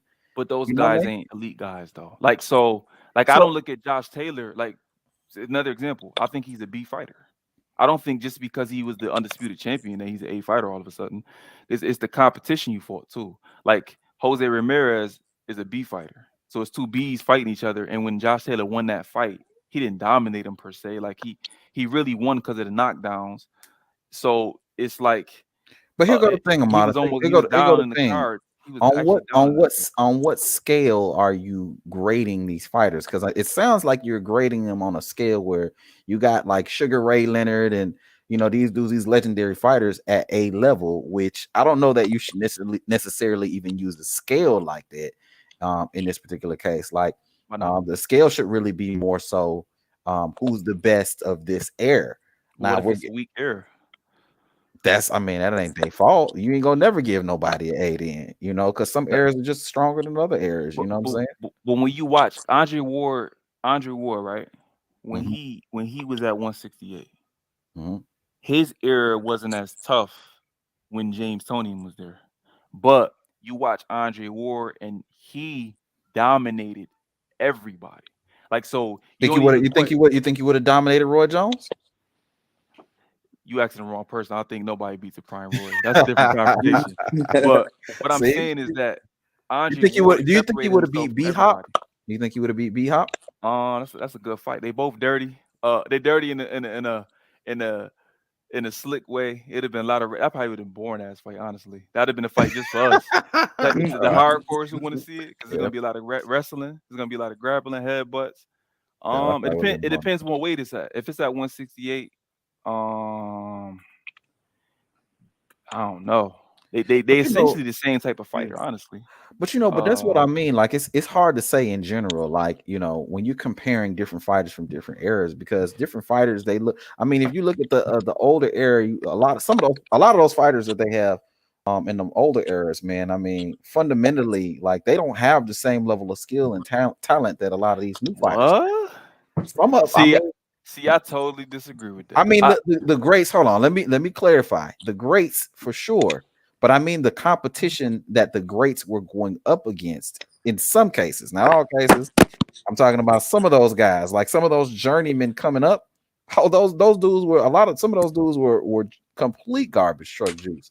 Go ahead. Michael Nunn would run through this middleweight division, super middleweight division. I'm not saying you're wrong at all in regards to that, but you know why though? Because of fundamentals. Charlo, if you watch the Charlos fight, they don't have great fundamentals. We could run through all the list. Daniel Jacobs don't have great fundamentals. We could pick a division, and if we had tape, I could break you. He don't even get his head off the center line. He doesn't even know how to take a quarter step. He doesn't when he's throwing a jab. Athletes now all across sports are more athletic, so that thus they don't even need to. Most of them don't even think about having top level fundamentals because they can get away with doing shit because they're so athletic. So I think the fighters from the 80s and 90s, even like Oscar De La Hoya and them that would, earlier 2000s, they would give a lot of the fighters trouble because Fresh BX always pull up with the facts. He say Tito lost to all boxers and really lost to DLH. He gets dropped all the time. You get dropped versus Bud. You don't see the final bell. Absolutely, that is true. Tito lost to who though? He says DLH. I don't know who those. That's Oscar De La Hoya. Who, by the way, De La Hoya. Okay. Who, by the way, he would have a field day with his welterweight division. People don't like him personally, all that. He do coke and dress up. Yeah, Oscar De La Hoya fought everybody. That don't got nothing to do with he could fight. Though. He would have him and Shane Mosley. You drop him in this welterweight. But Tito did have a bit of a glass chin, bro. Right, but okay. This is what I'm gonna say. That's cool and all. When you like Tito against who he said Michael Nunn ain't running through Andrade. I don't think he runs through Andrade either. Man, okay. With the hold on, let me We just started let something me because Amadas don't think very highly of Andre anyway. So I already know. Go ahead. That's hold on, what? That's honestly speaking, if I had a favorite fighter, that's my favorite fighter. I just don't Andre? like crybabies. I don't like because my issue with Andre is like when Bold goes back and forth with all the Bold and BX actually, they always have the Lara receipts. This is all I know. I heard both people say they want to fight, and I heard both people say they didn't want to fight. So then I don't feel bad for you for not getting the Lara fight.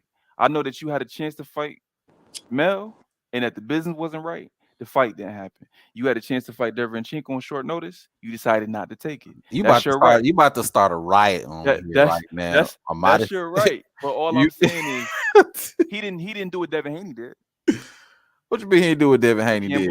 I respect Haney for that. He took a bad deal. He's so confident he gonna win. I'm gonna get the belt anyway. So if he loses Cambosis, you still gonna respect him? Hell yeah, because that's the problem. Via robbery, you don't still respect him. That's why that's why I feel like a lot of these fighters are soft, because nobody want to take no risk. Like what he's talking about with Floyd earlier. Floyd had to take all the risk. You take a risk by getting in there in the first place, okay? But you shouldn't have to. If you're trying to fight somebody, you shouldn't have to make all these damn concessions in order to get somebody in the ring. But I thought you was a Floyd fan, because Oscar De La Hoya and Floyd and Pacquiao the ones, and Sugar Ray Leonard, they really divas too. Yeah, they are. You know, right? They are. But the thing is, that shouldn't have to happen. That just goes to show you that dudes don't want to fight. That's the reality of the situation. Because if you did, you would make a fair offer. There's no reason to 80-20 a dude or 90-10 a dude when you feel like you can win. It is reason to do that though. Like for example, when some of Pacquiao's opponents or some of Floyd's opponents, Maidana made what, 3 million, 5 million? He didn't make all this money fighting Floyd. Floyd clearing 40 and 50 million. That made sense. You talking about Maidana? First of all, Maidana at that point in his career had like 3-4 losses at that point. The dude had actually made like a resurgence because he was like out of the ring for a while, and then he started training under Robert Garcia and then made a comeback type shit. This is a dude that would have been happy for any opportunity, right? But how you're talking is part of the problem, though. Hold on. Let me finish what I'm saying. So he was a dude that would have been taken any opportunity given the circumstances. He had just beat Broner, like he was riding high. Hey, whatever. Whoever want to fight me, I'll fight him, right? Versus a Floyd Mayweather, who at the time was a pound for pound #1 fighter, right? Forced to take this low split versus Oscar De La Hoya, you know, as he should have. No, he shouldn't have had to. David. So hold on. I want everybody in the panel to chime in if y'all can. Go ahead. You telling me if I'm on all the talk shows, I'm a legit a star. I don't went platinum and albums, singing. I am actually a celebrity, like a real celebrity, not just in boxing. I'm bringing most of the fanfare. I've sold over $1 million pay-per-views without you. I'm literally the face of boxing, right? The hardcores knew Floyd was actually probably at that time the best fighter. But for the general public, everybody knows Oscar De La Hoya, right? So Oscar De La Hoya is the highest selling pay-per-view star at that point, right? Floyd, I think the most he had did was crack like 300,000, something like that. So they're not equal. Just meaning I'm actually affording you this opportunity for this fight because I don't have to take the fight, one. And then two, what I bring in versus what you bring in versus the gate. Like, I hate talking about this, but it is what it is. What I bring in versus what you bring in, you don't deserve 50-50 or 60-40 or 70-30, not based off of what you actually generate. That's why fighters are, look, I personally don't care if people get paid, honestly, because I don't make nothing off it unless I'm betting. But even still, that don't got nothing to do with what they making. I'm just saying a lot of people want, that's why I'm not as hard on Bob Arum. Essentially, what we asking Bob Arum to do is lose money because the fighters don't sell. If I'm paying you, David, $2.5 million and you can't even sell out your local elementary school, I'm losing money. So you asking me to pay Floyd 50-50, but he in any other scenario, he couldn't generate this money because he doesn't generate that revenue. So in that particular case, Floyd didn't deserve nowhere close to 50-50.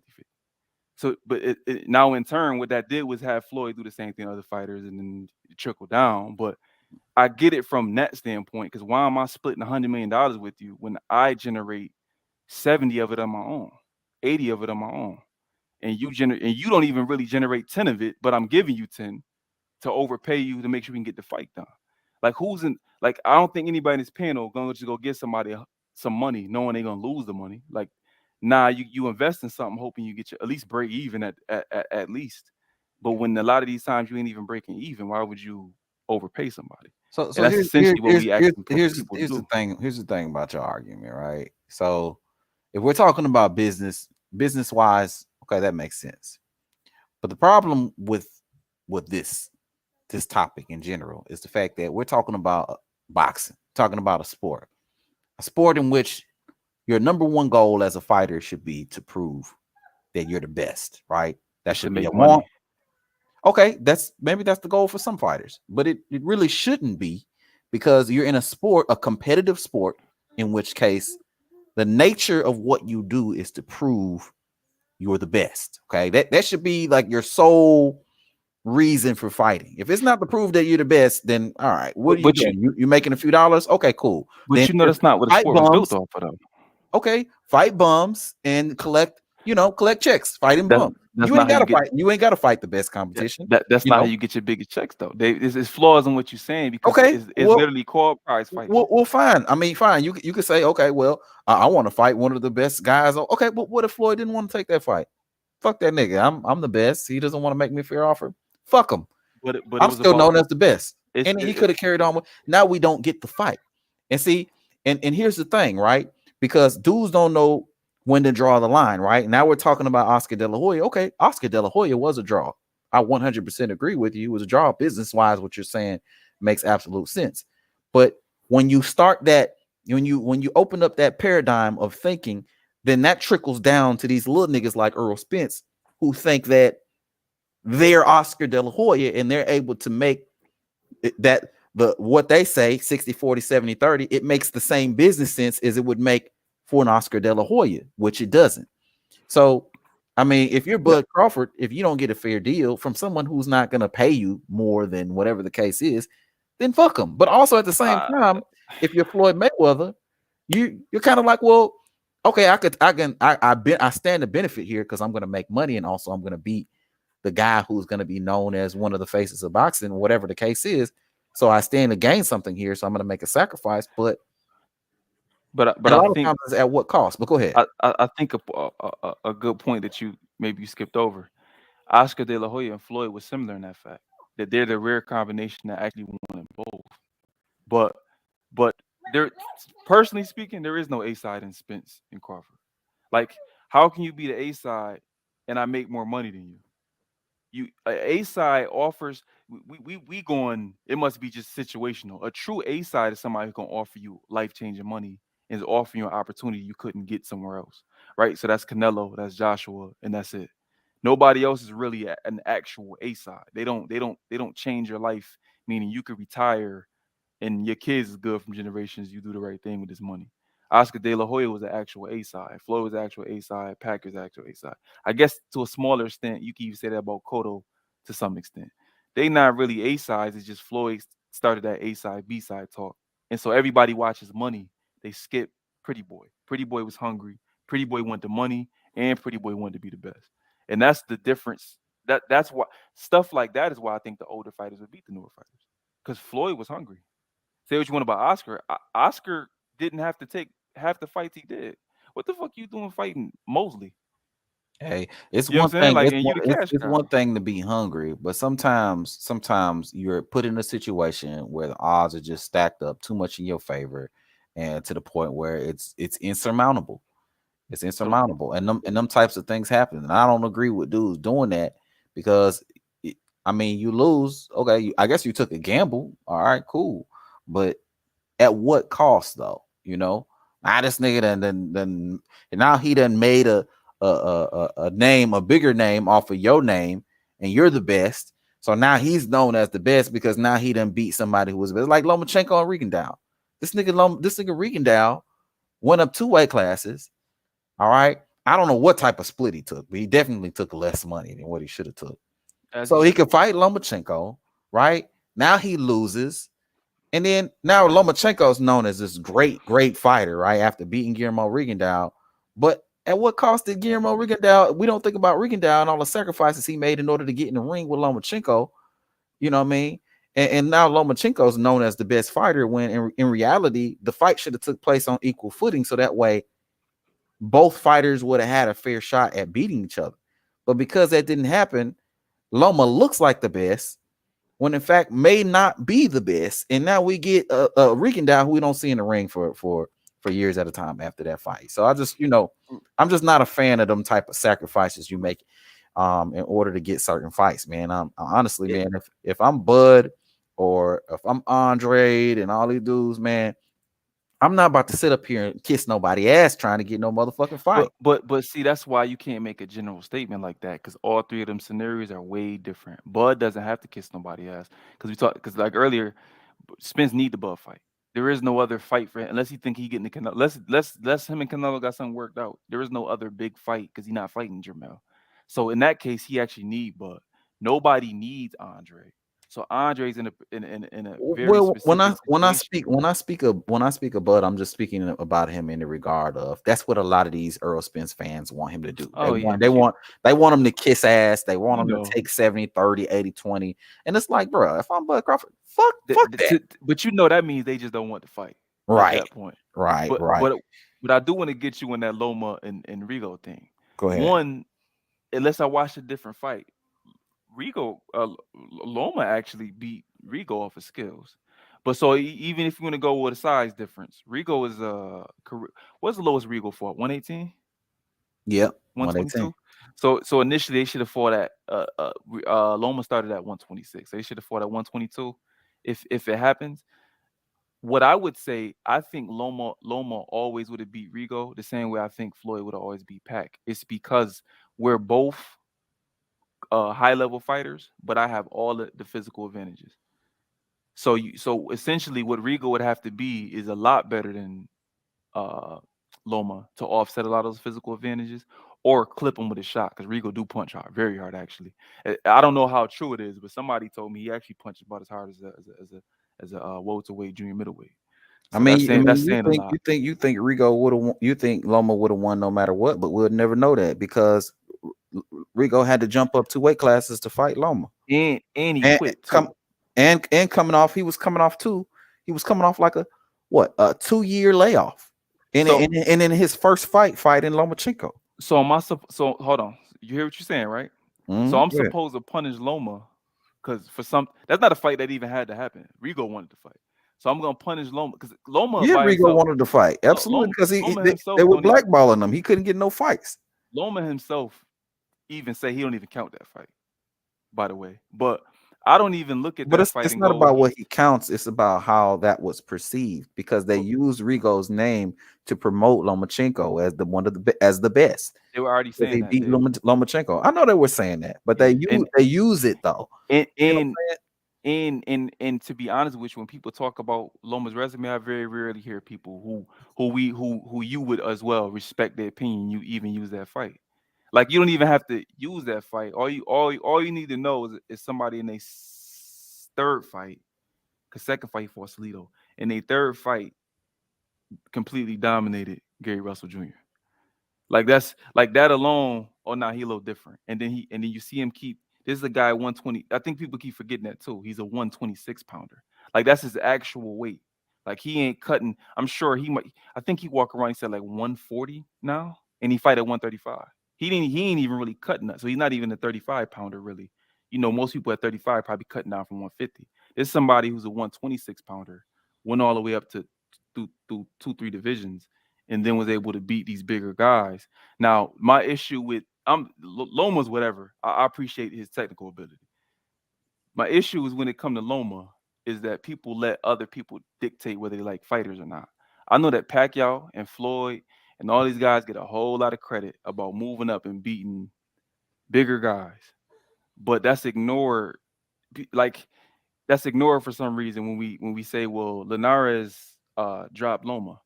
You do know Linares is a career 35-pounder and actually is fought at 140. He like he's always at a disadvantage at 135, and yet he's still dominating guys and things like that. I think it's kind of what you're saying. I don't let ESPN tell me who I'm gonna like or dislike because I like what I like based off what's in the ring. Yeah, So just because they saying Loma this and that and the third, but you one well, of them if he dudes wasn't, who uses your brain, you know what I'm saying? But we know a lot of dudes, a lot of people out there, they don't use their brains. What they do is they follow whatever's going on in the media, you know what I'm saying? like Whatever. Wilder fans. All right, Lord, here we go. Okay, here we go. What you mean like Wilder's fans? What you mean, bro? because Wilder to me is worse than Earl. How's Wilder worse than Earl? You got to just like him to be a fan. I just want to root for him because he a Black American heavyweight. I mean, he's also a dude that's knocked out damn near everybody who he's fought, which is impressive. The dude had almost 100 before he fought Fury. He had like 100% knockout ratio, didn't he? No. You know he when he fought Bermain and Stavern the first time. The first time. Okay, you're right. So like 98. And watch this. Now watch this though. This is why when I hear people say people had 2 and 3 losses, I don't care that you lost. He about to say some blasphemous shit. Go ahead. It's who you fought and you lost to, right? So when you look at Maidana's losses, who did he lose to? He lost to Devin Alexander, who at the time was a top junior middleweight or junior welterweight. He lost to Amir Khan when Amir Khan was actually himself still, right? He didn't. It's not like he lost to some dude we got to go look up his boxing record. When people versus Deontay Wilder, every time somebody brings him up, and Bull and David, I know y'all shit. Even y'all can't name his first 35 opponents. And when I looked through it, it was light heavyweights moving up. It was cruiserweights moving up. It was people we ain't had fights in 2 and 3 years. But we can say the same thing about all them heavyweights. I mean, but you can't. I always thought Deontay Wilder had a weak resume. And here's the kicker too. He's only fought 2 people in the top 10 ever. I'm sorry, 3. He's only fought 3 people in the top 10 ever. Okay, so who has a better resume than Wilder? You know who most of ironically over half their fights been against top 10 opponents, and he still gets shitted on. Who? AJ. Joshua.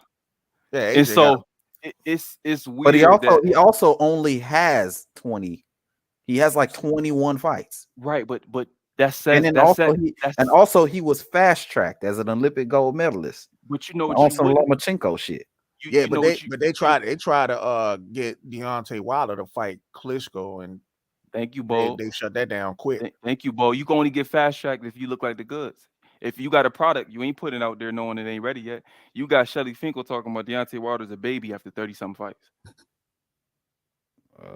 Like Dave, I just want you, because you be going hard. For whatever reason with Deontay Wilder, you just lose all your. I mean, I don't go hard for Wilder like that. I ain't a Wilder fan like that. You go hard when you see the bullshit, but with Wilder, I feel like you be a little more relaxed. Like and then whatever you feel about him in the AJ negotiations, I was just done with it when I heard him. Everybody got their opinions on it. All I know is all you got to do is ask the man what he said out of his mouth. I could have had the AJ fight, and I chose to fight Tyson Fury. In retrospect, it looks better because Tyson Fury got back into form. He was fighting Fury coming off a 400-pound coke bench. Like it wasn't even like he fighting the Fury that was at the top of the game. He thought it was gonna be a cherry pick to boost his negotiations with Anthony Joshua, saying, "Hey, look, I beat the man who beat the man," and it backfired on him. So essentially, that's really ducking. But I don't hear a lot of people say that. Like he really was but you got to tell the whole story, Modest. You got to tell the whole story, fam. You remember all the games AJ was playing at the beginning of those negotiations. AJ was like, I got to get lion's share of everything. Got to be in the UK. Got to be that. All right, but this is what I'm saying. Like it should not be that way. That's another champion, your division. That's another. Okay, so Wilder said, "Fuck him." Okay, and then guess what? Look, and this is my point. Wilder said, fuck him. He fought Fury. That was 50-50. He gave Fury 50-50 in both fights. Both of them 2 fights. Okay, he went his own way. Yeah, it ended up fucking up on him because Fury ended up beating him or whatever the case was. but he went his own way. He said, "Fuck this nigga AJ." He playing games. He want a big dog somebody. But at the end of the day, if you're Wilder, you're looking at AJ and you're like, "There's no more Klitschko.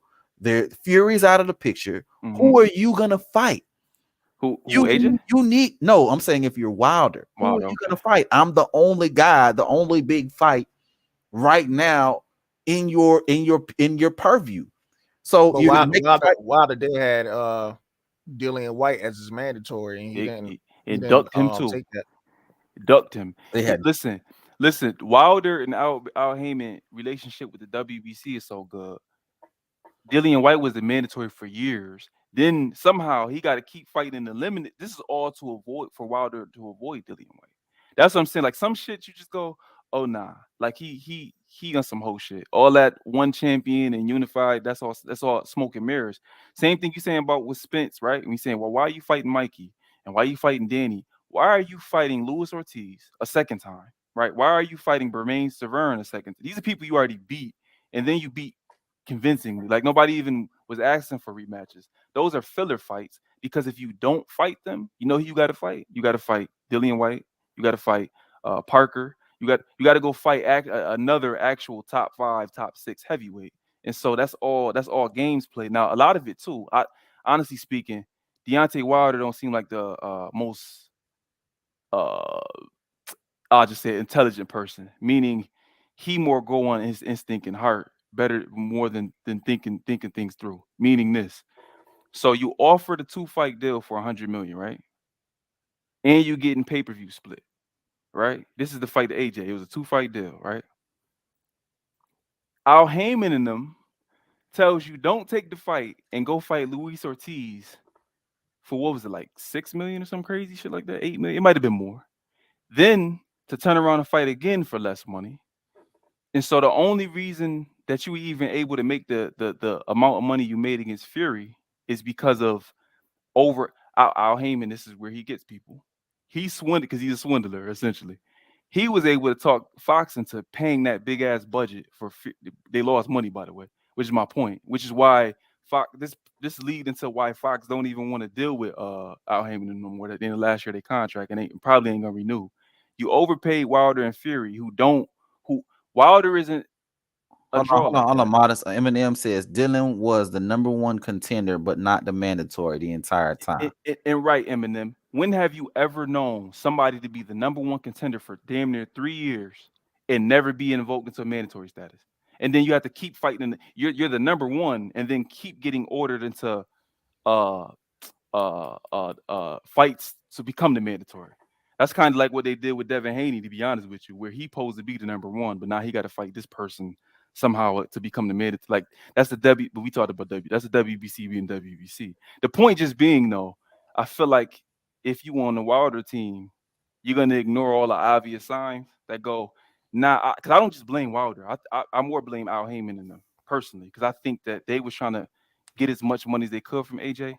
But it's like what we were saying earlier. AJ making $80 to $100 million. So if he wants you to come to England, like if you my fighter, David, and you in your 30s and you've been a champion and you did all this stuff, I'm gonna ask you personally, look, we're gonna go over here, we're going to the UK. They're gonna have all the things in their favor more than likely, but you about to make $100 million for 2 fights. You everything gonna be set. You ain't gonna be able to make this money nowhere else. Do you want to take this fight, or do you want to go fight somebody else and risk everything? Because Al Heyman and Shelly Finkel are not working in your best interest. It's called prize fighting. So, and then AJ's chinny. So you don't like your chances going to knock AJ out? And it's a guaranteed rematch. Like, and then you get paid again, and then you can negotiate for a bigger split. Instead, you stuck fighting a 58-year-old Cuban, and then you fighting shout out to my Haitian people. I'm Haitian. You fighting Bermain Severn again, and nobody asked for it. Like you taking all these fights, risking all this stuff. It was the tall dude for Spilka, all these. No, what was the guy with that used to play football? Gerald Washington. No, the one he knocked out in like the first round. Hey, but listen, I'm modest, man. Here go the thing, bro. Nobody cared about a Dylan White fight. You No, acting I like didn't care. I cared. you I acting cared. like that was a fight that dudes was calling for. Nobody gave a fuck about Hold that. on, hold on, Dave. And Are you first, speaking hold on. as an American? Or you speaking as I'm a speaking skater? as a fight fan in general, man. Because that's not true. That's not true. Because how about That's this? not How true about then. this? Don't you remember what Wilder said he would fight Dylan White as long as AJ there was a deal on the table for AJ? Do you not remember that situation? Yep. And what do Dillian White got to do with AJ? What do you I mean? thought If you're he told AJ and you trying to make the fight, then what's the? You know what Dillian White said? AJ's not my boss. Dillian White don't have no promoter. Well then, if you're Wilder, why the fuck would you want to fight AJ? I mean, Dylan White. Then for what reason? When you're trying to fight, you're trying to go after AJ. AJ don't want to fight. Now you want dudes that have big names or big fights in the division. Because you held up undisputed for 5 years. So at the end Was of the it day, him that held up undisputed, or was it AJ that held up undisputed? Because it seemed to me more like AJ held up. it seems like to me Deontay Wilder did, because Deontay Wilder didn't believe in himself like Floyd did with Oscar De La Hoya. Deontay Wilder didn't believe in himself like Devin Haney do against Kim. Well, he got to take a 90-10 split to AJ. I do know he was getting paid 100 after million. the Fury fight when they had that draw. That's fight? when they offered Deontay Wilder a contract, and that's when Wilder was like, well, he's going to fight what's the name again, Fury again, and then he leaked that online, and he was like, he said, well, I promised them that I was going to fight you again. I gave you a man of my word. Right. Cause that makes sense. That's what I'm saying. That you acting like, if anything, that's the best 90-10 I ever seen when you getting paid 100 million. That's my issue. Like, it's not like they was lowballing you. So essentially he lost out. Matter of fact, it's 150 million he was set to make. You lost out on 150 million dollars. 150 million, but how much was AJ making in that fight? Got to be at least double. And this is what I don't get about the argument you trying to make. Go ahead. Because AJ is, again, to make fun of the Spence fans. AJ is actually what Spence fans think that he is. He literally is the biggest thing in the country. Like the whole country comes out to see AJ. Okay, in the UK, but niggas don't know who the fuck he is over here. Why not? Hold on. This is another thing that's said that I can debunk immediately. Okay. Go ahead. Look up any Wilder article that has nothing to do with Tyson Fury. Whose name will you see attached every time? How many pay-per-views has he done over here? Who? Anthony Joshua? Yeah. Well, he only did one pay-per-view, right? And that was against Ruiz. And see, this is how you have to look at it. It's in reverse. His pay-per-view should be counted really where he's from, because that's going to be the tell. I don't expect Deontay Wilder to go to the UK and sell an arena on his own. I don't. So in reverse, that's what I'm saying. Like, I think we were spoiled. Hold on, Modest. Eminem says it was 120 million for 3 fights, 40 million per fight. Right, but that's just the flat fee, right? He was that's not the flat fee. That was the offer after the draw. The flat fee, was that the flat fee? I'm saying that's 40 million a fight before we counting in ticket revenue, before we counting in pay-per-view. Like, he was gonna make more money than that. It's just a weird thing to go, yeah, you shouldn't have took the fight because you was gonna get paid more money. I would have took that con. That would have been his highest payday. Because Bo, it's no logical reason to say that he did a good thing turning that contract down. Okay, but you know that you negotiating at the end of the day, and honestly, it like I said before, like, and I believe it was something where Wilder said he would take less money than what AJ was making, but AJ was playing too many goddamn games. If I recall correctly, it shouldn't even be that's what I'm confused about. It shouldn't even be a question. If I make 100 million and you make 12 million, that's reflective of what you're worth and what I'm worth. Why then, when it's time for us to fight, I'm gonna go, this fight worth 300 million, you're gonna get 150. Why? You don't bring $150 million worth. Okay, I'm gonna overpay you. I'm gonna give you okay. 50 probably, but you don't. Why is Anthony Joshua required? Because he, ironically, all his fights to get made, he does the same thing Canelo did, but to a higher Okay, extent. but He here's the thing. overpays everybody. Here's the thing. You're looking at this very like one-sided in a sense where, first of all, if you're Wilder, okay, you got a lot to lose too. You know what I'm saying? You're bringing a lot to the table too. I mean, obviously, the only reason why it would be these 3 fights would be worth 300 million or 400 million, whatever it is that they were estimating would be worth, is because part of the reason, or a big part of the reason, is because it's against Deontay Wilder. Because Exactly. if that wasn't the case, then guess what? AJ should have been making this type of money for all his fights, but he wasn't. It was for Wilder. Well, one of the Wilder fight. If it's 40 million, let's say this, right? If it's 40 million that Wilder's gonna make per fight, right? If we doing simple math, if AJ just got paid 80 million to fight Usyk, he got paid 80 million to fight somebody else too, right? So let's say what he was gonna take home was 120. Well, that's the $40 million difference right there. What he would have been paying Wilder.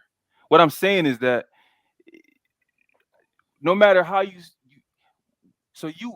would have pulled. That's why what's my man Lou DiBella, he got cut out because he was trying to negotiate that deal in particular that we talking about, and Al Heyman and them and Shelly Finkel and them didn't have the best interest of Wilder. So you're gonna take the risk against Tyson Fury, who's a worse match. You got a better. To be honest with you, I think Wilder would have knocked AJ out. That's the irony of the shit. Like, so you're gonna take the harder fight against Fury because you thought he'd cherry pick. But if you look at this, honestly, I'm honest. If you look at the whole picture, they both lost out because AJ ended up fighting Ruiz and getting knocked the fuck out. Okay, Right. Wilder ended up fighting Fury and getting knocked out. So they both lost out. But you know the difference though? AJ won the Ruiz fight, and then he in the Came back and rematch. lost to Usyk. But this is what you're not thinking about. He still makes upward of 60, 70 million. Though. Yeah, his market didn't drop at all. Yeah, like he's carrying the heavyweight division in terms of getting paid a big paycheck. I mean, It's that's not fine. That's they're not in fine. the same category to compare. Wilder's not going to change nobody like. Hey, but the thing is that's fine. But he's still not making the same money he would have made versus a Wilder. So he still lost out. But hold on. So my loss out is 100 million. Still 80 million. I mean, you can't. I'm gonna take. Hey, 80 million. 80 million is 80 million is cool. But what's 80 million when you could have made 200 million? But why couldn't he get the 200 million? He couldn't get the 200 million because he couldn't come to the table with a deal that made sense for Wilder. And when they were trying to make that fight, what should have Wilder have gotten? I'm just curious about that. What's his career person now? 30 million, right? Yeah, I don't know. I mean, if I was Wilder, man, I would have took that 120. So, I mean, that to this day will be his highest payday. Okay, three times over too, 4 times over actually by the math. I mean, hey, you may be right about that. I ain't even saying that you're wrong about that. But at the end of the day, I mean, you trying to make the most money that you can make. You don't want to be lowball. And honestly, Wilder took a gamble by fighting Fury at the end of the day. Because again, if you don't feel like you're getting a fair offer from AJ, because that's exactly why he didn't take the offer, obviously, because he felt that it wasn't a fair offer. If AJ's making 200 or 300 million and he's making 100 million off of 3 fights, he's signing away 3 fights of his career for $100 million when AJ's making $300 million. And you know the first fight was a gimme fight too. Like the first fight was literally, you can essentially pick. This is your introduction to the UK audience. So his first fight wasn't even a real fight. That's the other thing. Like if you actually, when you get a chance to go research the actual offer, like it makes, like even what you're saying don't even make sense. So we want the best offer for you, but we're not gonna take it and then take a harder fight for less money. That's what I'm saying, Dave. You trying to defend something that he came out his mouth and himself and said, I took less money to fight Fury because I promised it to him because of this. What they were trying to do was gamble and figured, well, if I beat that's Fury, what it was. That's what I said earlier. It was a gamble. But that's not in the bet. Whoever Wilder listened to, that's you don't have my best interest. I mean, it would have worked out fine if he would have knocked out Fury. He could have went back to the negotiation table with AJ and would have got more money. And instead he got knocked out twice. But it happens. AJ got knocked out too. It happens. But you keep there. This is the thing though. Fighting skill wise, whatever that is, you might think they're equals, but in the business they're not equals. So just because AJ lost, but AJ off of a loss banked 60 million, 70 million. Whereas if Wilder would have lost to Fury that first time, for that first fight, then he get paid like 12 million or something like that. So then you lose. You know how PBC do when you lose, you go back to making like 2 million. So just if your interest is in the best interest for Wilder, it doesn't make sense. So after the first Fury fight, it's a draw. That's cool. Really, you lost that. That draw was a gift, if in my opinion. Really, the only 2 rounds you won was the rounds you knocked them down. You could argue it was 10-2, 9-3 the rest of the fight. So really, you really lost all 3 fights if we taking the unbiasedness out. So you just went life and death with somebody coming off a coke binge, and then your gamble is, well, we're gonna fight him again instead of going to take the AJ fight and go get all the bread. Like that it just don't make no sense. There's nothing logical about it. That's all just, like, it might not make no sense to you, but it made sense to them at the time. Retrospectively, they didn't. You think they predicted that they were gonna go in there with Fury and get knocked out? No, they thought they were gonna go in there, run over Fury, sell some pay-per-views, make some money, and then go back to the table and go fight AJ. Or try to fight AJ if AJ wasn't acting crazy. I think you're right. I do think they didn't think that Fury was gonna knock him out. I think they thought in the rematch, push come to shove, they can get another close decision and give it to Wilder. Nobody at the time predicted that Fury was gonna knock out Wilder. Even if you thought Fury was gonna win in that second fight, you didn't think that he was gonna knock him out. You thought maybe, at best, it would probably be a close decision, kind of like the first fight, right? Where Fury won majority of the rounds, right? Fury would win majority of the rounds. Maybe Wilder would land a few knockdowns, and kind of even up the scorecards, and it would be similar to kind of the first fight. But nobody thought that he was gonna go in there and get knocked out or whatever by Fury. So, it retrospectively, because Fury don't have power. That's the other thing. Fury does have power. Fury ain't got no damn power. Who did he knock out before Wilder? Fury got a knockout win over Fury was known for being pillow fisted. Before he fought Wilder, he was known for being pillow fisted. This is the technical aspect. Pillow fisted means that even when you're punching with correct technique, that you can't knock somebody out. Fury was never. If you watch Fury slaps when he punches. He doesn't fight with correct technique. Okay, but that's one of the things that was corrected when he went to the Crunk gym. So we know that it changed everything when he went with Sugar Hill, right? Sugar Hill taught him how to punch. Okay, he does have power. When you put your weight behind your punches, you punch correctly, you got power. But prior to that is what I'm talking about. We knew that he slapped with his punches. We knew he had a very low knockout ratio. So at that point, a lot of people believe he didn't have no power. And Wilder is chinny anyway, though. But even so, you in there with somebody who you think can't punch. And you already been in there with him, and you know he can't punch because you were already in there with him, and he couldn't hurt you not one time throughout the fight. Just because you don't get hurt don't mean somebody can't punch, though. That's another narrative I never agree with it. Like, I don't think Devin Haney can't punch. I think the way he fights, he doesn't get the most out of his punches. Okay, and that's fine. However you want to interpret it. However you want to interpret it. But the thing is that, with certain fighters, they have the power to be able to hurt you. You know what I'm saying? Put you down, knock you out, flash knockdowns. Fury wasn't one of them guys, okay, to be able to do that. He put Wilder down very quickly in that second fight. That was very uncharacteristic, and that's the main idea of the subject. It was just very uncharacteristic for Fury when he went into that second fight with Wilder. So, I doubt that Wilder was thinking, okay, this could be a close fight. I may lose or get knocked out. I doubt he was thinking that. And then, right, it's kind of veering off. Mm-hmm. That's what I'm saying. You got to just like Wilder as a person, which is fine. Mm-hmm. All I know, the man twerking in the rain. Then he talking like him as a person. You being fake. So if you remember when Wilder first came out, Wilder actually was very likable, fighting for his daughter, very humble. He went over there. Once I seen that clip when he over there commentating on the AJ fight. And it's funny you say that, King David, because this is all like, if you really want me to, I can, and we can, if it's up to you, do a live about it. AJ actually Deontay Wilder actually built his profile off of calling AJ out. The moment he went to go commentate that fight over there for AJ, he saw, hold up. This man's selling out everything.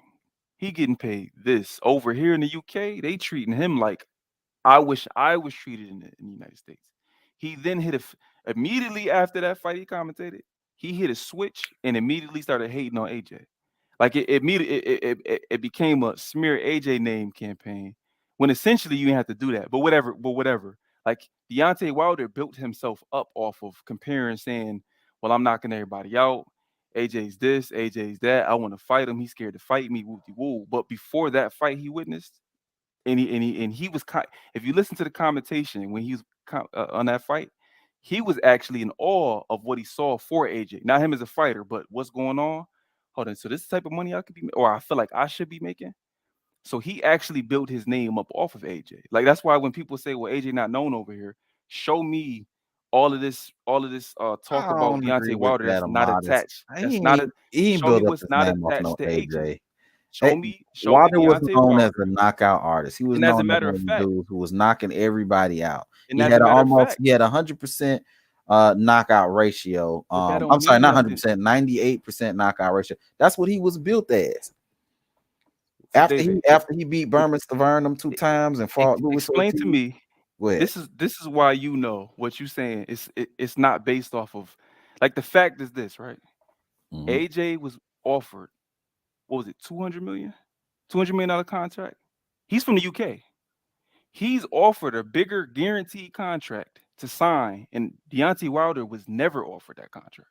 So even Showtime and Espinoza and them knew that's the guy right there. If we want to build a heavyweight stable up, this is your promoter's right hand Showtime at the time, and they not even offering Wilder this contract, and they offering AJ that contract. I'm just saying it's almost like a delusion almost. Like they were Americans.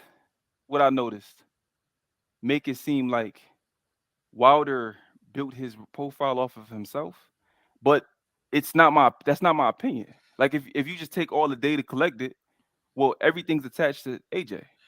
Modest. Eminem says, "True, Wilder agreed to take a $15 million flat fee from AJ." Do you remember that part? That has nothing to do with that 100+ million contract we're talking about. Exactly. That was afterwards, and that's I think that was the first. I think that was the first offer, right? Yeah, that was the first offer. But that's the thing that Amadeus, you don't never talk about that part. Hold on. That, Now watch first this part. Go ahead. What was Wilder's highest? See, I love this. Eminem, you got to come better than that. Make sure you post what Wilder's highest purse was at that time, because it was $2 million. So I'm offering you what's 15 divided by 2. But he agreed. That's 7 times. That's 7 times. That's 7. Right. So this is why I ask you on Bowl all the time. What do we consider a duck and what do we not consider a duck? Is it when the paperwork is signed, or is it when just a offer or a verbal agreement? Like, because the answer always changes depending on the fight eventually. I unless y'all know something I don't know. There was never any agreement signed. All I know is that, right, and that's why I blame that was the whole Al Heyman more than I do Wilder. That was the whole Deontay Wilder said he's gonna put $50 million in a bag thing or something. Yeah, and it's not even an escrow.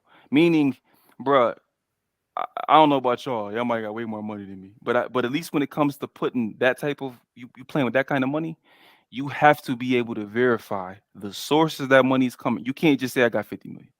Like, it has to be where all the parties are. When you start talking about that type of money, it has to be an escrow. All the parties should be able to verify where this money's coming from, so you don't get the Al Heyman payment plan where you're supposed to get 10 million, but you're gonna get it over 10 years. Nah, this 50 million is here, and you can get this. It's immediately available to you once we sign a contract. Okay, but what about that whole thing where Eddie Hearn was like, "Oh, you got 48 hours in order to guarantee." What's all that shit?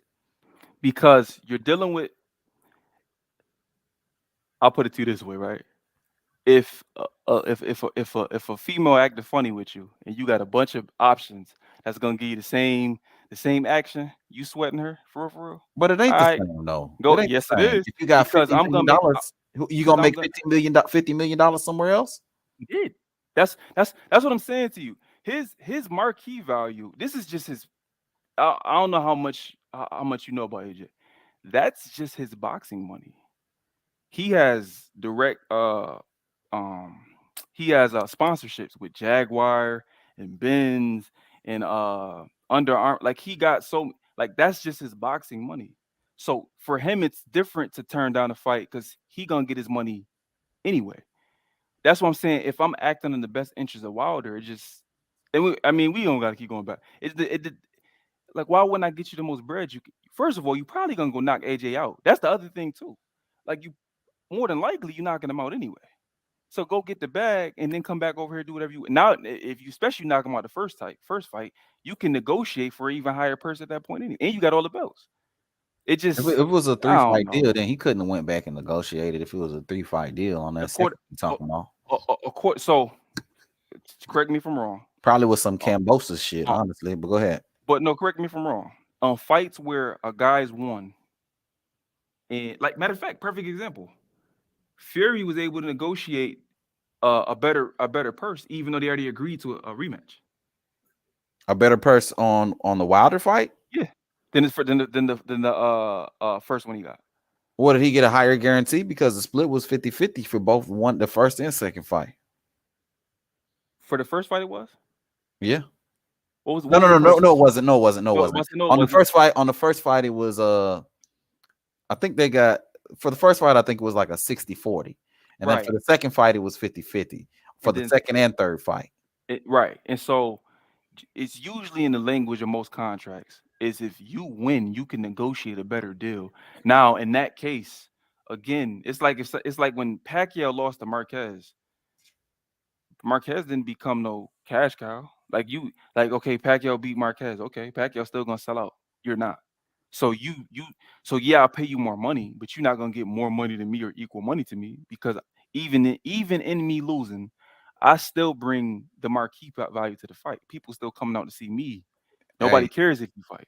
Fresh BX says John Skipper said they messed up the handling the negotiations with Wilder. Also, AJ lost the belts a few weeks later after that offer. What's the guarantee AJ got them belts back? Right. And do you in Fresh BX? I know you know your stuff. Do you realize how long these negotiations have been going on? Since 15 or 16? So that when he lost that fight, what was that in 18? So we keep talking about, well, this happened, but this is year like we talking about the Spence and Crawford. Well, we should never have to worry about a car accident. Y'all should have been for. We shouldn't have to worry about your retina getting torn. Like you chose to fight Mikey and Danny. Like nobody's even asking for the fights.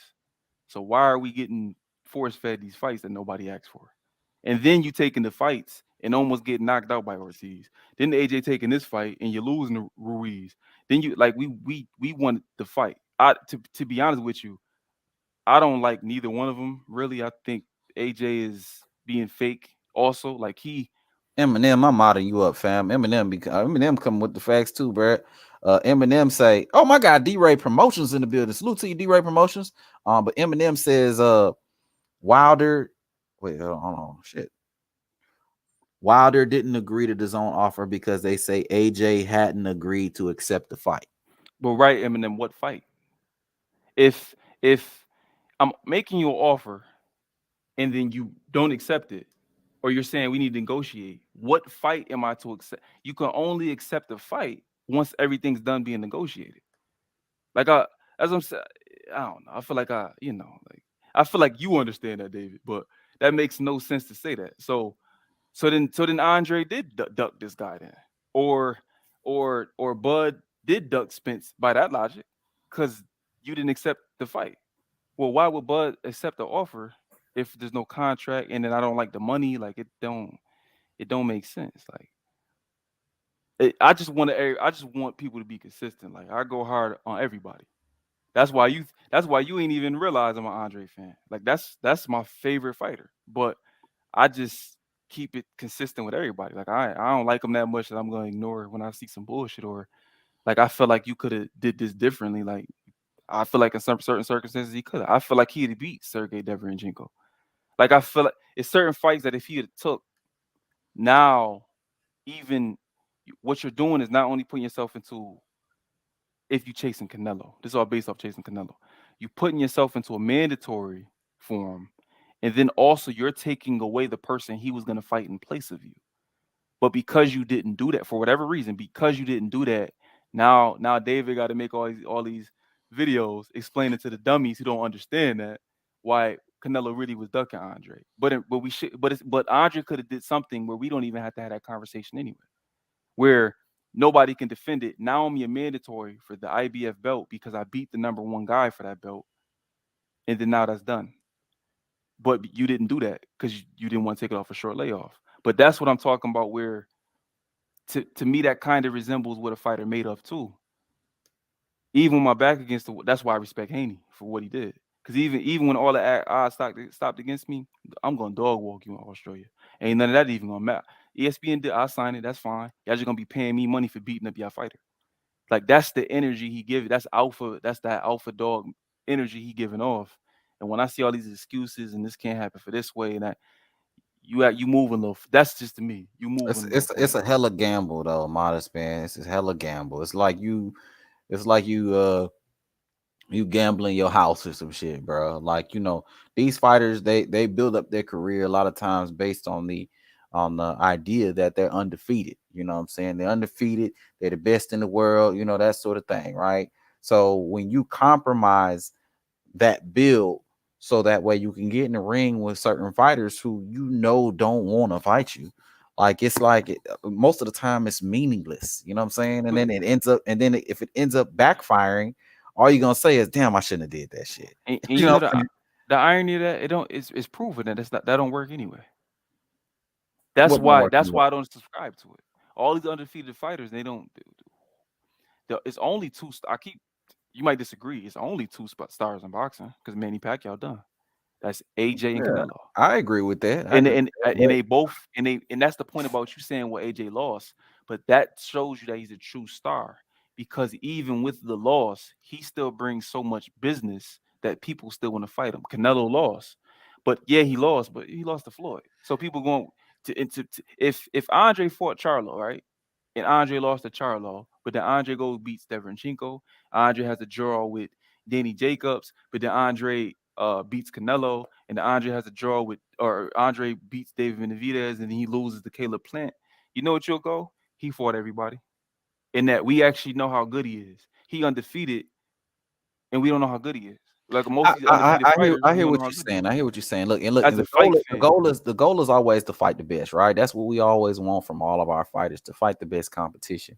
As fans, but when you have as fans, but when you have fighters that do not want, they gotta have everything their way. They gotta be on this diva shit in order to get in the ring with certain fighters. It's like, as a fighter, it's either does the fight mean enough to you where you're gonna make all these concessions, or is it fuck it? And for me, honestly, I would be like, fuck it. I'm not about to sit here and I'm not about to be kissing nobody ass, taking 90-10 splits like what Devin Haney is about to take. So now you got a fight that's about to make $100 million. You're getting 5 to Cambosis' 90, or 10 to Cambosis' 90. Go ahead. I'm trying to think of it. Man, listen, if I'm fronting you, whatever it might be, let's just say I'm fronting you, I want my money back. I don't care, you my mans and all that. This business.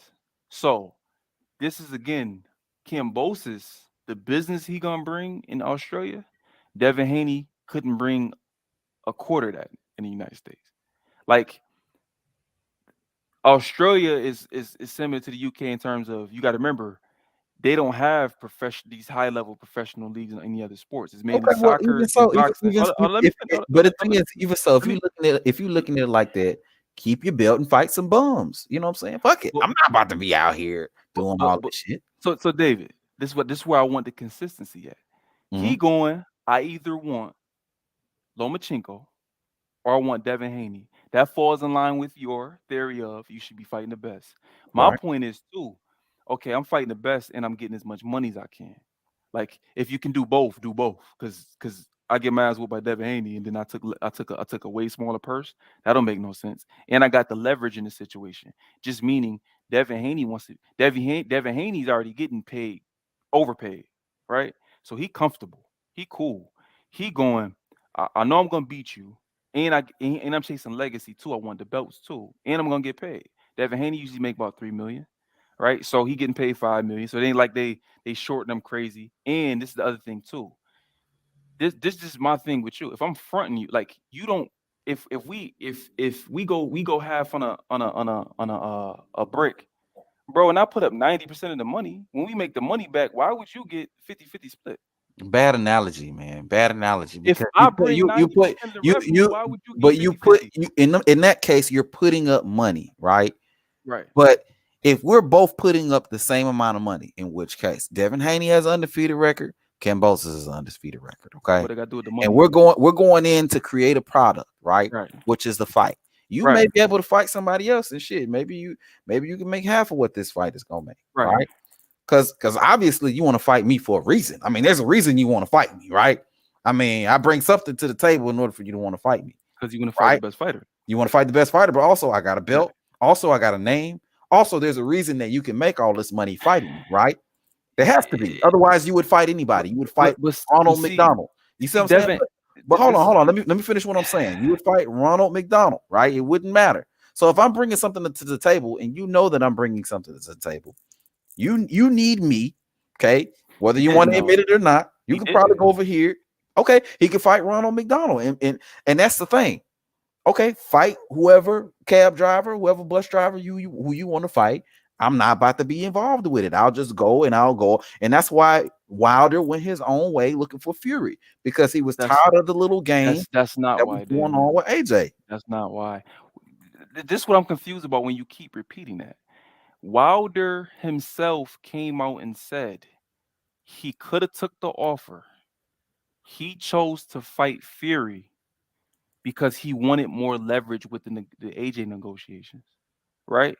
But it wasn't. It had nothing to do with, like, that's the narrative that kept getting spent. But that's when Wilder himself comes out and says something opposite than what everybody else saying. That's why I was like, okay, then I'm not gonna argue on the part of Wilder no more. Essentially, what you're saying is really you was just looking for a reason. You was reaching and looking for any reason to get some more leverage and negotiate, which I understand.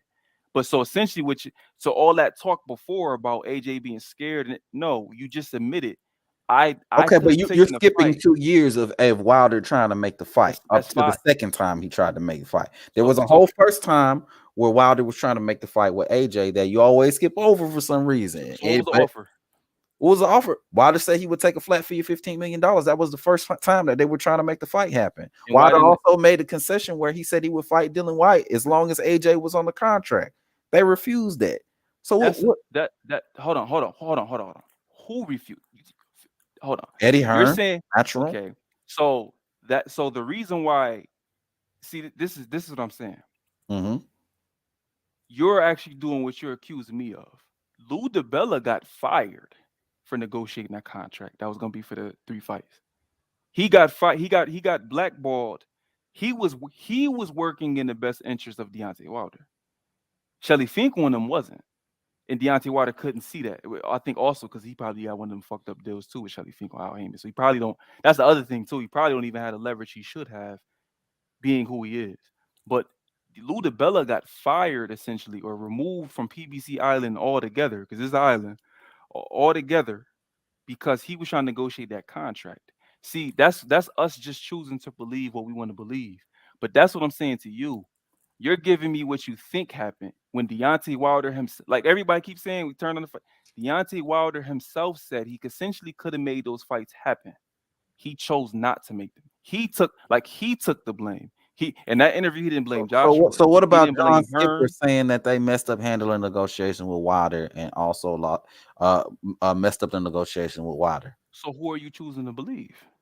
But that's the thing, that you're going by hearsay. You're not even hearsay. You're going by what Wilder's talking about. I'm going by what Skipper's talking about. Right. And who?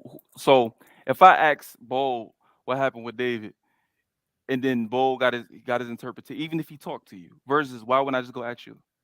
I can just go right to you and go to the source.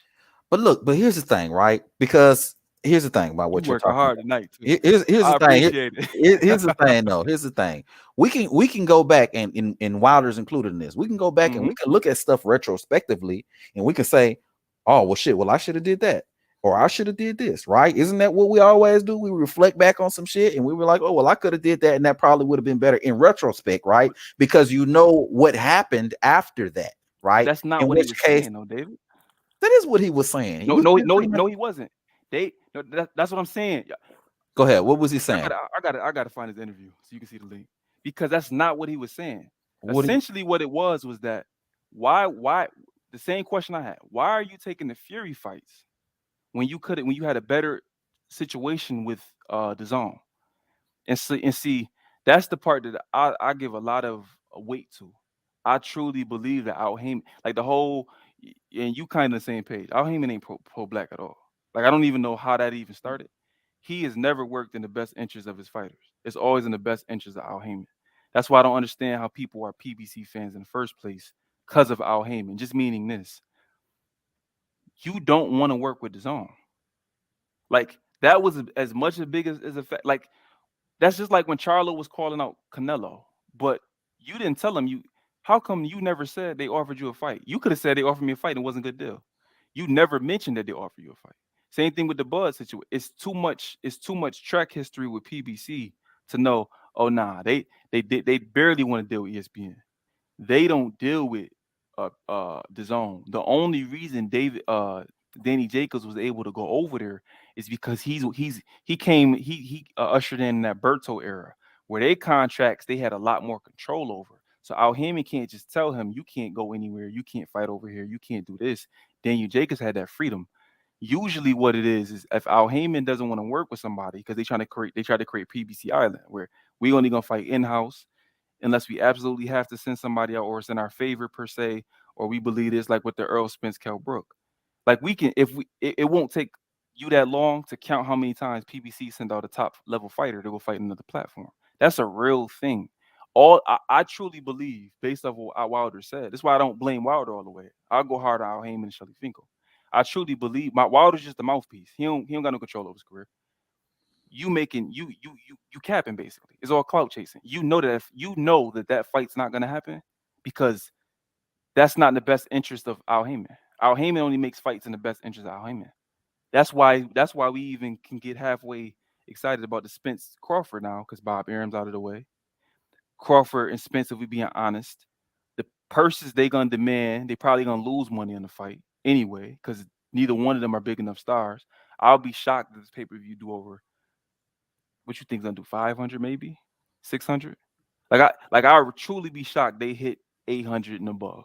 Like I feel like they're gonna lose money in this fight. So it's not the same as when Tyson Fury and Deontay Wilder doing business, and they lost money in that fight too. But heavyweights usually draw more money, and so you're taking a gamble with that. And that fight there is what had Fox pull out. Al Heyman is worried about his networks. He worried about having his control. So now that everything's moving back over to Showtime mostly, right? It's not on purpose. I mean, it's not on purpose. It's by accident. They gambled wrong, and now y'all backs is against the wall. Y'all gotta do this. So I don't give them credit for making all the fights you want to see. Now you're only doing it because you have to do it. So it still falls on. That's consistent even when it comes to Wilder. Those fights were never gonna happen. It's the same as any other fight that we wanted. Those fight I truly. That's why. When I'm saying Wilder, I'm talking about what he represents, right? I don't think Wilder even had that much control over his career. It's really the people around. Fights never gonna happen. That's like when David Benavidez what is his name? Sam Lukowitz saying they got to pay David Benavidez damn near as much as Canelo would make to fight Andre. Well, the fight's never gonna happen then. So what's the point of the call-outs? I think David wanted to fight, but realistically, them fights was never gonna happen. You can't tell me I got the best interest of my fighter for 120 plus all the upside, and it's gonna be upside because of how big the fight is. Oh nah, we're gonna go over here and have you make a quarter or a tenth of the money at first and a quarter of the money. Like nah, that it just doesn't make logical sense. You wouldn't take a harder road for less money normally. In no aspect of your life when you got a better opportunity right in front of you. And it's an opportunity that's kind of in your favor because AJ, once again, I think a lot of people would have picked Deontay Wilder to knock AJ out. All right, let me read some of these comments here real quick. Hold on a second. So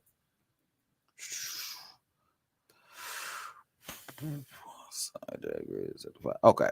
So Eminem says,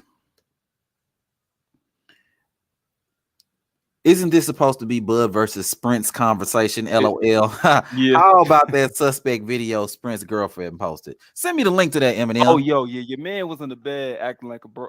Listen, man. I ain't see that video yet, I seen it fam. earlier today, man. Spence is weird. That's what I'm saying. His fans ain't, man. They fans of him. Like fans of the We weird. gonna keep the show PG. They fans of him in a different way. That man, listen. Oh, aerosexuals. That's why we call them Man, aerosexuals they for real. different. Wow. I don't know what that video is you talking about, fam, but you can definitely. You don't want to see it. You don't want to see that day. That might be. Shit, why not? Shit, I'll send me the picture. Oh, is it that type of shit? Is it some shit where I gotta say pause a whole bunch of times or something? It's how he was behaving. You know what I'm saying? As they would say, make you think he go both ways. I'll put it that way. Oh Lord, all right, fam. Let me keep going, man. Let me keep going. Fresh BX he did build his name off of AJ, and I agree. He did build his name off of AJ. That I agree with. Okay. All right, Fresh BX. Okay. Eminem says, hold on. He ain't come with the facts that time, though, huh? No, he come with the facts. Okay, I don't agree with that because I remember when Wilder was coming up during that time, and they were billing him as a knockout artist, and he was knocking everybody out. You know what I'm saying? And I don't agree with that. I mean, but Fresh BX say it, all right, Fresh BX. If you say that, cool. I don't agree with that though. You know what I'm saying? But he be coming with the facts though, so I respect it. I respect it. My guy Eminem say the $50 million. The $50 million was an offer that Wilder made to AJ. The $15 million was AJ lowball offer to Wilder that D surprisingly accepted, and AJ and Eddie started talking mandatory obligations. Do you recall that?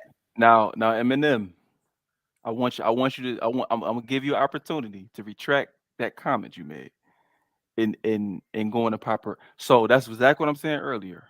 When you saying you have a $50 million offer, David, and you know me, bro, you ain't got 50,000 to come offer me. So, okay, y'all got $50 million to offer. Put it in escrow. That's what the 48 hours was for. They couldn't do it. So you don't have $50 million for the fight. So then why are you going to the public telling everybody we made a $50 million offer of money that nobody can verify that was real money? That 50 million, that's what I mean by the smoke and mirrors. That $50 million offer wasn't a real offer. Okay, so fine. The $15 million you saying it ain't a real offer. Okay. AJ offered the $15 million flat fee, and Deontay Wilder accepted it. That's what Eminem is saying. Are you saying that that's not true? But Eminem, how did he accept the offer? Because this is what I'm saying. What do you mean how? Elaborate. So if AJ was offering $50 million, right? Well, forget the 15 million. I'm sorry, 15 million, right? Yeah. He's offering $15 million. You know what Deontay Wilder responded to that and said? The same thing you saying, Dave, which I understand it. He's saying, well, hold on. If I'm taking 15, how much is AJ making? That's where the negotiation. That's why it's weird. You're gonna post that. Eminem is saying that he accepted the 15 million. He said he'd take it. But how are you accepting the offer and then trying to negotiate? But he didn't accept the offer and then try to negotiate. He's saying that he took the offer, and then AJ started talking about mandatory obligations. I remember that. But that's like saying I started at A and ended at Z. Well, it's a lot in between. So what I'm saying to you is in between that, right? Okay, now $15 million being offered to you. Mm-hmm. The next thing you do is go ask, well, how much is AJ making? Well, this $15 million to you was a flat fee at the time because your highest guaranteed purse was $2 or $3 million. What you mean? Like even at that time, AJ's bringing in 50. But I'm honest, if he accepted it, it doesn't even matter what he's inquiring about. He accepted the offer at $15 million. So I'm gonna say this to you again, David. What do we consider ducking? Because no contracts were signed. This is a verbal agreement. Just essentially meaning that at any moment you're not bound to that verbal agreement. You can which is what he did essentially. You can then backtrack and say, well, no, I want more money. That's what Deontay Wilder did. That's the in between. That's what I'm saying. Before you go from the 15 to the 50, it was a lot there in between. It's just weird that he's posting that and then leaving out the stuff that goes in between. Because it does include, he started talking about negotiating. So what AJ was saying about the mandatories, What did he? Because these are two different situations. The 50 million and the 15, they're two completely different situations. But it's So a for the timeline 15, between those. So for the 15 million, you're saying that he did not accept the 15 million, but in fact wanted what? 20 million, 25 million? What? He probably was thinking, What did he not accept on the 15 million? Probably was thinking like you, like, man, well, if he getting 100 million, why can't I get 100 million? I don't know. You got to. You saying he asked for 100 million? I don't know. I'm saying that's probably what Shelly Finkel was thinking. I'm sure they looking at this like, yo, we got Wilder, we can cash him out. We ain't accepting that deal. But but this sounds like a lot of hearsay coming from you right now, Amadis. If he accepted the 15 million, well, even with the facts, you ain't accepting it either, though, David. Even with what? Even with the facts, I'm like. You giving me the facts, but look, you can't refute this. If he sent 15 million, Wilder verbally accepted it, which, by the way, verbal contracts are just as legally binding as written contracts, right? So you gotta be careful saying that yes and no, because in certain states no, but no. The general rule argument is yes. Yeah. Okay. Thank you. Let me add up. But the reason why that's not true is because all I got to do is say, well, if I bring my lawyer, right? Let's say, because we didn't hear the conversation, right? We didn't hear the conversation say AJ said he gonna give me 15 million.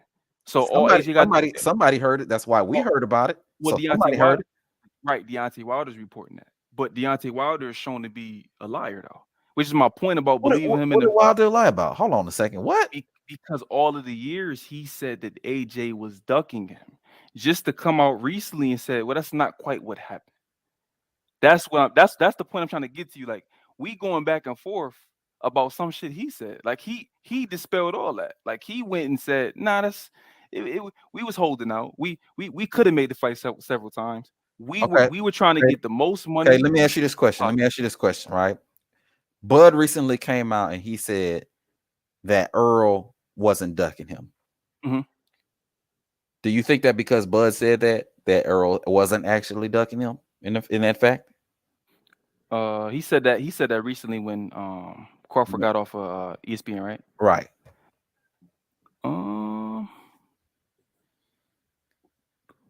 I think after the recent conversation, I don't think Crawford ever said he was ducking him, right? Yeah, Crawford was on record saying that he used the word, said he's ducking him. He said you can't be the boogeyman if I'm chasing you. When I'm chasing you, right? I'm trying to. I think I remember what you're talking about. I feel like when Bud said he talked to Spence recently, and that's when they both came to the understanding that what's about to take place and what the plan is. So in that aspect, he wasn't ducking him. But for previous to that conversation, I do think that he was ducking him personally. It changed once they had that conversation. Because again, I feel like a lot of it was. Okay, so I'm gonna stop you right there. I'm gonna stop you right there. Just like with Wilder, he don't got to say. So do you believe that it changed once Wilder had a certain conversation with AJ, and that may be the reason why he said what he said? Nah, I think that Wilder started coming to his senses because once again he got signed out the Olympics to Shelly Finkel, and so like that's what I'm saying. This is the stuff that people ignore.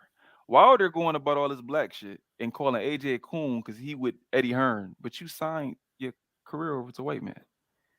Like it's just corny shit. It's just telling the man he ain't black because he it's all type of weird. Let me read some of these comment sections, man. Wilder's a weirdo. And Bo, man, I ain't forget about you over there, man. You quiet over there. What's going on, bro? You eating? You smoking? What's going on, fam? I ain't hear from Bo in a little minute. Nah, I'm just looking at some other video clips and whatnot while you're having a discussion. Oh yeah, man. Okay. I'm gonna read some comment sections, man. We're gonna bring this conversation back to Bud and Earl. So feel free to chime in, once we do that. Let's read some comment sections here. Eminem says Wilder Fury, that's not true. The purse was 50-50 for the first fight. That's what I thought it was, 50-50. I wasn't quite sure though, but thank you for the correction. The second fight was 60-40 to the winner. Okay, and then Wilder's guarantee was higher in the first fight, but was a 50-50 split. What does that mean? Essentially, he's saying that the 50-50 was for the first fight and second fight, Right. was 60-40 to the winner. Okay, Right. so whoever won the third fight, they would get 60, or the second fight, they would get 60-40 in the third fight. Right. So that's what it was. What Wilder's guarantee what was does the higher in last the first fight. line mean though? Wilder's guarantee was He higher was in the higher first. in the first fight. That don't make sense to me. Wilder had the higher guarantee payout. So it was 50-50 as far as the pay-per-view splits, but Wilder's guarantee was higher than Fury's guarantee in the first fight. So Eminem, this is what I keep saying. Why did you write that then? Because so then essentially the first fight wasn't 50-50. But look, Amada. Here's the thing, right? Saying, Here's the thing, because a lot of aerosexuals like to use that argument too. When we looked at that little article earlier, when we saw that Ugas and Spence was 50-50, a lot of them are going to say, well, Earl's getting a higher guarantee, so really it's not 50-50. It's like, first of all, ain't nobody tripping about $500,000, $1 million, okay? But when you're talking about pay-per-view payout and you're talking about $2 and $3 and $4 million, that's when it becomes a big deal. If Earl want to take $500,000 more than Bud, I don't think that'll be an issue for Bud for the most part. You know what I'm saying? Yeah, but when you start talking about 60-40, 70-30, you're talking about millions of dollars as far as the difference is concerned. And, right. and this ties into all the arguments we're having about Wilder and Fury and all this AJ and all that stuff like that. It's not the same. It's not the same. It's because it's because of how you view AJ. I think when I'm telling you, like when people get mad at Canelo, right?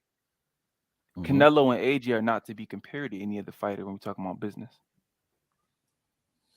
It's just not. Like I can give you that to a degree. I can give you that. What you mean to a degree? Like all I have to simply like, so like that's why it's hard to compare the financials from fight to fight, because what Bud and Spence are gonna bring in, it's not gonna equal to what Wilder and Josh would have brought in. So it's a whole different situation. But here's why I agree with it to a degree, right? I agree with it to a degree because business-wise, it just makes sense. Like what you're saying is true. Business-wise, it makes sense. But what ends up happening is at a certain point, it's like it can't all be about money. You have to be trying to, if you're these stars like AJ and Canelo, you have to be trying to fight the best competition available in order to secure your legacy, if legacy is even something that you're concerned about. I mean, I don't want to see you walking around calling yourself the best fighter in the world when you're not fighting the best fighters. But I'm confused. Why hold on, about them two, though? They do fight the best fighters. I mean, they do fight the best fighter. AJ, I'll give AJ. Canelo does not too. so much. Yes, nah, hell no. But hell no. But anyway, just because you don't fight Andre, bro, really? Just because Andre, Charlo, Benavidez, we can go down the list. You want to do this? You want to go? You want to turn this to a Canelo stream? We could do that. How many fights is Canelo at? How many? He's like what, 40 something? He has over 40 fights now. I think it's over total records like 50 something total, like wins, losses. 50 something. Okay. Right. Yeah. So what you essentially saying, right? Because this is weird. This is another thing where I started turning against Andre and them too. Because not Andre, but Charlo and the rest of them. Not Andre, because Andre actually asked to fight Charlo a couple times. My thing is, this is why I like David Benavidez too, because he said it. Why are AJ and Canelo the only two fighters on the planet that's required to fight all the best fighters, but nobody else is? We don't say nothing to nobody else about not fighting the best fighters. So David Benavidez wants to fight Canelo. He wants to fight Andre. He wants to fight Charlo. He want to fight the little Charlo. He want to fight. That's why nobody say nothing, David. But Charlo don't just want to fight Canelo. But he still got people over there saying, well, he wants to fight the best fighters. But you turn it down a $70 million contract. I didn't see I was told it was $10 million in the second offer, but allegedly a $10 million to follow to fight Andre. You don't want to fight him. Like what? Why does Canelo have to fight Bivol, Joe Smith, Artur Beterbiev? Like no other. This is what I be saying to you too. When you make excuses about other fighters that you do like, so only Canelo and AJ are required to clear out the entire division. But we watch other fighters just because we like them. Well, he fought this guy and this guy beat that guy. Or like it's a butt with everybody else. So Andre is the exception to the rule. he seems like he wants to fight the best fighters. That's why we go, well, why won't any of y'all fight him? Because he got to call you by name. He's showing the press But I'm honest, conferences. it's not that they're required to fight everybody, or quote unquote everybody, right? It's that they're the only people who have the option to fight the best competition in and or around their division. They're the only ones who can move up and weight and challenge the better beef. You know, you think if Andre moved up to 75, better beef would fight him next? Probably not. Neither Benavidez. They probably would have to. They probably would have to fight their way up to. Hey, I mean, shoot, you can have your opinion about it, but would they take the fight right away? Probably not. You know what I mean? And that's the thing. My only thing with that too is I'm not saying I don't think Canelo has to be required to fight this or that person, because he could have easily fought for undisputed at 160, but he chose not to. Not you to. know. Fact. And you know, no, I don't think nobody was screaming up and down saying he has to fight Bivol. I mean, I like the fight personally, but I don't think nobody was screaming up and down for it. And you know, Bo, that's a good point. But this is where me and David get into it. I go, Caleb, what's his name? Caleb Plant, Charlo, David Benavidez, what's my other guy? Billy Joe Saunders, Callum Smith, whoever the hell else. You know what they all got in common? They never fought nobody. So when if David go, I like the Charlo fight, and then you go, I like the Andre fight, and I go, I like the David Benavidez fight. You know what's consistent with all that? We don't know how because they won't fight each other. Nobody separated themselves. So then, well, what's the difference? All we doing is going off an eye test. Nobody actually proved that they are the elite fighter, and that Canelo should be choosing you over the next guy. Well, why? When none of y'all do nothing. Like, and you why can't Charlo take the fight? Like, stop ducking Andre so we can see who better. And then, oh shit, well, that's the best middleweight. Canelo, you know where it's at now. It ain't nowhere else to go because the two other, well, Triple G, but the two other guys, you already fought Triple G. So the other two guys left with them two guys, they fought. Okay, now deal with Andre, because I think Andre the one. But I mean, I don't disagree with that whatsoever. But you know, this is the only thing I hate from when it comes from Canelo, well, really from his fans, because Canelo just kind of seemed like Errol Spence in a way. He listened to his fans and then he'd be like, yeah, I agree with that. Like when I hear people say, yo, they should all fight each other and then they go fight Canelo. Like, I believe if Andre fights Charlo or Benavidez, I don't think Canelo's gonna fight the winner of that. And I don't see that happening. And I don't have a problem with that. And the only reason I don't no more is because, well, y'all keep telling me how bad Caleb Plant. It's always everybody he fought wasn't that good anyway, right? But so the people that you wanted him to fight, you have no basis to say that they better than the people he fought. That's just my only thing. It's only eye test. Like we all agree here. We all agree here. It's an eye test. Andre looks the best, but then I ask you, he got the worst resume, right? So in I mean, in terms of names, in terms of popularity, yes. If we just going by like the recognition, because there's people with names, right? Like people could say, yo, I got a Gamboa on my resume, but if you look at this version of a Gamboa, you're like, please, like, yeah, it sounds good on paper, right? But then you got to look at the time you fought them. You know, there's also tough opponents. Yeah, I mean, there are also like tough opponents that are not known as well. Right, but right now I'm not talking to casuals. I'm talking to y'all. Like, y'all know if we pull up, but you know, we online and many casuals come through and they listen to this, and you know we got to clarify, Amadas. We done talked about this before. That's why I don't got a channel, because I ain't got time for the casuals. You know, I want to talk to the people who know you got the patience. Nah, I ain't got time for that. I want to talk to people who know boxing, because you can't really refute that. Andre, it's because he's avoided too, to be fair, but he really got the worst resume. So if somebody say to me, because they said, I've heard this before, well, how you know how good he is? You saying he'd beat all these people? Where's the proof? I'm like, I ain't got none. Like, so we can go, well, he be inducted, but it works both ways. Like, I can't also say, well, he's this and he's that because he hasn't fought anybody. I'm not the person that I don't put Canelo on a pedestal. I don't want to talk about him. It just is unavoidable. Meaning, I'm fine if Andre never fight Canelo, as long as he get a Charlo fight, as long as he get a Danny Jacobs fight, as long as he get the fight. Because we know who good. We know who we view to be actually better than Canelo. So we know who's gonna like. I don't care how much Andre make. I don't care that that's the big. That's not. I don't make no money off of it. So I just want to see him beat and dominate all the other good fighters. Like I think that he can. But if we're gonna make the argument bold, where you saying, well, when he was at middleweight, he could have unified, right? So then once you see what you're doing, you then putting the responsibility on him. Why do I have to go through and unify all 4 belts when it's 4 champions? So why can't I fight Triple G and then Andre, you fight Charlo, and then and then we do it Because like that, and then the reason why because Charlo didn't even have a belt at the time, and then Canelo ducked him, right?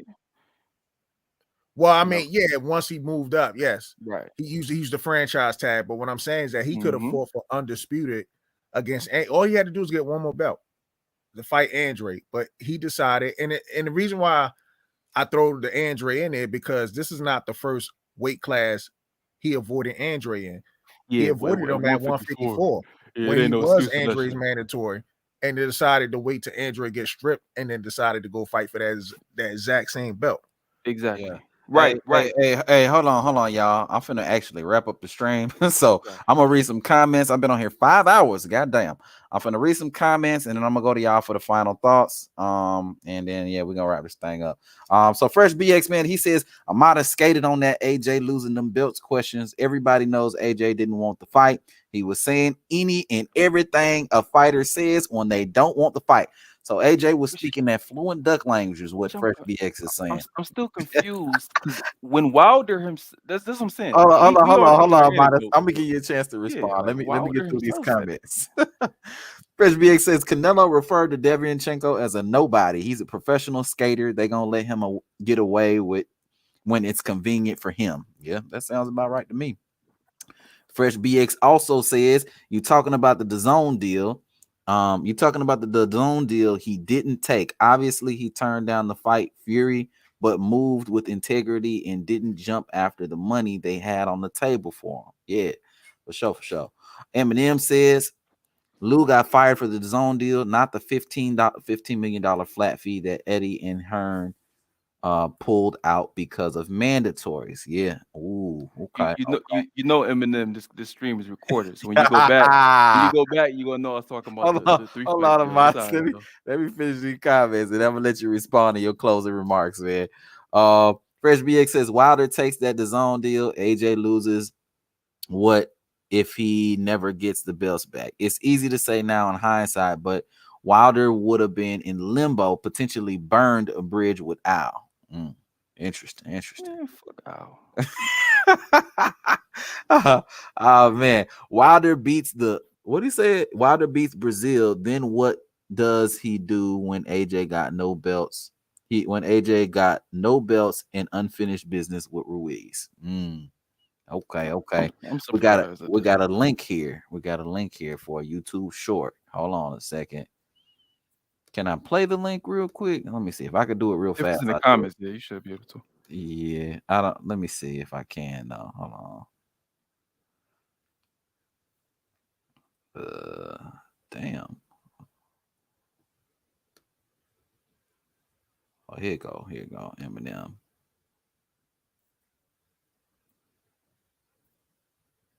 Oops, something went wrong. Oh hell, I can't click on the link, fam. Something went wrong with the link, fam. I can't click it. Eminem also says Spence girlfriend post. Okay. That'll have to wait for next time. I probably have to do a video about that one, man. First BX says Eminem, son, what the fuck is this shit you posting? Earl girl treating him like a bad bitch. That's probably the link he's talking about. Yeah, I'm trying to tell you, bro. What the hell? Okay, we're gonna have to watch that video. I don't know if I'm gonna do a video about it because it don't say unboxing related at all. Yeah, but I'm definitely gonna watch it, and if it's funny, I'll have a few laughs off that shit. Fresh.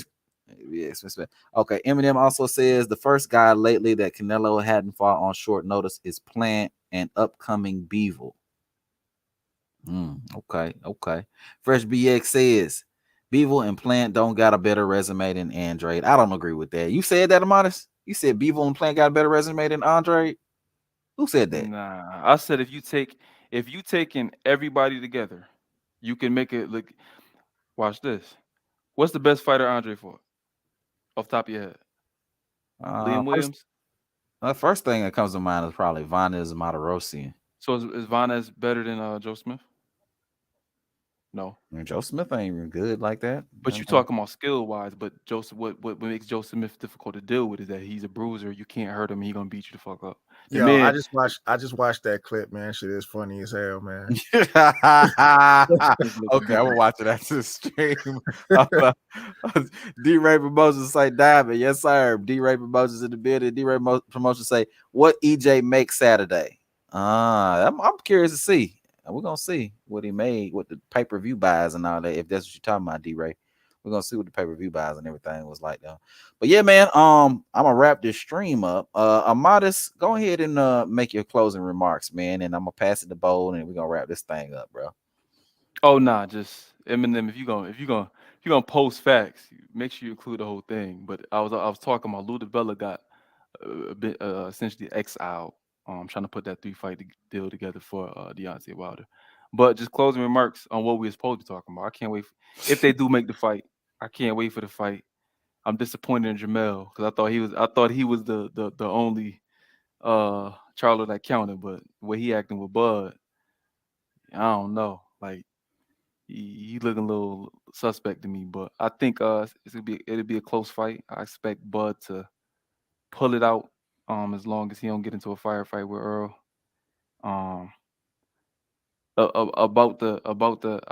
We had to go and debate about that because I don't know. I just feel like it's too many excuses we let rock depending on whether we like a fighter or not. That's essentially what just happened. Like, so because you favor Wilder over AJ, even if Wilder coming out himself saying he could have made the fight and just chose not to, that's ignored for some reason. But if Spence said that, then we're going to hold Spence's feet to the fire, which he essentially did say that. So it's just, I don't know. I just like the consistency. And I don't know. I don't care what Andre makes, personally. I just want to see him beat the best fighters. The money only comes into factor when we talking about why a fighter would or wouldn't take a fight, I guess. But I don't care what they make. But as usual, David, great stream. Some of them comments is why I refuse to make a channel because that shit ridiculous. Shout out to Fresh BX though, always coming with the facts. Yeah. And shout out to you too, Bo, because I subscribe to your channel just off of hearing you on David channel. You actually, whether we agree with each other or not, you always coming with some logical sound stuff. Yeah, Bo got a good channel, man. Appreciate Bo it, man. got a real Appreciate good it. channel. Yeah, he do. Yeah, he do. Facts. But y'all have a good night, man. As always, thank you for having me on. Y'all have a good night. Yeah, man. Good night, fam. We'll be back next week, Wednesday, man. We finna. It ain't quite here yet, but Talk Your Shit Boxing is coming back, man. And I think Wednesday is gonna be the day. Around Wednesday, 3 or 4. We still working on the details. You know, I had to take 2 weeks off, whatever, because I had some vacation. I went on vacation and shit, and I had some other shit going on. But we gonna Talk Your Shit Boxing is definitely coming back. But Bo, it's on you, fam. Closing remarks. Yeah, man, another great stream, man. Good talking to you, King David, and Modest and stuff, and other guys that came on the panel, man. It was a good boxing discussion, and shout out to the cats in the chat too, man. Like I don't think I ever seen them on a panel like Fresh BX and Eminem, D-Ray Promotions and all that other stuff. Like they be dropping some knowledge in the chat and stuff, man. Salute to y'all guys as well, man. But definitely looking forward to the next one, man. Appreciate you having me on. Salute to you, man. Salute to you, Bo. Salute to you, Modest, man. I appreciate y'all for coming on the stream. Appreciate everybody who was able to make it through, man. Slide through and chill with your boy and talk some boxing, man. Knockout Boxing 86 TV was in the building, man. My guy, hold on a second. Darren Young was in the building today, man. We had a lot of people that was in the building that done pulled up on me, man. Had some new people. My guy, Fat. You know what I mean? Came through in the building, man. So I appreciate all y'all for dropping through, man. Shout out to everybody in the goddamn chat. D-Ray Promotions, Fresh BX, my guy Eminem. You know what I'm saying? Who else was on here? Hold on a second. Hold up. The Jimba, CT, Silence King. This is Rob, Baby Boy News. You know what I'm saying? The Living Word. Yes, the Living Word was actually on the panel. Salute to you, fam. Living Word. Who else? Who else was on here, man? Shit. Gary Barksdale. He said, I thought Brandy was coming next. That's hilarious. Herbie Weaver. Let's see who else.